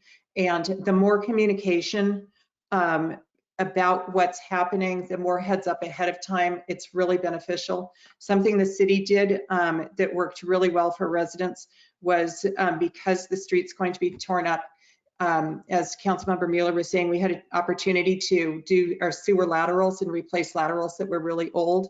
And it saved a lot of money by being able to both combine it when the city was tearing up the street already, and also to be combined neighbors. By doing it, several of us at the same time, we got a discount from doing that. So that was something that needs to be planned ahead. You can't do it at the last minute. So the city needs to coordinate really well with the neighbors, as they did with the Santa Cruz Avenue residents. And then something else that was honestly really beneficial, while there's the right of way, one of the things that makes the city beautiful and is that the residents use the right of way and beautify it and put in trees and plantings and all sorts of things.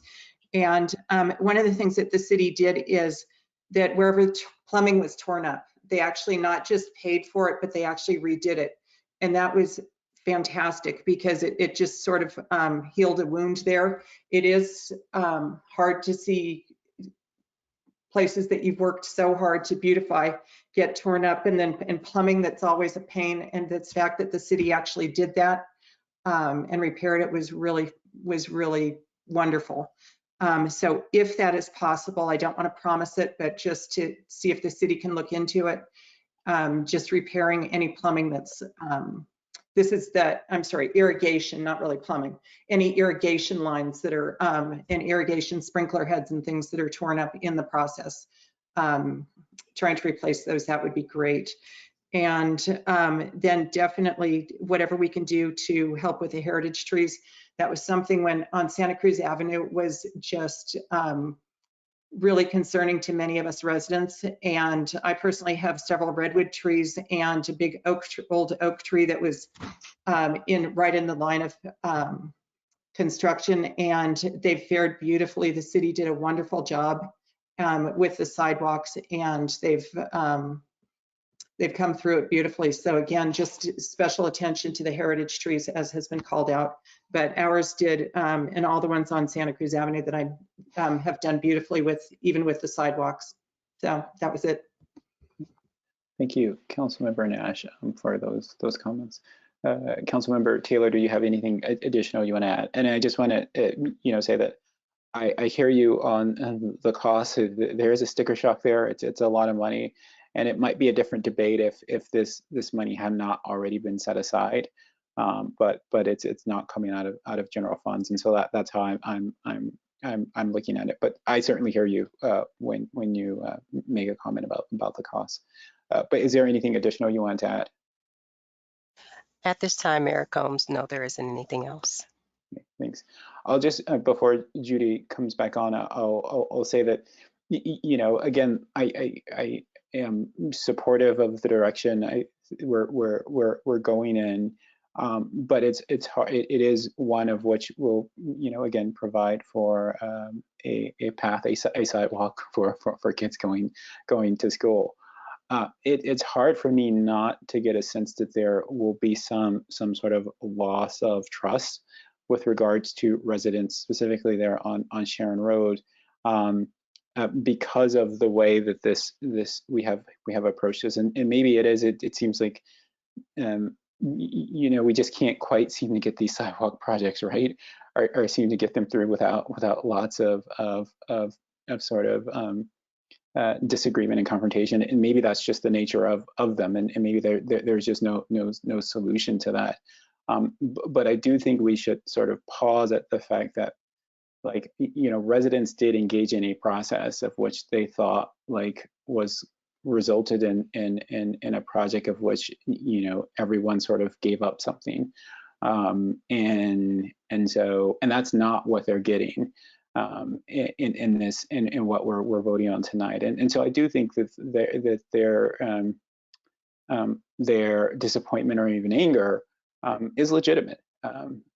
Because if I had engaged in a process that I thought had resulted in something of a compromise, even of course it was not formal, we all know that, then to see something different come down, it sort of makes me question, why I engaged in that process. And so, again, that's for us. But it is something that, again, like I say, as we're headed in this direction, it sort of has me a little bit uneasy. Councilmember Mueller. Yeah, I'm going to push back on that, Mayor Combs, just a little bit. So I agree that there was a process with a staff recommendation, but until council acts, council hasn't acted.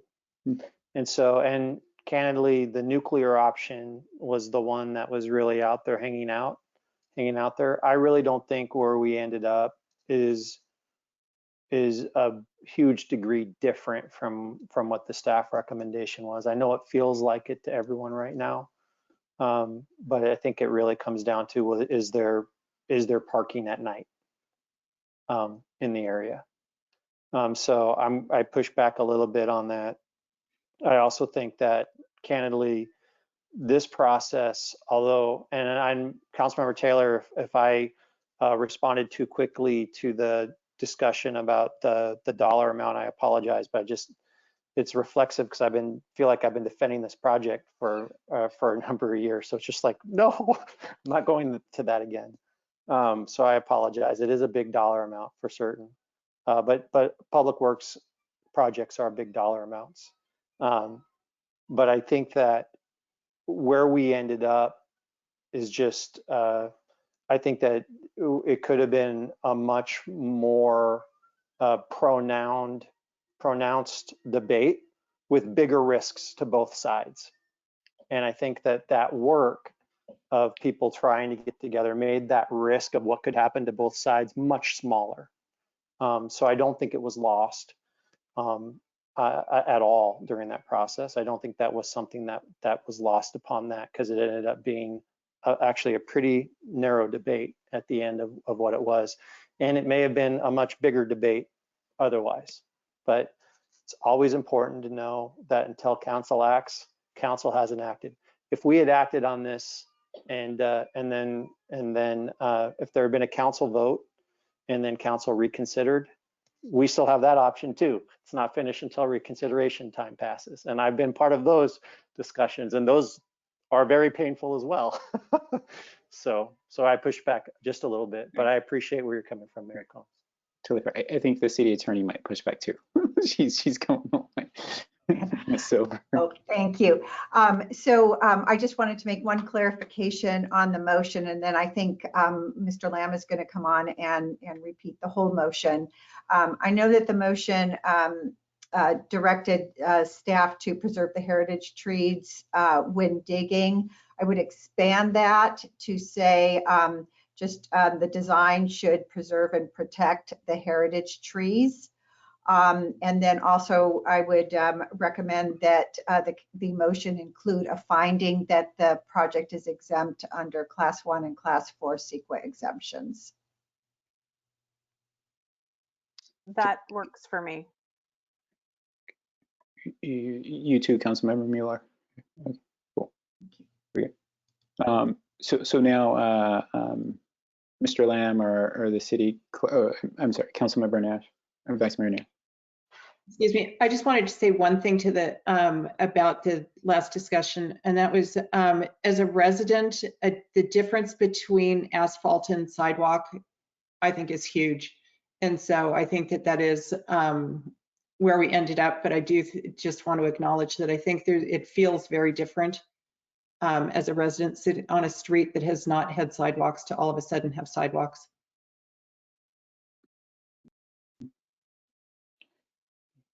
Thanks for those comments. Okay, so I think we're ready, either the city clerk or Mr. Lamb, if we're gonna go through all of who's ever gonna walk us through all of the elements of the motion. I'm certainly going to try. Okay. Okay, so what I have is a motion on the floor by City Councilman Wilson and a second by City Council Member Mueller, and these include two friendly amendments from City Council Member Mueller and Vice Mayor Nash to approve option B with additional direction to increase the travel. So sorry, I've got the motion in two different places. To make the travel lanes as close to 10 feet as feasible and split the space with the owner. Authorize staff to use up to the $815,000 approved available budget. Ensure that when installing the signage poles, to have them at the edge of the sidewalk to maximize continuous walking space. 24/7 restricted parking. Consider a bulb out at Sharon and Asheville. Prioritize ADA compliance. Preservation and protection of heritage trees. Establishment of the 15-mile-per-hour zone. Direct staff to meet with residents on Sharon Road within the proposed timeline and incorporate outreach to residents regarding sewer lateral upgrades and landscaping. And note that this project is CEQA exempt under classes 1 and 4.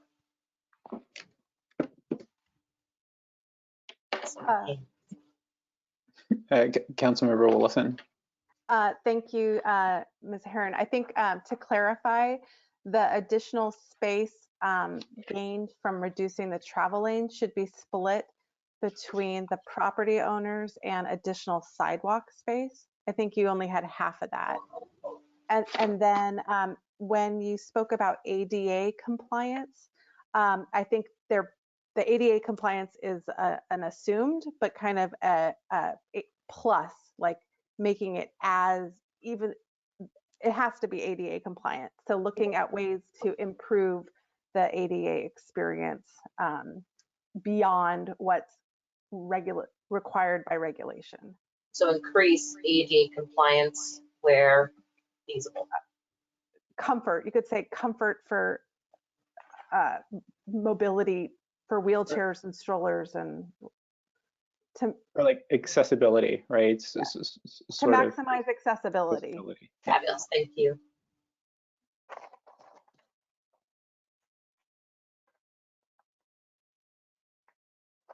And I saw that Vice Mayor Nash might have had her hand raised as well. Councilmember Willison nailed it. Thank you. Awesome. And then just for a point of clarity from our interim city attorney about we're splitting the space between property owner and additional sidewalk space. Is there anything with regards to the right of way that we need to include in this motion? So the city owns the full right of way. As I understand the motion, that the project will not encroach upon the portion of the right of way that the city owns, but is in front of the neighbor's property. So I think that's the clarification. Right, when we say split, it means we just won't encroach any further, not that we're giving them that property. Correct. Perfect, thank you.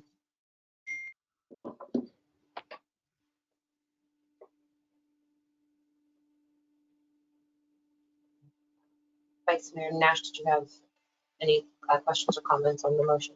Yes, I just want to have possibly a short discussion, and that is regarding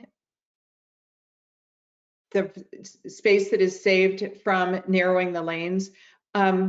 I do want to consider the fact that we could have a wider sidewalk, which may be more accessible and useful to many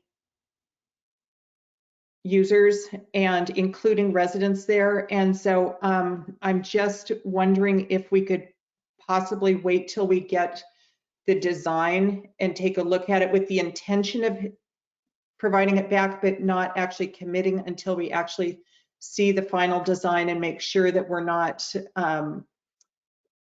just take a look at the final design before making that final commitment.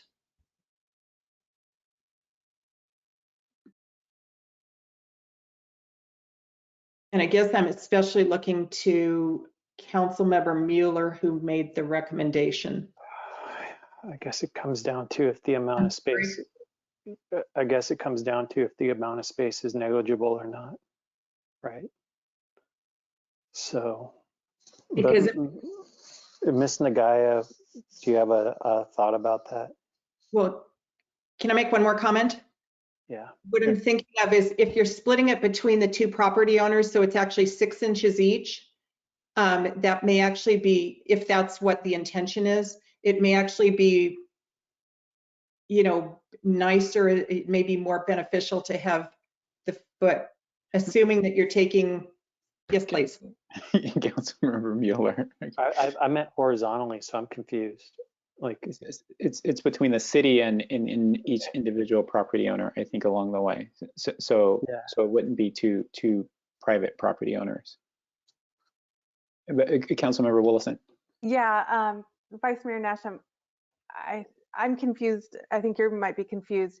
So if there's 2 extra feet we gain from narrowing the travel lane, I'm only interested in the north side of the street gaining anything.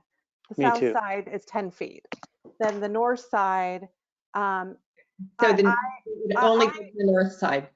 Yeah, so the north side in the original idea was that we get 2 feet extra sidewalk. In deference to Councilmember Mueller, I'm open.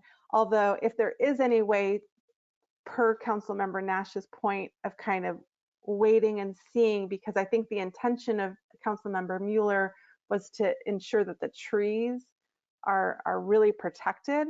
But if the trees are going to be protected sufficiently without that extra foot, Councilmember Mueller, do you still have a need to relinquish that extra foot? My inclination, why don't we just have the design come back? My inclination is still that I'd like to sort of split the difference. But I also, part of that is I do think it also strengthens our CEQA position.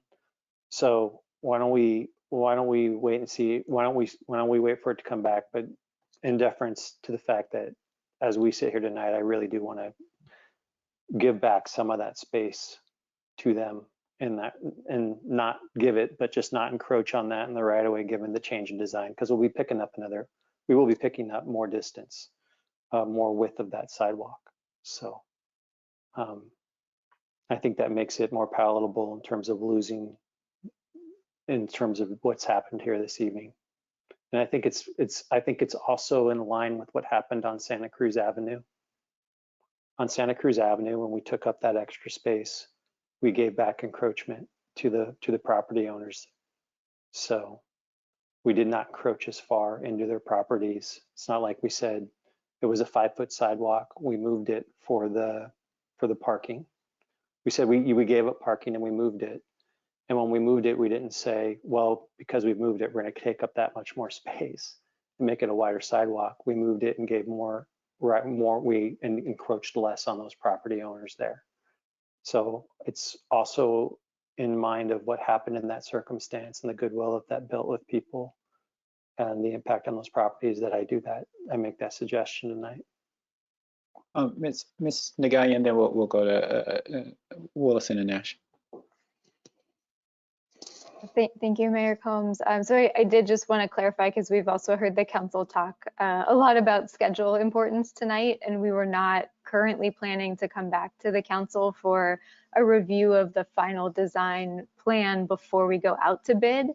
And so right now, the next time we were anticipating to bring this to the council is when you award the construction contract, and the design drawings would be finalized at that time. But I just wanted to make sure that we were incorporating the direction that you were seeking as part of this discussion.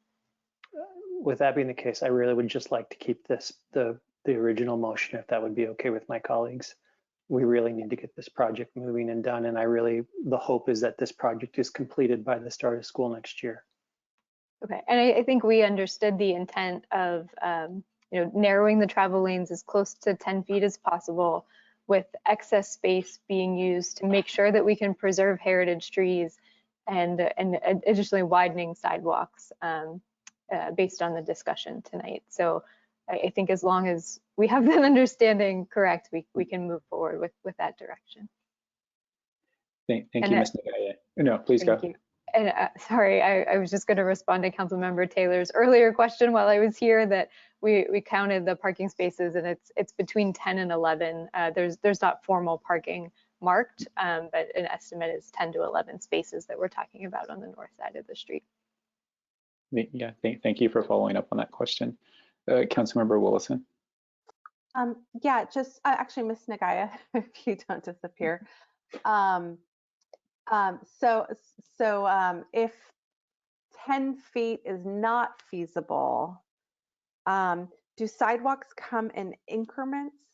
So I guess I just worry that if we end up at like, it seems like 1 foot seems like a good chunk. So like if it ends up being, I don't necessarily want to split it down so the sidewalk only gets like 8/10 of a foot. So I just wanted to ask that.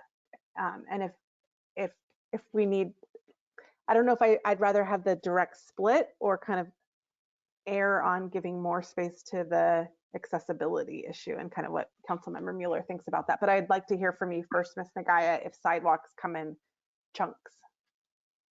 Yeah, so we can design them. The curb is a set width, but the sidewalk itself, we can specify with the remaining space what width we want.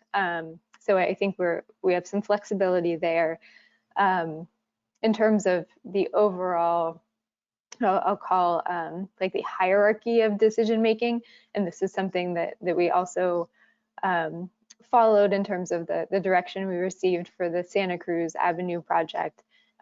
What we understood the first priority to be in the context of that additional space is making sure that the heritage trees are preserved. And then the excess width beyond that could be, going to the additional sidewalk width to ensure accessibility, and then anything remaining, of which I don't anticipate there's much, just to be very clear, could go to the back of walk to be other landscaping improvements or things like that. Does that align with the direction you were intending to give? Councilmember Willison.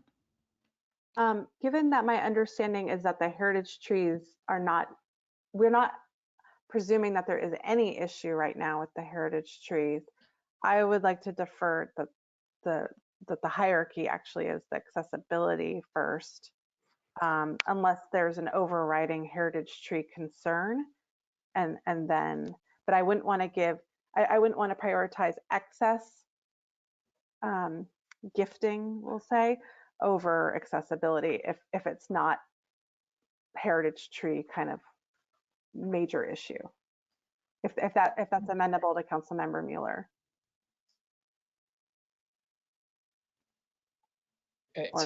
I'm happy to hear from Councilmember Nash. I mean, Vice Mayor Nash. I would prioritize heritage trees. And I would assume that, well, given that we have an accessible sidewalk now, we're trying to add to that. I would make sure that the heritage trees have what they need. It sounds like they won't need anything more, which is why I feel comfortable saying making sure that the heritage trees are good, and then accessibility. But just to make sure, and so. Councilmember Willison. Yeah, so let me clarify. I think we might be actually wanting the same thing. I'm assuming that the heritage trees will be fine, and that's a priority. As long as the heritage trees are fine, they still might get half of that excess space per Councilmember Mueller's suggestion. However, if that extra half of space is less than we were hoping, and the heritage trees are fine, then I want the space to go to accessibility. Does that make sense? Am I being clear? Can I ask a question, a clarifying question? Ms. Nagaya, how wide are the sidewalks on Santa Cruz Avenue? They are 6 feet, but they go down to 4 in some places in order to preserve trees where there were conflicts with the trees. Okay, and at the sidewalks that we're talking this evening are between, without taking the extra space, 4 to 5 feet? Correct. And the Okay. minimum ADA clearance in constrained situation is 36 inches, so 3 feet. Okay, so what I would just suggest is that with the reclamation of the space, that we say sidewalks are between 5 to 5.5 feet. So 5.5 feet would be the largest width of the sidewalk. And that would be, so in some areas, you'd get a half a foot back. In some of the areas, you'd be getting like a foot, you know, basically it would guarantee that if we're reclaiming 2 feet from the street, if it was a 5 foot sidewalk in that area, there'd be a 5.5 foot. And if it were a 4 foot sidewalk in that area, you'd get a foot and a half foot there too. So 5.5 foot width sidewalks at the most. Does that make sense? I'll just sort of like I've never sort of done sidewalks, but I remember we had on the planning commission this issue of like designing from the dais never ends well. No, it's just math though. I mean, if you look at if we reclaim 2 feet and the most is 4 to 5 right now, if you reclaim 2 feet, that would mean that 5 foot would become a 7, or that 4 would become a 6, right? And what I'm saying is that 4 could potentially become a 6, that 5 could potentially become a 7. And so what I'm saying is where the 4, which is becoming a 6, that would be a 5.5, and there'd be a half foot left. And the 4 with the 5, that's becoming the 7, would be, they'd get an extra foot and a half. Does that make you not following? Wouldn't that be 6.5? The 5 would become, no, because if the 5 goes in, it goes in 2 feet. So there's 7 there now. Okay. But what we're saying, it's 5.5 foot uniform all the way. So you're making a 5.5 foot uniform sidewalk from the 2 feet reclaimed. Okay, Chris, I want to go to Councilmember Nash or Vice Mayor Nash first, and then I'll go to Mr. Lamb. Okay. Well, I was just going to say I'm much more comfortable if our public works staff figures this out. I'm sure they get the intent from us. I just know from Santa Cruz Avenue there was space that sort of appeared and disappeared, and I feel much more comfortable with our staff doing this, realizing our intent. Yeah, I think that's what I was going to say. That I think staff definitely understands the intent to preserve heritage trees, provide as much sidewalk as possible. I just get a little concerned when we're at a conceptual design stage and hard numbers are being thrown out, because the engineers that work on it are going to start to design to those values rather than looking at the conditions. Yeah. Respectfully, my concern is that I don't think we should have a sidewalk that's wider than here on Sharon Road than what's on Santa Cruz Avenue. I think to your point, Councilmember, especially if you can give a little bit back to the residents here, because there's going to, and not actually giving it back to them, it's still public right away, but in a sense for adding the ability for some additional landscaping, given that this is a dramatic change. And so my concern is that, like, is there a difference between if we get away from the numbers in the sort of the kind of macro level, what is the intent of council? Councilmember Mueller has the intent to look for the opportunity to give some land back to the residents. Again, not actually back in a figurative sense. And so is Councilmember Willison, do you sort of disagree with that or not? Like, right, do you think that should be part of the calculus and not real calculus? No, I mean, my original motion was to split it. I think the impetus to this new conversation was, what if we don't get 10 feet lanes and we get 10.5 feet lanes? And so now we have 3 feet, or sorry, my brain is like, okay, wait. If we get 10.5 feet lanes, then we've saved, I'm having like a brain freeze moment, a foot, right? And so then do we do a 1/2 foot and a 1/2 foot, which so my original question to Ms. Nagaya was, do sidewalks come in slab widths? And she said they can be whatever we want. So I think let's stick with if you guys are comfortable sticking with our original motion, like I never asked the question, what happens if we don't get the 10-foot lane, and just say we're gonna split it and leave it up to some engineering judgment. In terms of the hierarchy between giving more to the homeowners or more to the sidewalk, I think from my perspective, it's let's make sure the heritage trees are safe, and as long as that, then do 1/2 and 1/2. Like, That makes sense. And if it pleases the council, we could say up to a 6 foot wide sidewalk, which would be consistent with the Santa Cruz Avenue sidewalks. That works for me. Is everyone okay with that? Okay. So, all right, City Clerk Karen. Thank you, Nicholas. Would you like me to restate the motion just for clarity? Or are we all comfortable with the initial motion that I had read with the? I'm fine. I don't think I need it restated. Perfect. But if someone wants to push back, then I don't think this will be necessary. So I have a first by City Councilmember Wilson and a second by City Councilmember Mueller. Is there any further City Council discussion or questions? Seeing none, by roll call vote. City Councilmember Mueller. Yes. City Councilmember Taylor. Yes. City Councilmember Willison. yes. Vice Mayor Nash. Yes. Mayor Combs. yes. Motion passes unanimously. Thank you. Thank you, City Clerk Karen. So we do have a couple more regular business items on the agenda. We're going to skip G2 and go to G3 because it's time critical that we discuss and vote on that item. So we're gonna go to that one next.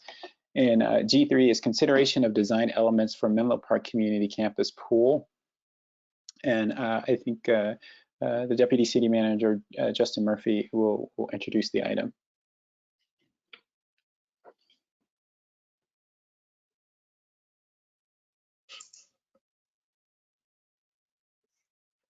Good evening, Mayor Combs and City Council. So yes, I will be introducing this item.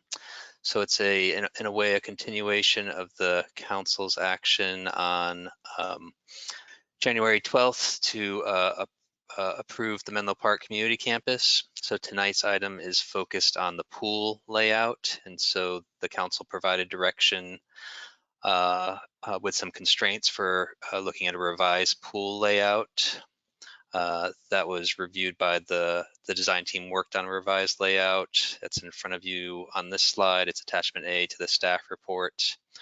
Happy to quickly summarize if you'd like, but it's pretty well articulated in the staff report. We do have a slide of what the previous layout looked like. So with that, I can leave you with what the desired action is. This would be for the council to approve the layout, and happy to field any questions.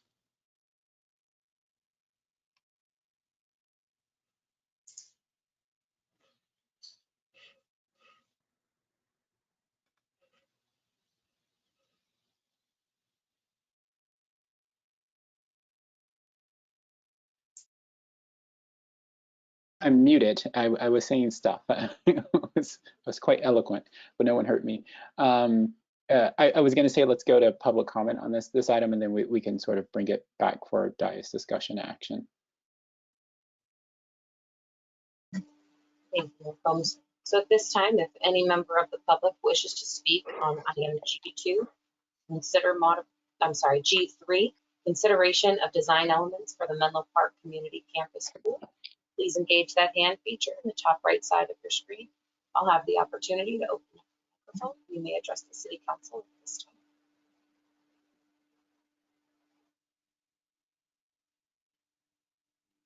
Thank you. So our first public commenter will be Jennifer Johnson. Hi again. Can you hear me, Judy? Yes, thank you. Hi again. I have a comment about accessibility in regards to the pool design. The pool design that was recommended by the Parks and Rec Commission and approved by council prior to the Facebook offer included a sloped entry for the warmer teaching family pool. And the staff report says that the sloped pool entry on the teaching pool was eliminated because it required too much space for the value added, and that the funds for that were going to be used instead to expand the splash pad. As a parent of someone who has physical disabilities, the notion that there's no value in providing access is upsetting to me. And I realize that the plan does meet the bare minimum ADA requirements, but it includes a lift that essentially drops someone at into 48 inches of water, and many with disabilities cannot keep their head up or swim. And I think a lot of people consider the sloped entry as this is a disability feature, and it's not. I'd like to reframe that. The sloped entry is accessible for everyone. Young children, the elderly, anyone with any kind of mobility issues, everyone can use a sloped entry. Not everyone can use a lift. I know many kids in our area who have neurological or muscular conditions that prevent them from using a chairlift into a pool. So I would like to encourage city staff to think about the disability community and do some outreach to the disability community before making changes that prioritize a recreational feature with one that provides access to a group facing discrimination.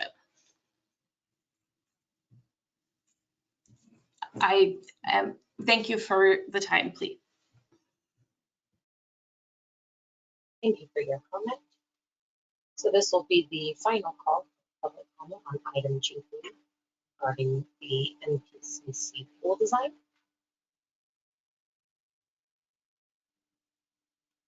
And seeing no further hands raised, Mayor Combs, you may continue. Thank you, and Ms. Johnson, thank you for that public comment. We appreciate it. So getting into this item, I think Councilmember Mueller, you had initially had your hand up inside it. I didn't know if you had a comment or a question. Maybe not. So I'm going to retract what I was going to do in light of Ms. Johnson's comment. And I was actually ready to make a motion, but in light of Ms. Johnson's comment, I think we need to have more discussion. Okay. Councilmember Willison. Yeah, I just wanted to follow up on Ms. Johnson's comment and ask staff about that and what are the thoughts on that and how can we possibly remedy that?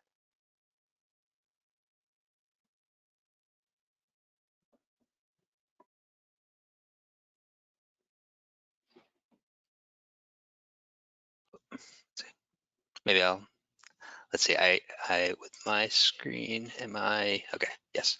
So I think Mr. Lamb was also going to speak, so there could be multiple approaches to this.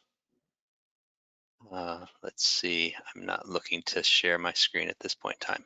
So very valid points. I mean, part of it, this is the first time hearing from Ms. Johnson. Happy to meet with her. I've met with a lot of people on this project over the past 14 months. So happy to have that conversation. One thing about the description in the staff report, perhaps poor word choice, so we can apologize for that. So we kind of get, we can focus in on the heart of the matter.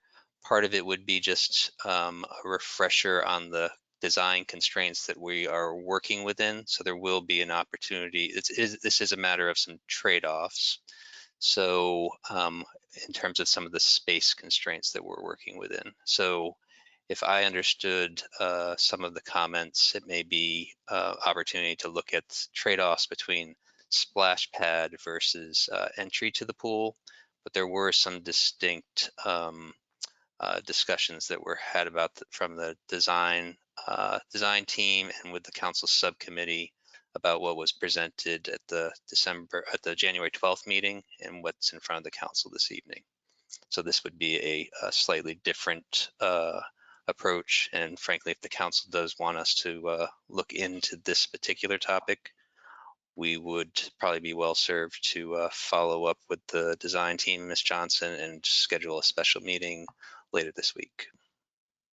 Because I don't believe that we will be able to design from the dais for the last discussion. We do have a deadline of this Friday to try to work through these issues, though. Thank you for those good comments, Mr. Murphy. Vice Mayor Nash. I just wanted to make a comment and thank you so much, Ms. Johnson, for your comments. And what essentially we were trying to design for was that the 3.5-foot instructional pool that was in the plan that was it's attachment C that was previously seen last week is something that doesn't accommodate adults, and well, it doesn't accommodate people who want to have water over their shoulders generally. And so the idea was to try and get and it also didn't reflect what was called out in the Belhaven master plan, which called for a 3.5-foot to 5-foot pool. And so in order to try and match the master plan more with a 3.5 to 5-foot pool, there were some trade-offs.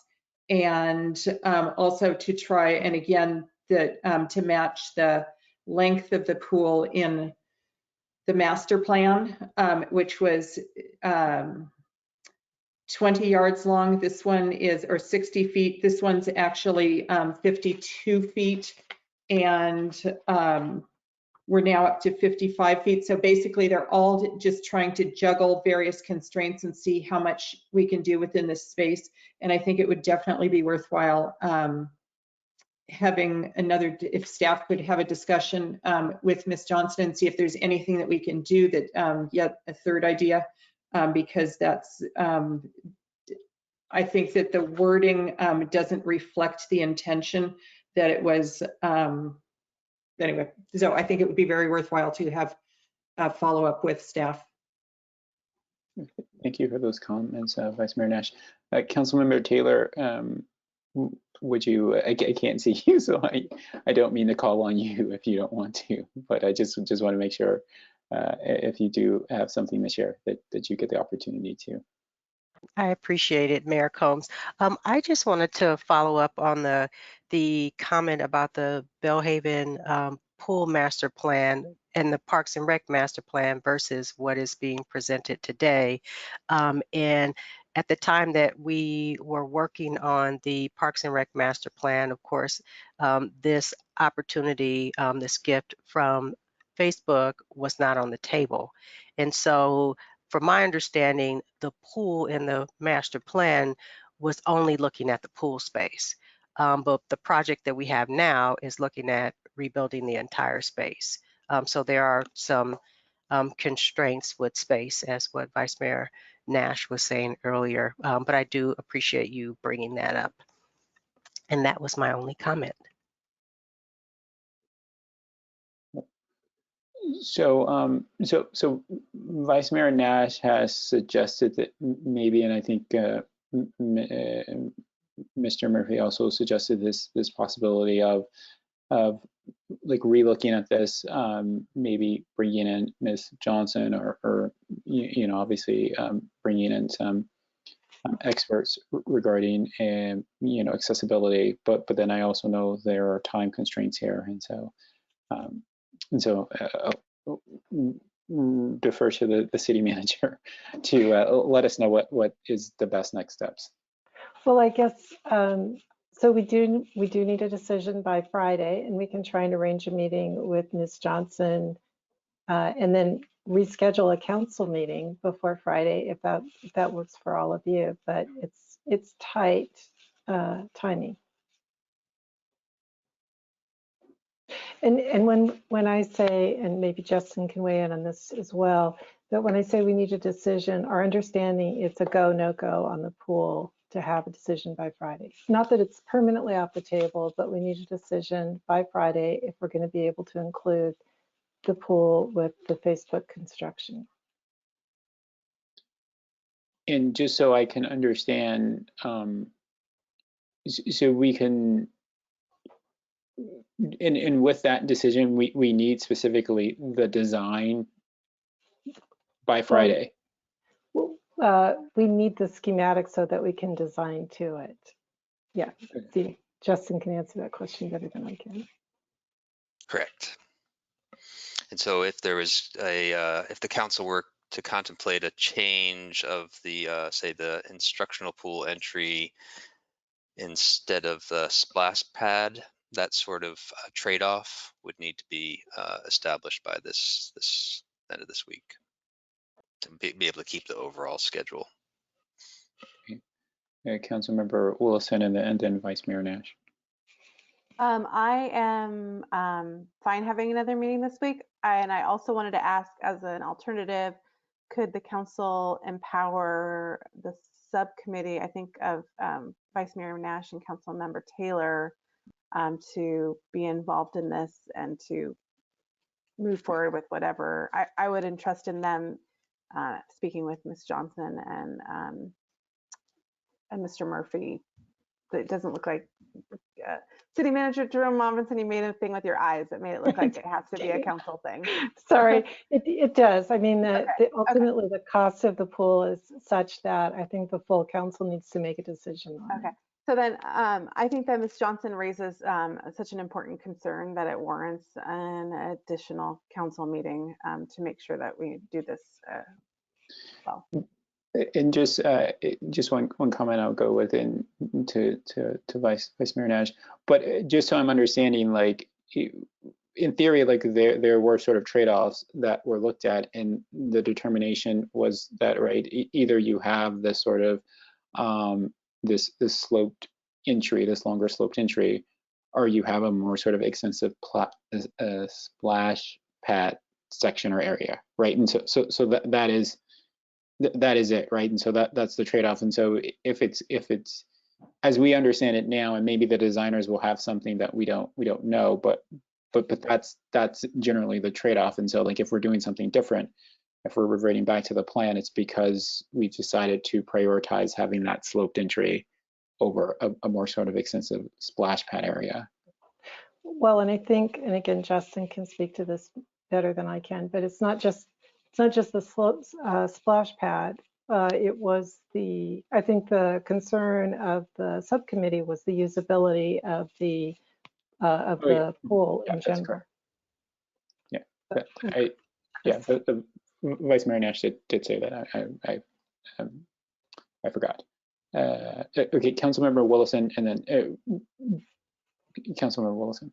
I just wanted to clarify when my understanding, and I don't know that much about the pool to be perfectly honest, was that the original design was kind of more like a beached entry, like the purpose was more for like kids and some play, whereas this brings up a access issue that might not have been fully prioritized or considered in that. So this could be new information is what I'm saying.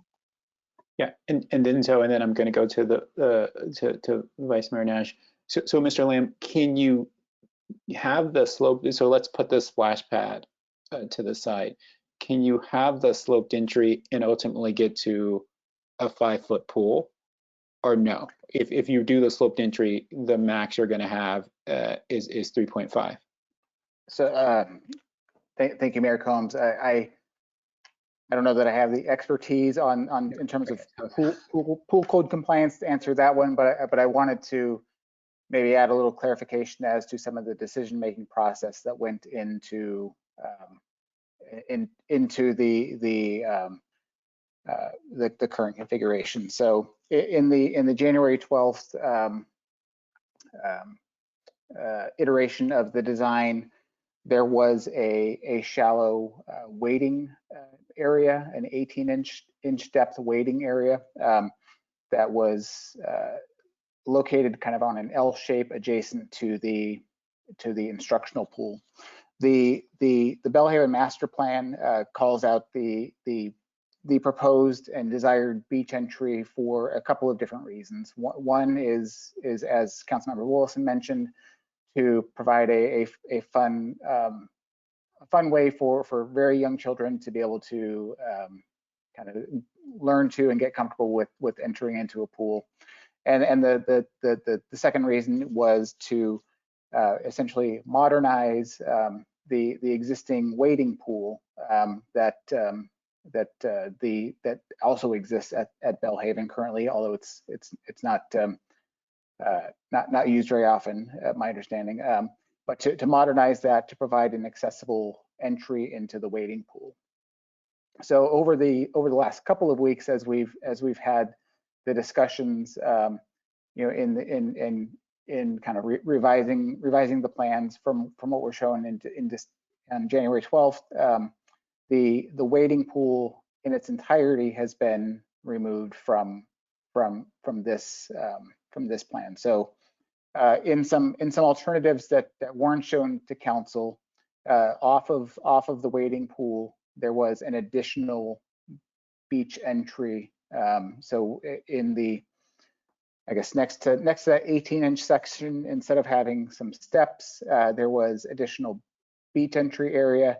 And I think the thought was that it was taking up a lot of space that that the site was already pretty constricted on. So the decision was not so much to eliminate the beach entry as it was to eliminate the entire shallow wading pool area in favor of the additional program space in the instructional pool, with the thought that you know, particularly for the young children, that that they could go use the splash pad area, and we could expand upon that. Thank you for that additional information, Vice Mayor Nash. Thank you. I was going to ask a similar question, and just do we have an opportunity to actually, is it a trade-off between the splash pad area and the beach entry? And so is that a trade-off that could be made? Or I guess I'm wondering, before we go through this process, what is the feasibility that we will actually be able to, that we will be successful? Because I assume that lots of different variations have been looked at. And one of the, even with the beach entry that had been proposed prior to this, there were still steps, which, so it wasn't just a beach entry, so that I don't know that we can actually get to the place where we really have true accessibility. So I'm wondering, that would obviously be very, would be viable, that would be preferable, but is it, what do you see as the opportunities here? Yeah, so I think, yeah,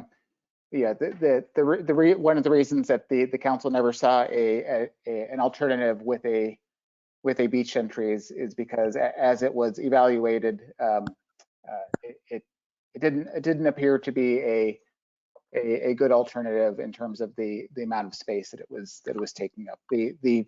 The pools in the Belhaven master plan, just for comparison, had roughly 8,000 square feet of pool area, of water surface area.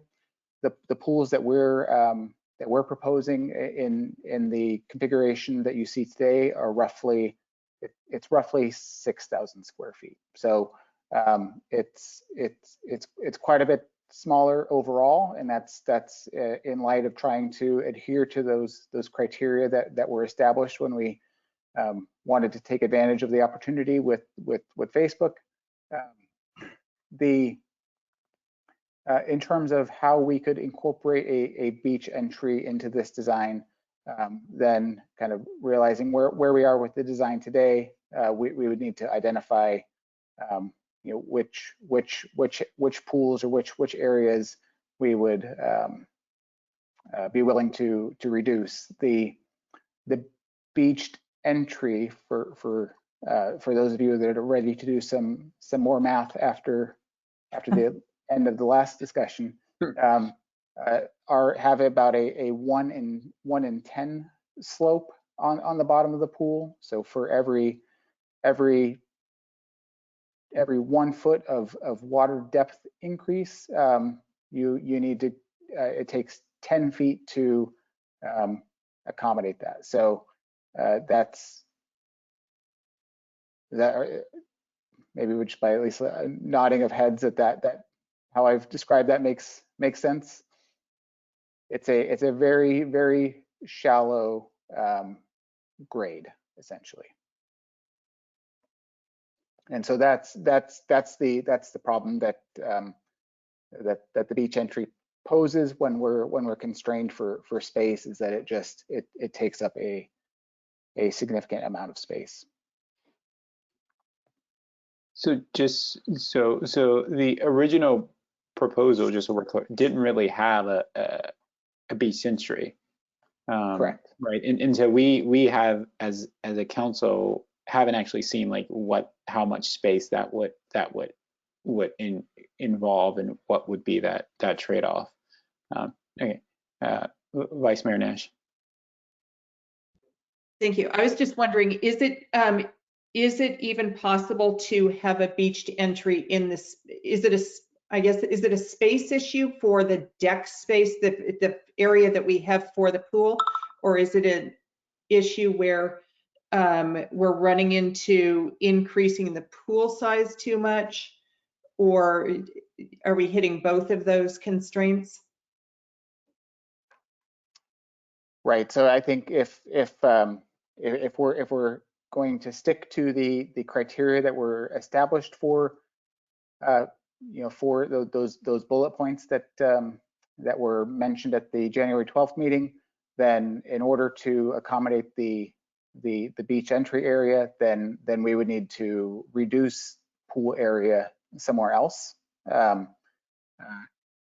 That's kind of the where we're at. And that's when you're saying reduce pool area, that is not because there isn't enough space on the deck. It's because we're now running into the volume of the pool and the dimensions of the pool. And in which case okay. And just and by pool area, you're saying pool area, not splash pad, right? Or are you including the splash pad in that? Yeah. So when I'm saying pool area, that's water surface area.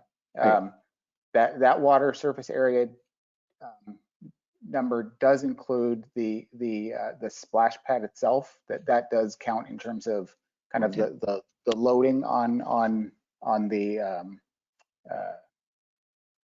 like the building essentially. Okay. Yeah. So Councilmember Willison. I'm sure there's a reason why the stairs are so wide. I know that when my kids took swimming lessons, they would line up the kids, and again, this is totally engineering from the dais, but would it be possible to narrow the stair length and then have kind of like a more narrow part popping out that's beached and sloped? So the volume kind of stays consistent, but it's just less.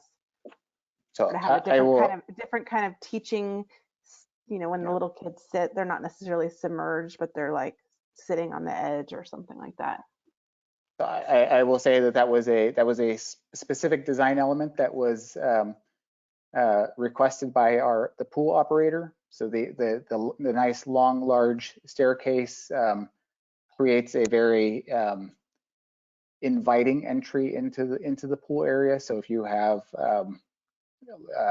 several people with maybe different comfort levels that are trying to enter or exit the pool at the same time, a nice wide stair entry makes that a much more inviting atmosphere.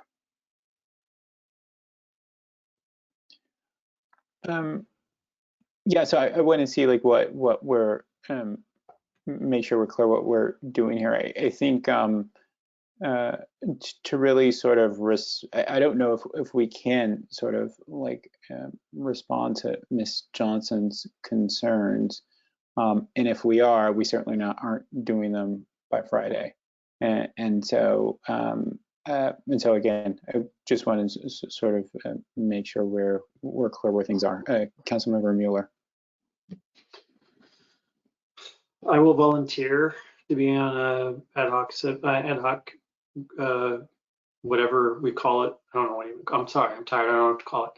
On a team of 2 to meet with staff between now and Friday to go ahead and go over the design. I've swam my whole life. I've been in pools. I can work. I'm happy to work with Councilmember Taylor or whomever and meet with staff and try to figure this out.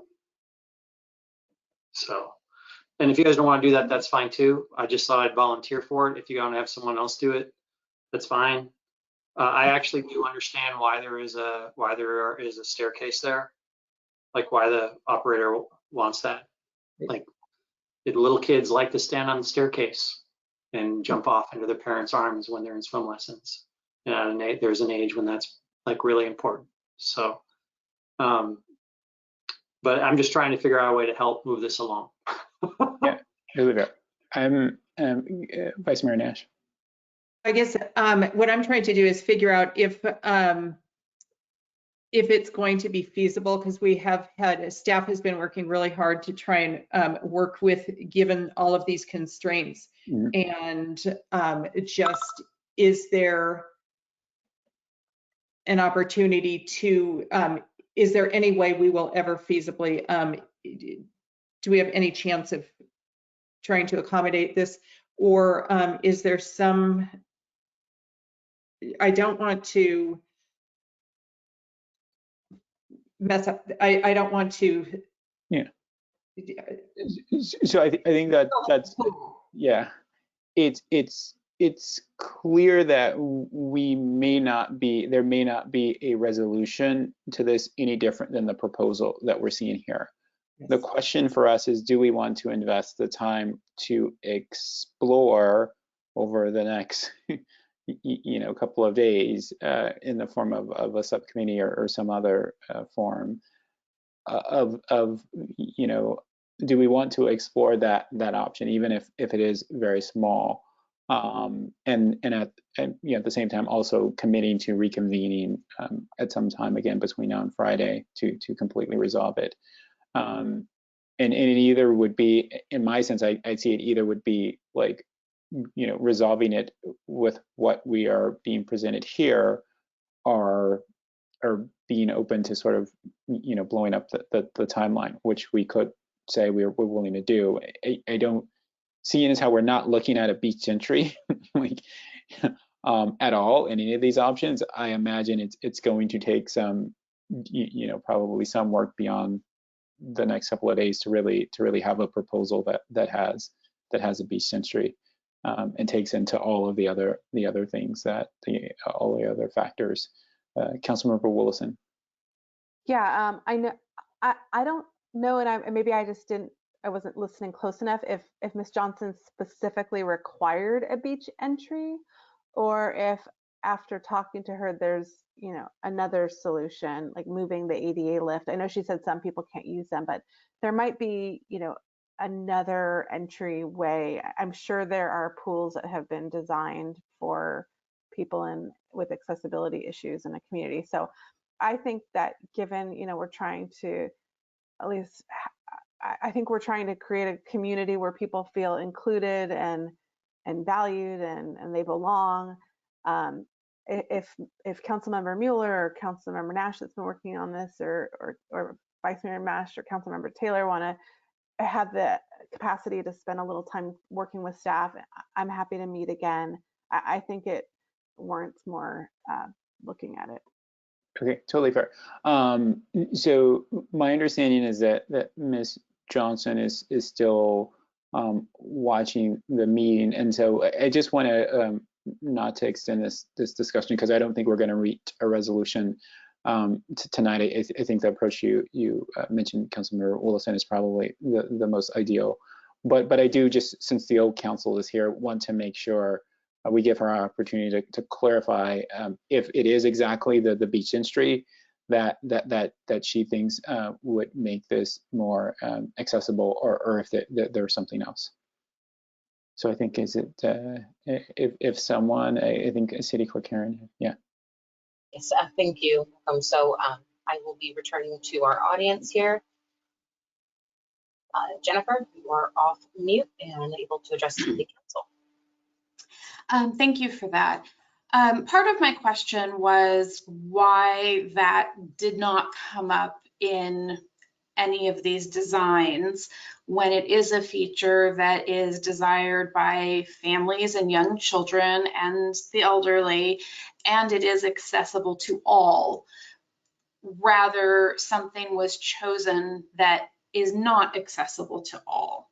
One of the problems that I have, as you might be able to tell from my comments this evening, is that projects in Menlo Park rarely consider accessibility for people with differences. Now, I understand that the bare minimum of ADA compliance is sought, but ADA compliance minimums does not mean, it does not necessitate that the environment is actually accessible for all of our residents. And it is frustrating to not have that lens being looked through regularly. We are talking a lot about equity in a number of different ways, but I have yet to hear a discussion initiated by staff or council, frankly, that places the needs of people with all abilities as a priority. And I understand that I don't get to decide whether there's a beached entry or not. And to a certain extent, that's not the big issue here. The big issue is that staff weren't considering the ways to make these facilities most accessible to the most people. And the fact that somebody likes to have their kids sit on the step and jump out to them during swim lessons, that's great. But what about the kids who can't even sit on the steps? They deserve to be in that pool too. What about the adults who can't navigate the steps? They deserve to be able to be in that pool too. And I don't see that perspective being taken by staff. For every report, we get mention of whether, there's an environmental impact or a whatever impact. There really should be an accessibility, disability impact included. Is this proposal maximizing accessibility for our entire community? Rather than, oh, well, this is what pools that do swimming lessons look like, so let's make it like that.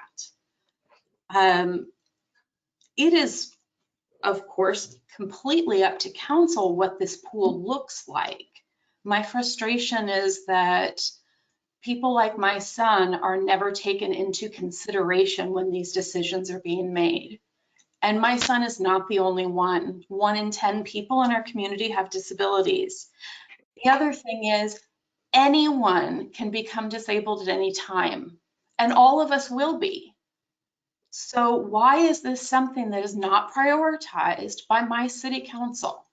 That is my frustration. So clearly the decision is up to you. I think for safety purposes, putting the chairlift in the teaching pool at 4 feet while it is technically allowable by ADA guidelines, I don't think that's the safest thing to do. I do think it would be lovely if there were a sloped entry instead of stairs, because that would maximize accessibility.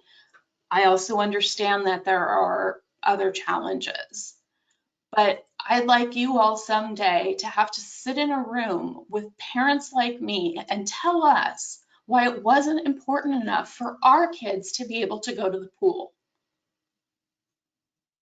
Thank you for your time. Thank you, Ms. Johnson, for following up on your comments. I think that the criticism is valid and fair. I'd only say that the direction should be all towards the city council. We're the elected leaders in this community, and staff get their direction from us.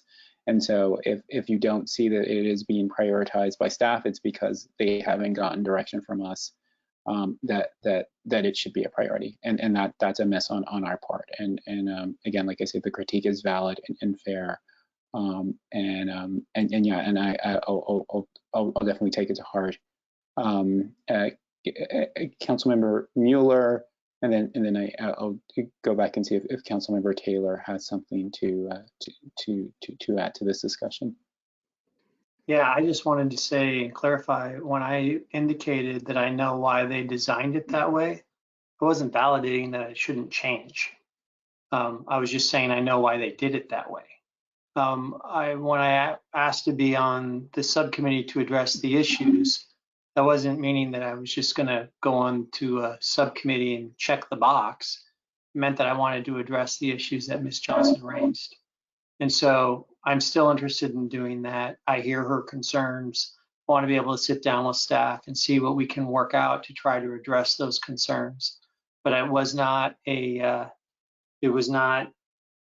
intended to be dismissive of what she was indicating, but rather saying, I understand what happened here, and I'd be happy to try to work on addressing the issues raised. Cool. Thank you for those comments, Councilmember Mueller. We have to vote to extend the meeting, and so if the city clerk could come on, or can I just do the vote? It would just be by acclamation if there's a majority of the city council that wishes to continue. I see 2, 3. That is the majority. Yeah. So I think we're headed towards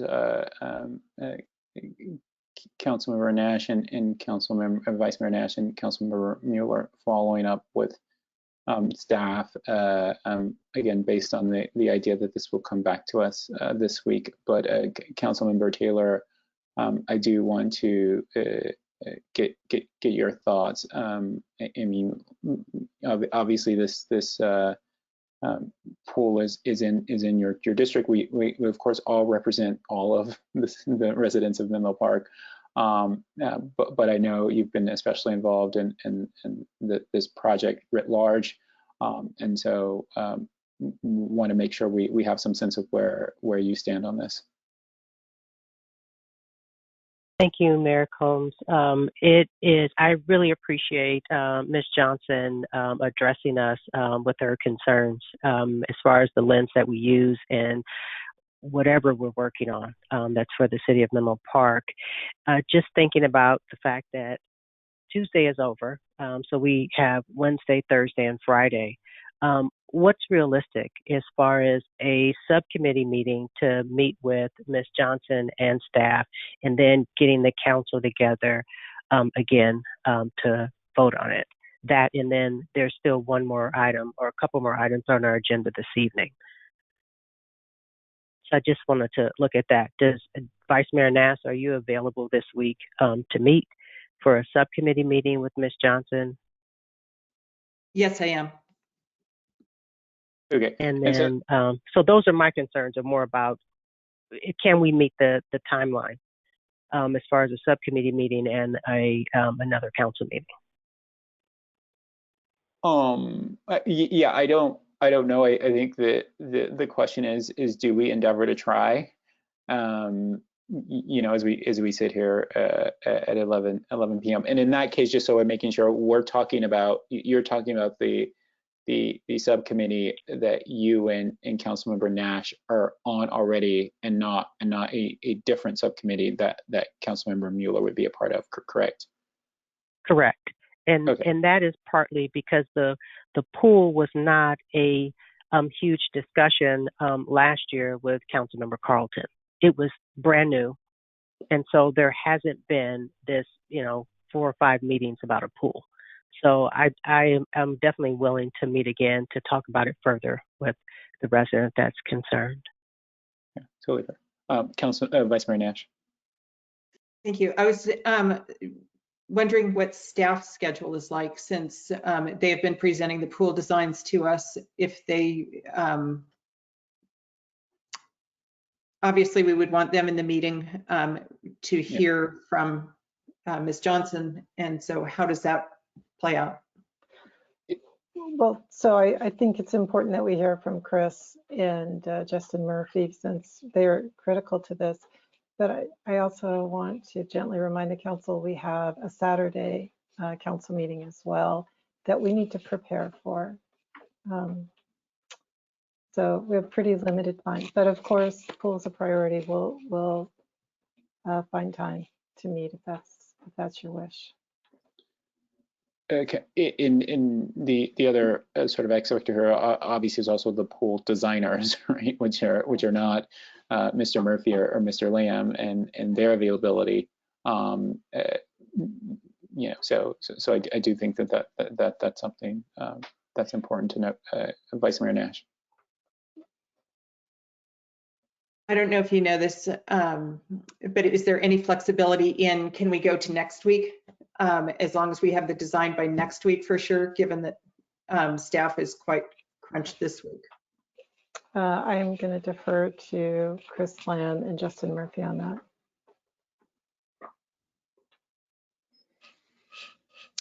Let's see. So, Vice Mayor Nash, I think it's at one level I would just be at least step one to if the council is not would like us to, as the mayor was saying, explore some options. That would be step one. We can then double check exact schedules, timelines, implications, all of that, and if that stretches us into early next week, that's probably not the end of the world. But Okay, yeah, I think that there seems to be a consensus to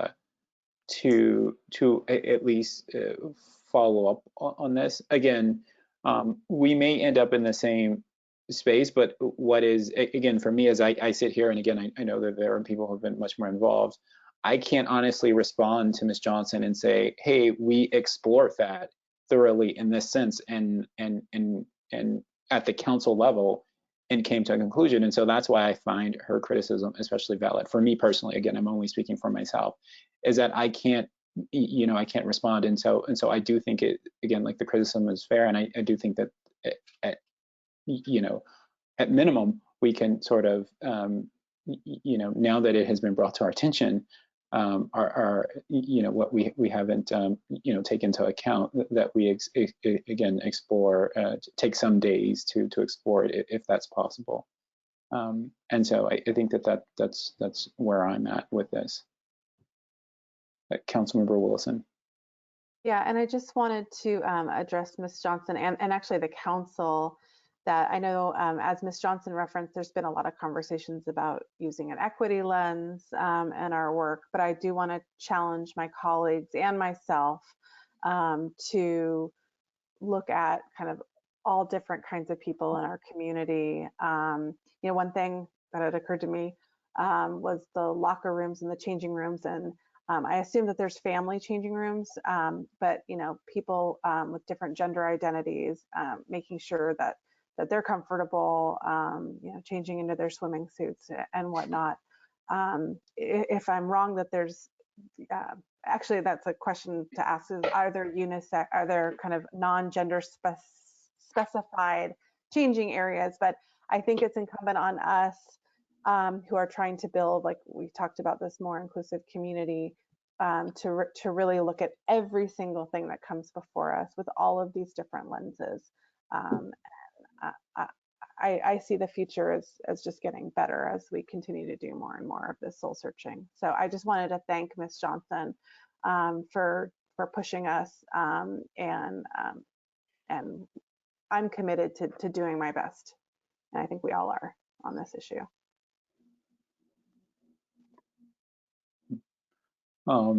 Okay, so I know you had some, so maybe someone on staff was going to get on and sort of answer. I was just hoping to assume that was taken care of. I just didn't really want to. I think that it is, but it's best that comes from staff than from me.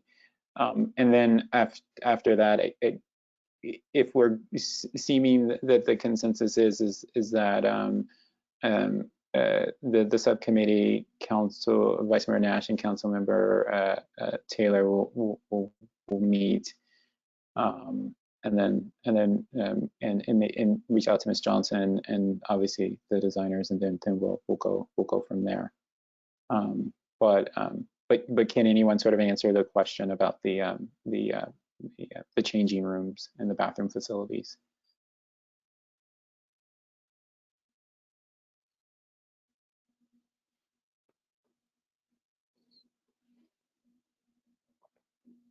I apologize. Could you repeat the question? I was furiously trying to find some other information on the project, and I think the question was just about sort of the changing room and bathroom facilities, just the idea that they are sort of, there are sort of unisex options, right, and individual sort of changing rooms. Correct. Yeah, right. And, okay, totally. That's what I assumed. Okay, so I think we know how we're going to proceed on this, and just want to call out my appreciation to Councilmember Mueller for his willingness to sort of step in, and we're obviously going to go back with the subcommittee that exists. And I didn't take just from my own perspective, I didn't take your comments as sort of being flippant or saying that you sort of knew it all. I took it as you trying to sort of resolve a problem or an issue and stepping in, and so I think that's how I took it. I think that's how everyone else took it. Okay, so then that's G3, right? We don't need any official action on that. I'm going to proceed on, and someone can stop me if we do need some action. And so we only have one other regular business item, G2. And is there? Let me bring this up, and this is going to be back to Mr. Murphy, and so it's G2. Consider modifications to the downtown street closure and temporary outdoor use permit pilot program, and adopt urgency ordinance number 1075, reopening all travel lanes on Santa Cruz Avenue. And back to Mr. Murphy to do the staff presentation. May I speak? Yeah, of course. Sorry, I didn't see you, Councilmember Mueller. Yes, please speak. It's okay. Do we have anyone for public comment tonight on this item? On let's go and see. Just a little worried that people gave up on us. So yeah, I can call for public comment now. So if any member of the public wishes to comment on item G2, consider modifications to the downtown street closure and temporary outdoor use permit pilot program and adopt urgency ordinance number 1075, reopening all travel lanes on Santa Cruz Avenue. Please engage that hand feature on the top right side of your screen. I'll have the opportunity to open up your microphone, and you may address the City Council at this time. Final call for public comment on G2 regarding the downtown street closure on Santa Cruz Avenue. Seeing no hands raised, Mayor Combs, we continue. Okay, so back to the virtual dais. I'll go to Mr. Murphy, unless Councilmember Mueller, you had something that you want to add before we go to staff presentation.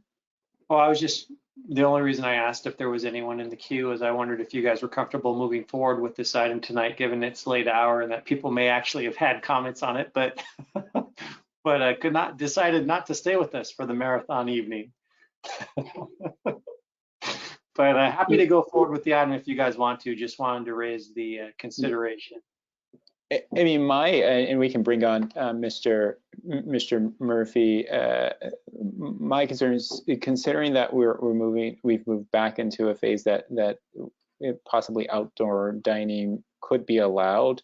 Does that, because I know this was originally sort of proposed in an environment of which there was no outdoor dining, and it didn't seem like it would be returning anytime in the near future. Does that? Yeah, I'll let you sort of go. Feel free to finish your thought. No, okay, great. I'm just I keep turning as I listen to the rain, so I guess that would be one consideration is just yes, the things did change over the weekend and on Monday. You know, over the weekend there was a increase in ICU bed availability between that compared to what was known on Friday, and then on Monday the governor updated the stay-at-home order to allow outdoor dining. So some things have changed since the release of the staff report on Friday, but to just kind of focus in, outdoor dining would be allowed where it's currently allowed in parking spaces. The main question for consideration by the council is whether or not to open up the travel lanes of 2 blocks of Santa Cruz. So it's the direction flow from University towards El Camino. So the one specific block is the 600 block between Doyle and Curtis. And so the two restaurants that had over the preceding months had some outdoor dining in using the travel way was Bistro Vida and Left Bank. So those would be the two businesses that going forward would no longer be able to have outdoor dining in the travel way, and they'd still be able to have outdoor dining, just not in the travel way. And then the next block is the 800 block, and the one restaurant that did encroach into the travel way space is Galata Bistro. So those are the 3 businesses that would be impacted the most. The council did identify an end date at the end of February. We, given the weather between rain, temperatures, it would fully be within the council's prerogative to truncate that time period and open up the street. There definitely has been interest by certain business members to open up the street. The Chamber of Commerce, as of last Friday, was aware of what the staff recommendation was and in support. But again, since nobody is on this meeting right now, I defer to the council whether you're comfortable making a decision tonight or having this come back for a later date. Yeah. Great, thank you for that synopsis, Mr. Murphy. And so, yeah, I would pose that: is this something we feel comfortable making this decision now, or is it something that that should wait to a future meeting that's not 11:15 p.m. Councilmember Willison. I was wondering if anyone had heard from Bistro Vida Left Bank or Galata Bistro. And also I'm curious, how, prior to the shutdown, how used were the tables and seating in the roadway versus the parklets? If anyone has any feedback. Let's see, so I can just chime in a little bit that with the release of this, I think the city manager on January 12th announced to the council that the kind of the intent based off what was known at that point in time to bring this item to the council this evening. So that was probably the first public disclosure of that. When the staff report was released on Friday, Judy Heron, who's doing double duty and helping to serve as a liaison with businesses, did kind of send out the staff report to the all the kind of interested or impacted businesses. I don't believe that she heard anything back from them as of this evening. In terms of the use, I could say that of the three, none of them had yet to achieve the full-fledged approval for the use of the space. You may recall that the initial setup did not explicitly allow for the use of the space. Some businesses had started to encroach into it. The council did decide in the fall to allow them to use the travelways. Throughout this, it's been a bit of a struggle to ensure that all of our businesses are complying with all the requirements. So, but in terms of the exact amount of usage of the travelway, I can't speak to exactly how used they were compared to the space that they do have adjacent to the curb in the parking spaces. Councilmember Willison.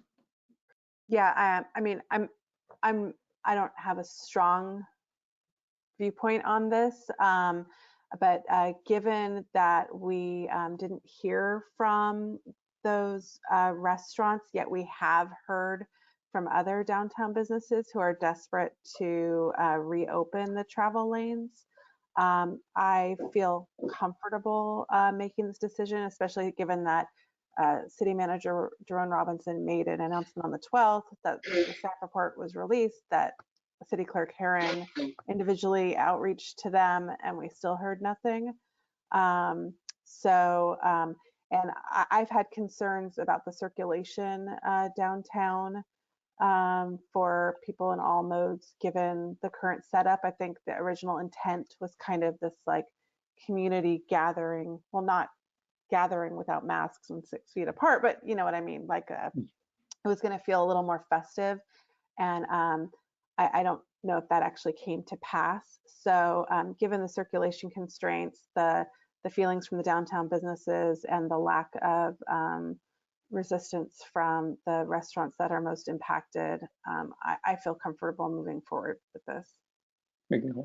Councilmember Mueller. So I just want to confirm, we're including Left Bank and Bistro Vita in taking away. Yeah, see, I'm not comfortable moving forward. So, and it's not just because of, I mean, honestly, we are at such a juncture right now in this pandemic, like I mean, great, we have 5 ICU beds again. like it's so important that we have social distancing take place. People are not going to be able to be inside restaurants. Bistro Vita was well used. Left Bank was being well used at the time that they were being used. It's been a long time, and we might not have just heard back from them because they're closed. But and so I definitely, and there's been significant investment there for both of them to keep those open. So I definitely don't want to reopen that portion of the street. I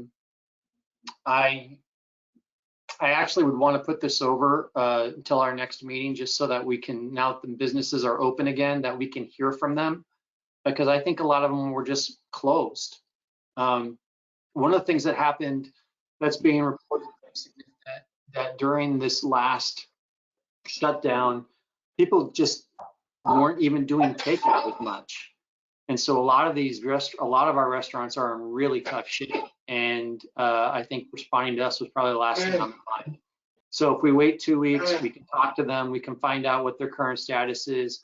I don't know how much outdoor dining, listening to what the rain is like right now, is going to take place over the course of next week. But we might at least have an opportunity for a little bit more outreach. If I may, yeah. Yes, So I would suggest our agenda in 2 weeks is quite full. And so if the council's not comfortable making a decision tonight, I would just suggest that that we leave it and then we close it down, or we open up Santa Cruz Avenue at the end of February as previously planned.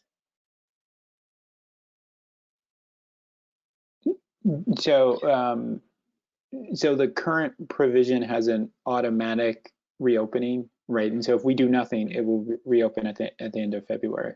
Right, right. Okay. Alternatively, to my colleagues and Mayor Combs, I'm sorry for interrupting. I'm fine with just leaving it only in front of Left Bank and Bistro Vita if you guys want to, if you guys just want to say, okay, open up the rest of it. But those two I'd like to keep closed. So. Okay. Vice Mayor Nash.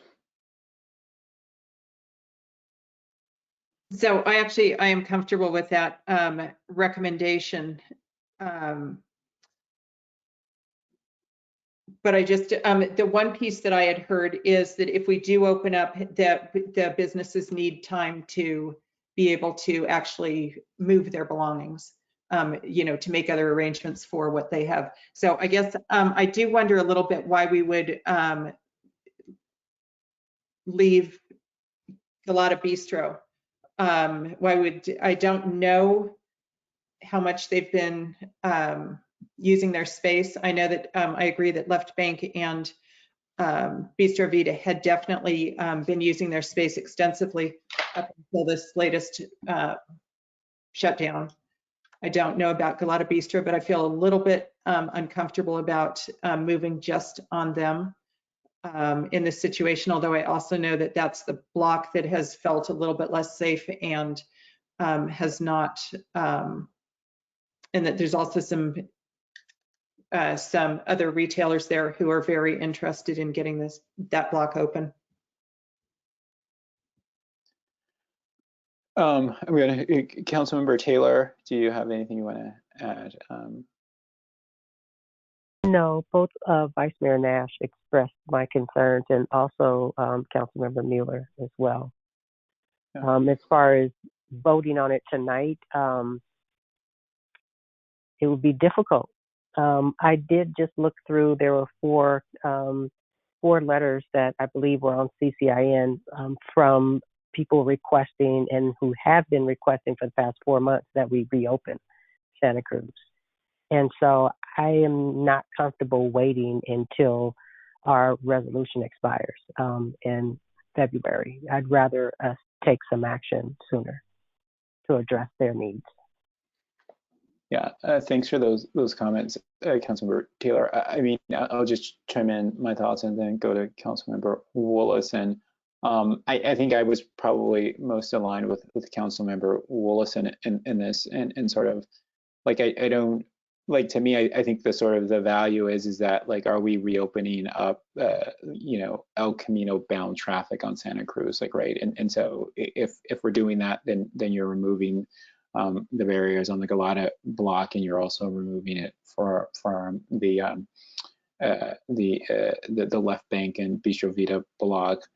I mean, sort of to just do it at the Galata block, you still don't get that the ability to access El Camino, and so I don't know if, like, if there's value or as much value.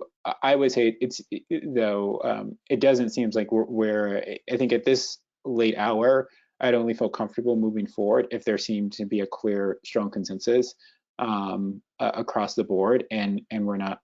That's not what I'm hearing, and so in that sense, I would say that we probably you know table this item.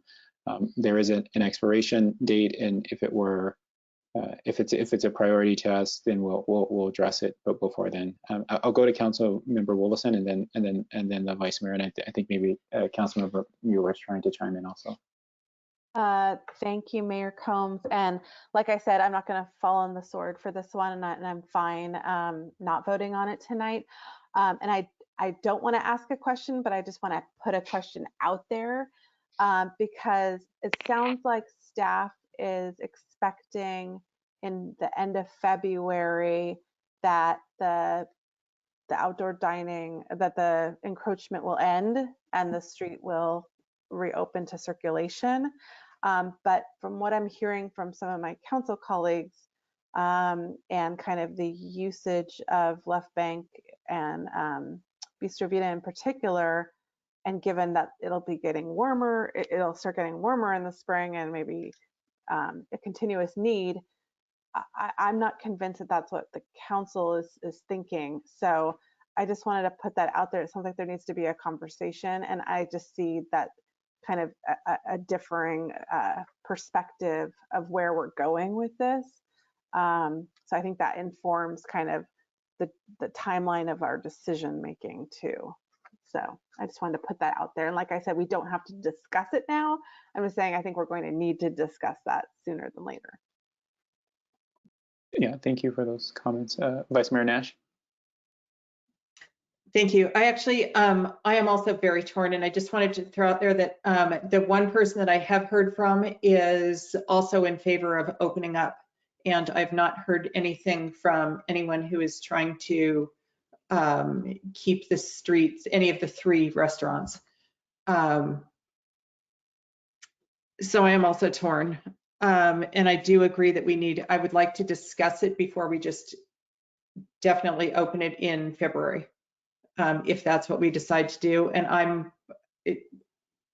I can go any which way. If we do continue to keep it the way it is, actually, I will take this separately with City Manager Jerome Robinson. There's one sign that needs to be moved, but we don't need to have it at council level.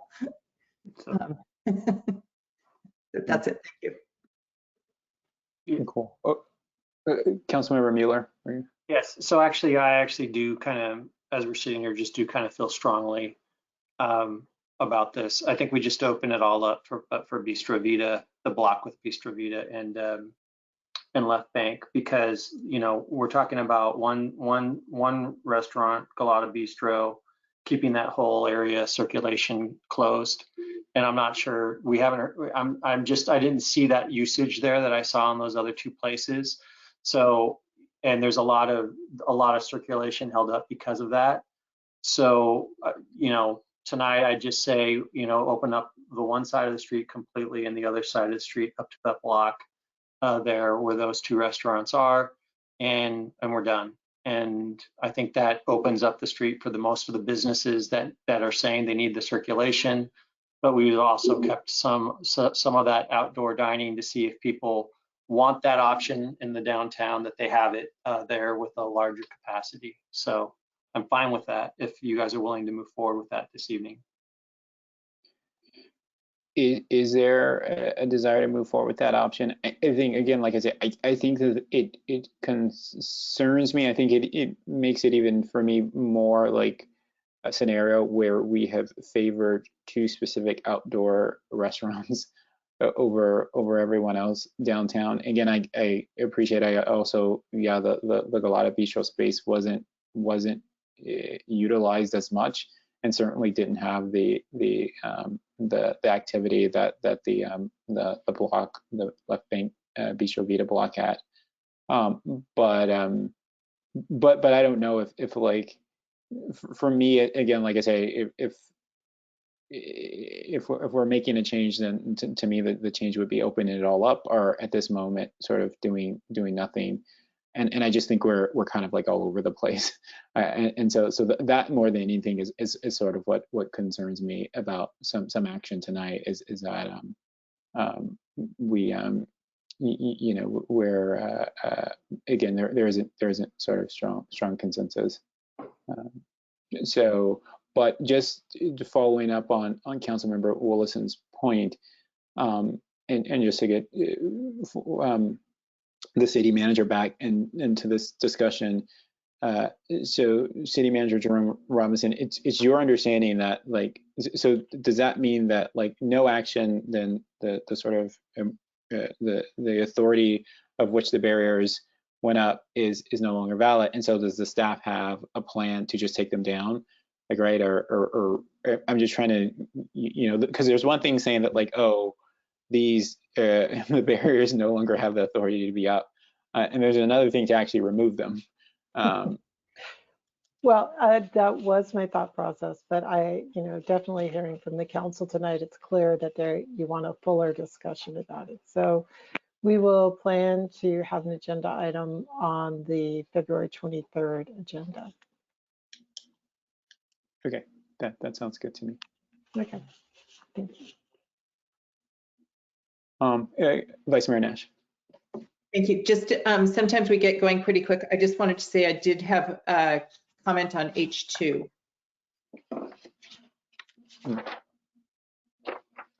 Okay, yeah. So we are done with agenda item G2, correct? And so now I'm going on to agenda items H. Informational items. Informational items are transmitted to the City Council in staff's effort to provide an update on matters of importance to the City Council. Informational items are not action items. However, a City Council member, city staff member, or a member of the public may request to make a comment or ask a question on any informational items. And so I'll go to the City Clerk to see if we have any public comments on the informational items. Thank you, Mayor Combs. So at this time, if any member of the public wishes to speak on any of our information items, H1 through H2, regarding City Council agenda topics, update on the temporary outdoor dining grant program, or the January 30th annual goal setting workshop, to engage that hand feature in the top right side of your screen, I'll have the opportunity to open up your microphone and you may address the City Council at this time. So final call for any public comment on informational items, H1 through H3. Seeing no hands raised, Mayor Combs, you may continue. Thank you. Cool. Right, and so Vice Mayor Nash, you said you had a comment on H2. Yes, I hope I'll be coherent enough. On page H2.3, program goal for the temporary outdoor dining grant, I wanted to propose that we include restaurants for priority. Second priority, well, actually, top priority is eligible businesses without existing outdoor dining installations as of December 8th, 2020. Second priority is eligible businesses seeking to expand temporary outdoor dining installations that did not receive city funds as part of the Parklet program. And third is eligible businesses seeking to expand temporary outdoor dining installations that did receive funds as part of the Parklet program. And I wanted to see if we, other people, have a discussion about just hopefully brief, second priority and third priority, including restaurants that, reimbursing restaurants that have added outdoor dining before December 8th, since within the pandemic, basically just the people who were the first adopters, who I think we should encourage early adoption of these sorts of programs of outdoor dining, that we actually give them a chance to get reimbursed for the extras that they purchased. Basically, whatever they purchased for outdoor dining, that they're actually eligible for a grant as well. So I'm not sure under the correct priority. Basically, so that someone who was there, who just because if they did it within the pandemic, but before December 8th, what that cutoff date was, why we were doing that. Mr. Picaris. Thank you, Mr. Mayor and Vice Mayor Nash. The reason for the cutoff of December 8th is that was the first day of the governor's stay-at-home order that made even outdoor dining more or less tenable. And so really, I think from our understanding on the staff side of the council's goal or the council's preference, as discussed in December, for this particular program is to help retain those businesses that have not had the outdoor dining facilities installed, but that this could potentially be a help. And I think the thought process is that going back to the beginning of the pandemic, there are two sort of concerns with that. The first is that the program is intended to reimburse for some very specific items that are described in the grant award document, but also I don't think the intent was, and this is clearly a decision by council, but I don't believe that the intent was to reward early adopters by providing retroactive reimbursements. And I'm not providing any value judgment on that. I'm just saying that's not my understanding of what the council had wanted. So if you do want that, we can take that into consideration. We can add that. And if I may, just very quickly, as of today, we have 26 applications. So the priority is very important for council to give us that direction. Sorry. Actually, given that you have 26 applications, I will withdraw my comment. If we at any point do it again, then I would ask that we discuss opening it up for the exact same the tables, chairs, heat lamps and all, but so we don't change anything other than that. But yes, given that we've got that many people, no need to discuss. Thank you. Thank you for that follow-up, Vice Mayor Nash. Are there any other comments on the informational items? Yeah. If not, we'll move on to the city manager's report.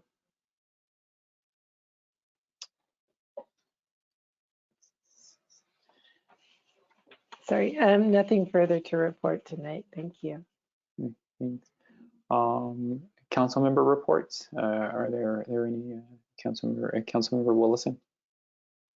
Last week and this week, I am attending the new council member training for the League of Cities. And one thing I learned is I'm supposed to report out to the council whenever I attend something that is city funded like that. So I am reporting that the city is funding my training to how to be a council person. There you go. Cool. We're glad. I thought you came fully trained, and so are there any other council member reports? This is Councilmember Mueller. I attended the BOSCA meeting this week. Last week. Boy, have we been missing a show. There is a lot going on at BOSCA regarding the Tuolumne Valley River sharing agreement and whether or not BOSCA should be suing the Bay Area Delta Plan. And so I encourage you all to look up on those subjects. I can get information for you on it. Technically, I'm not bound to the decision this council makes, apparently, in those BOSCA meetings on these subjects, but I value all of your opinions as my colleagues. And so I very much would love to be able to talk with you all about those things. I won't be able to talk with you about anything that I learn in closed session because the closed sessions there don't translate to this body. But I can talk with you all generally about those topics and learn from you your insights as my colleagues as how my discretion would align with the community here in Menlo Park. So look forward to that in the future. And I think that's my full report on that this evening. Cool. Thank you for that report, Councilmember Mueller. It's good to have someone on council on that body. Vice Mayor Nash. I just wanted to say that I appreciate that Councilmember Mueller is now on the body. I also want to just acknowledge that our past Councilmember Keith, Kirsten Keith, spent many meetings at these meetings, and just acknowledge that she's put a lot of time and effort, and recognize that. Thank you. Yeah, ditto, ditto on that recognition. Councilmember Taylor, we'll give you the last word of the meeting. Do you have any council member report or anything you want to share? Yes, and one of them I can happily say that you heard without me presenting it, and that is what the Menlo Park Community Campus Subcommittee was working on, which you had that before you earlier. The second is the Triangle Task Force for the homeless encampment out on Bayfront. Caltrans is initiating their phase 2 cleanup in February next month.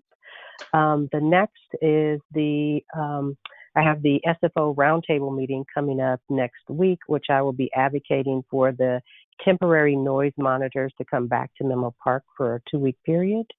And lastly, I did my orientation, actually my first orientation for a board that I'm sitting on, which is SBWMA, which was actually very exciting. And that's my report out. Cool, thanks for sharing that information. Well, with that, I will adjourn the meeting.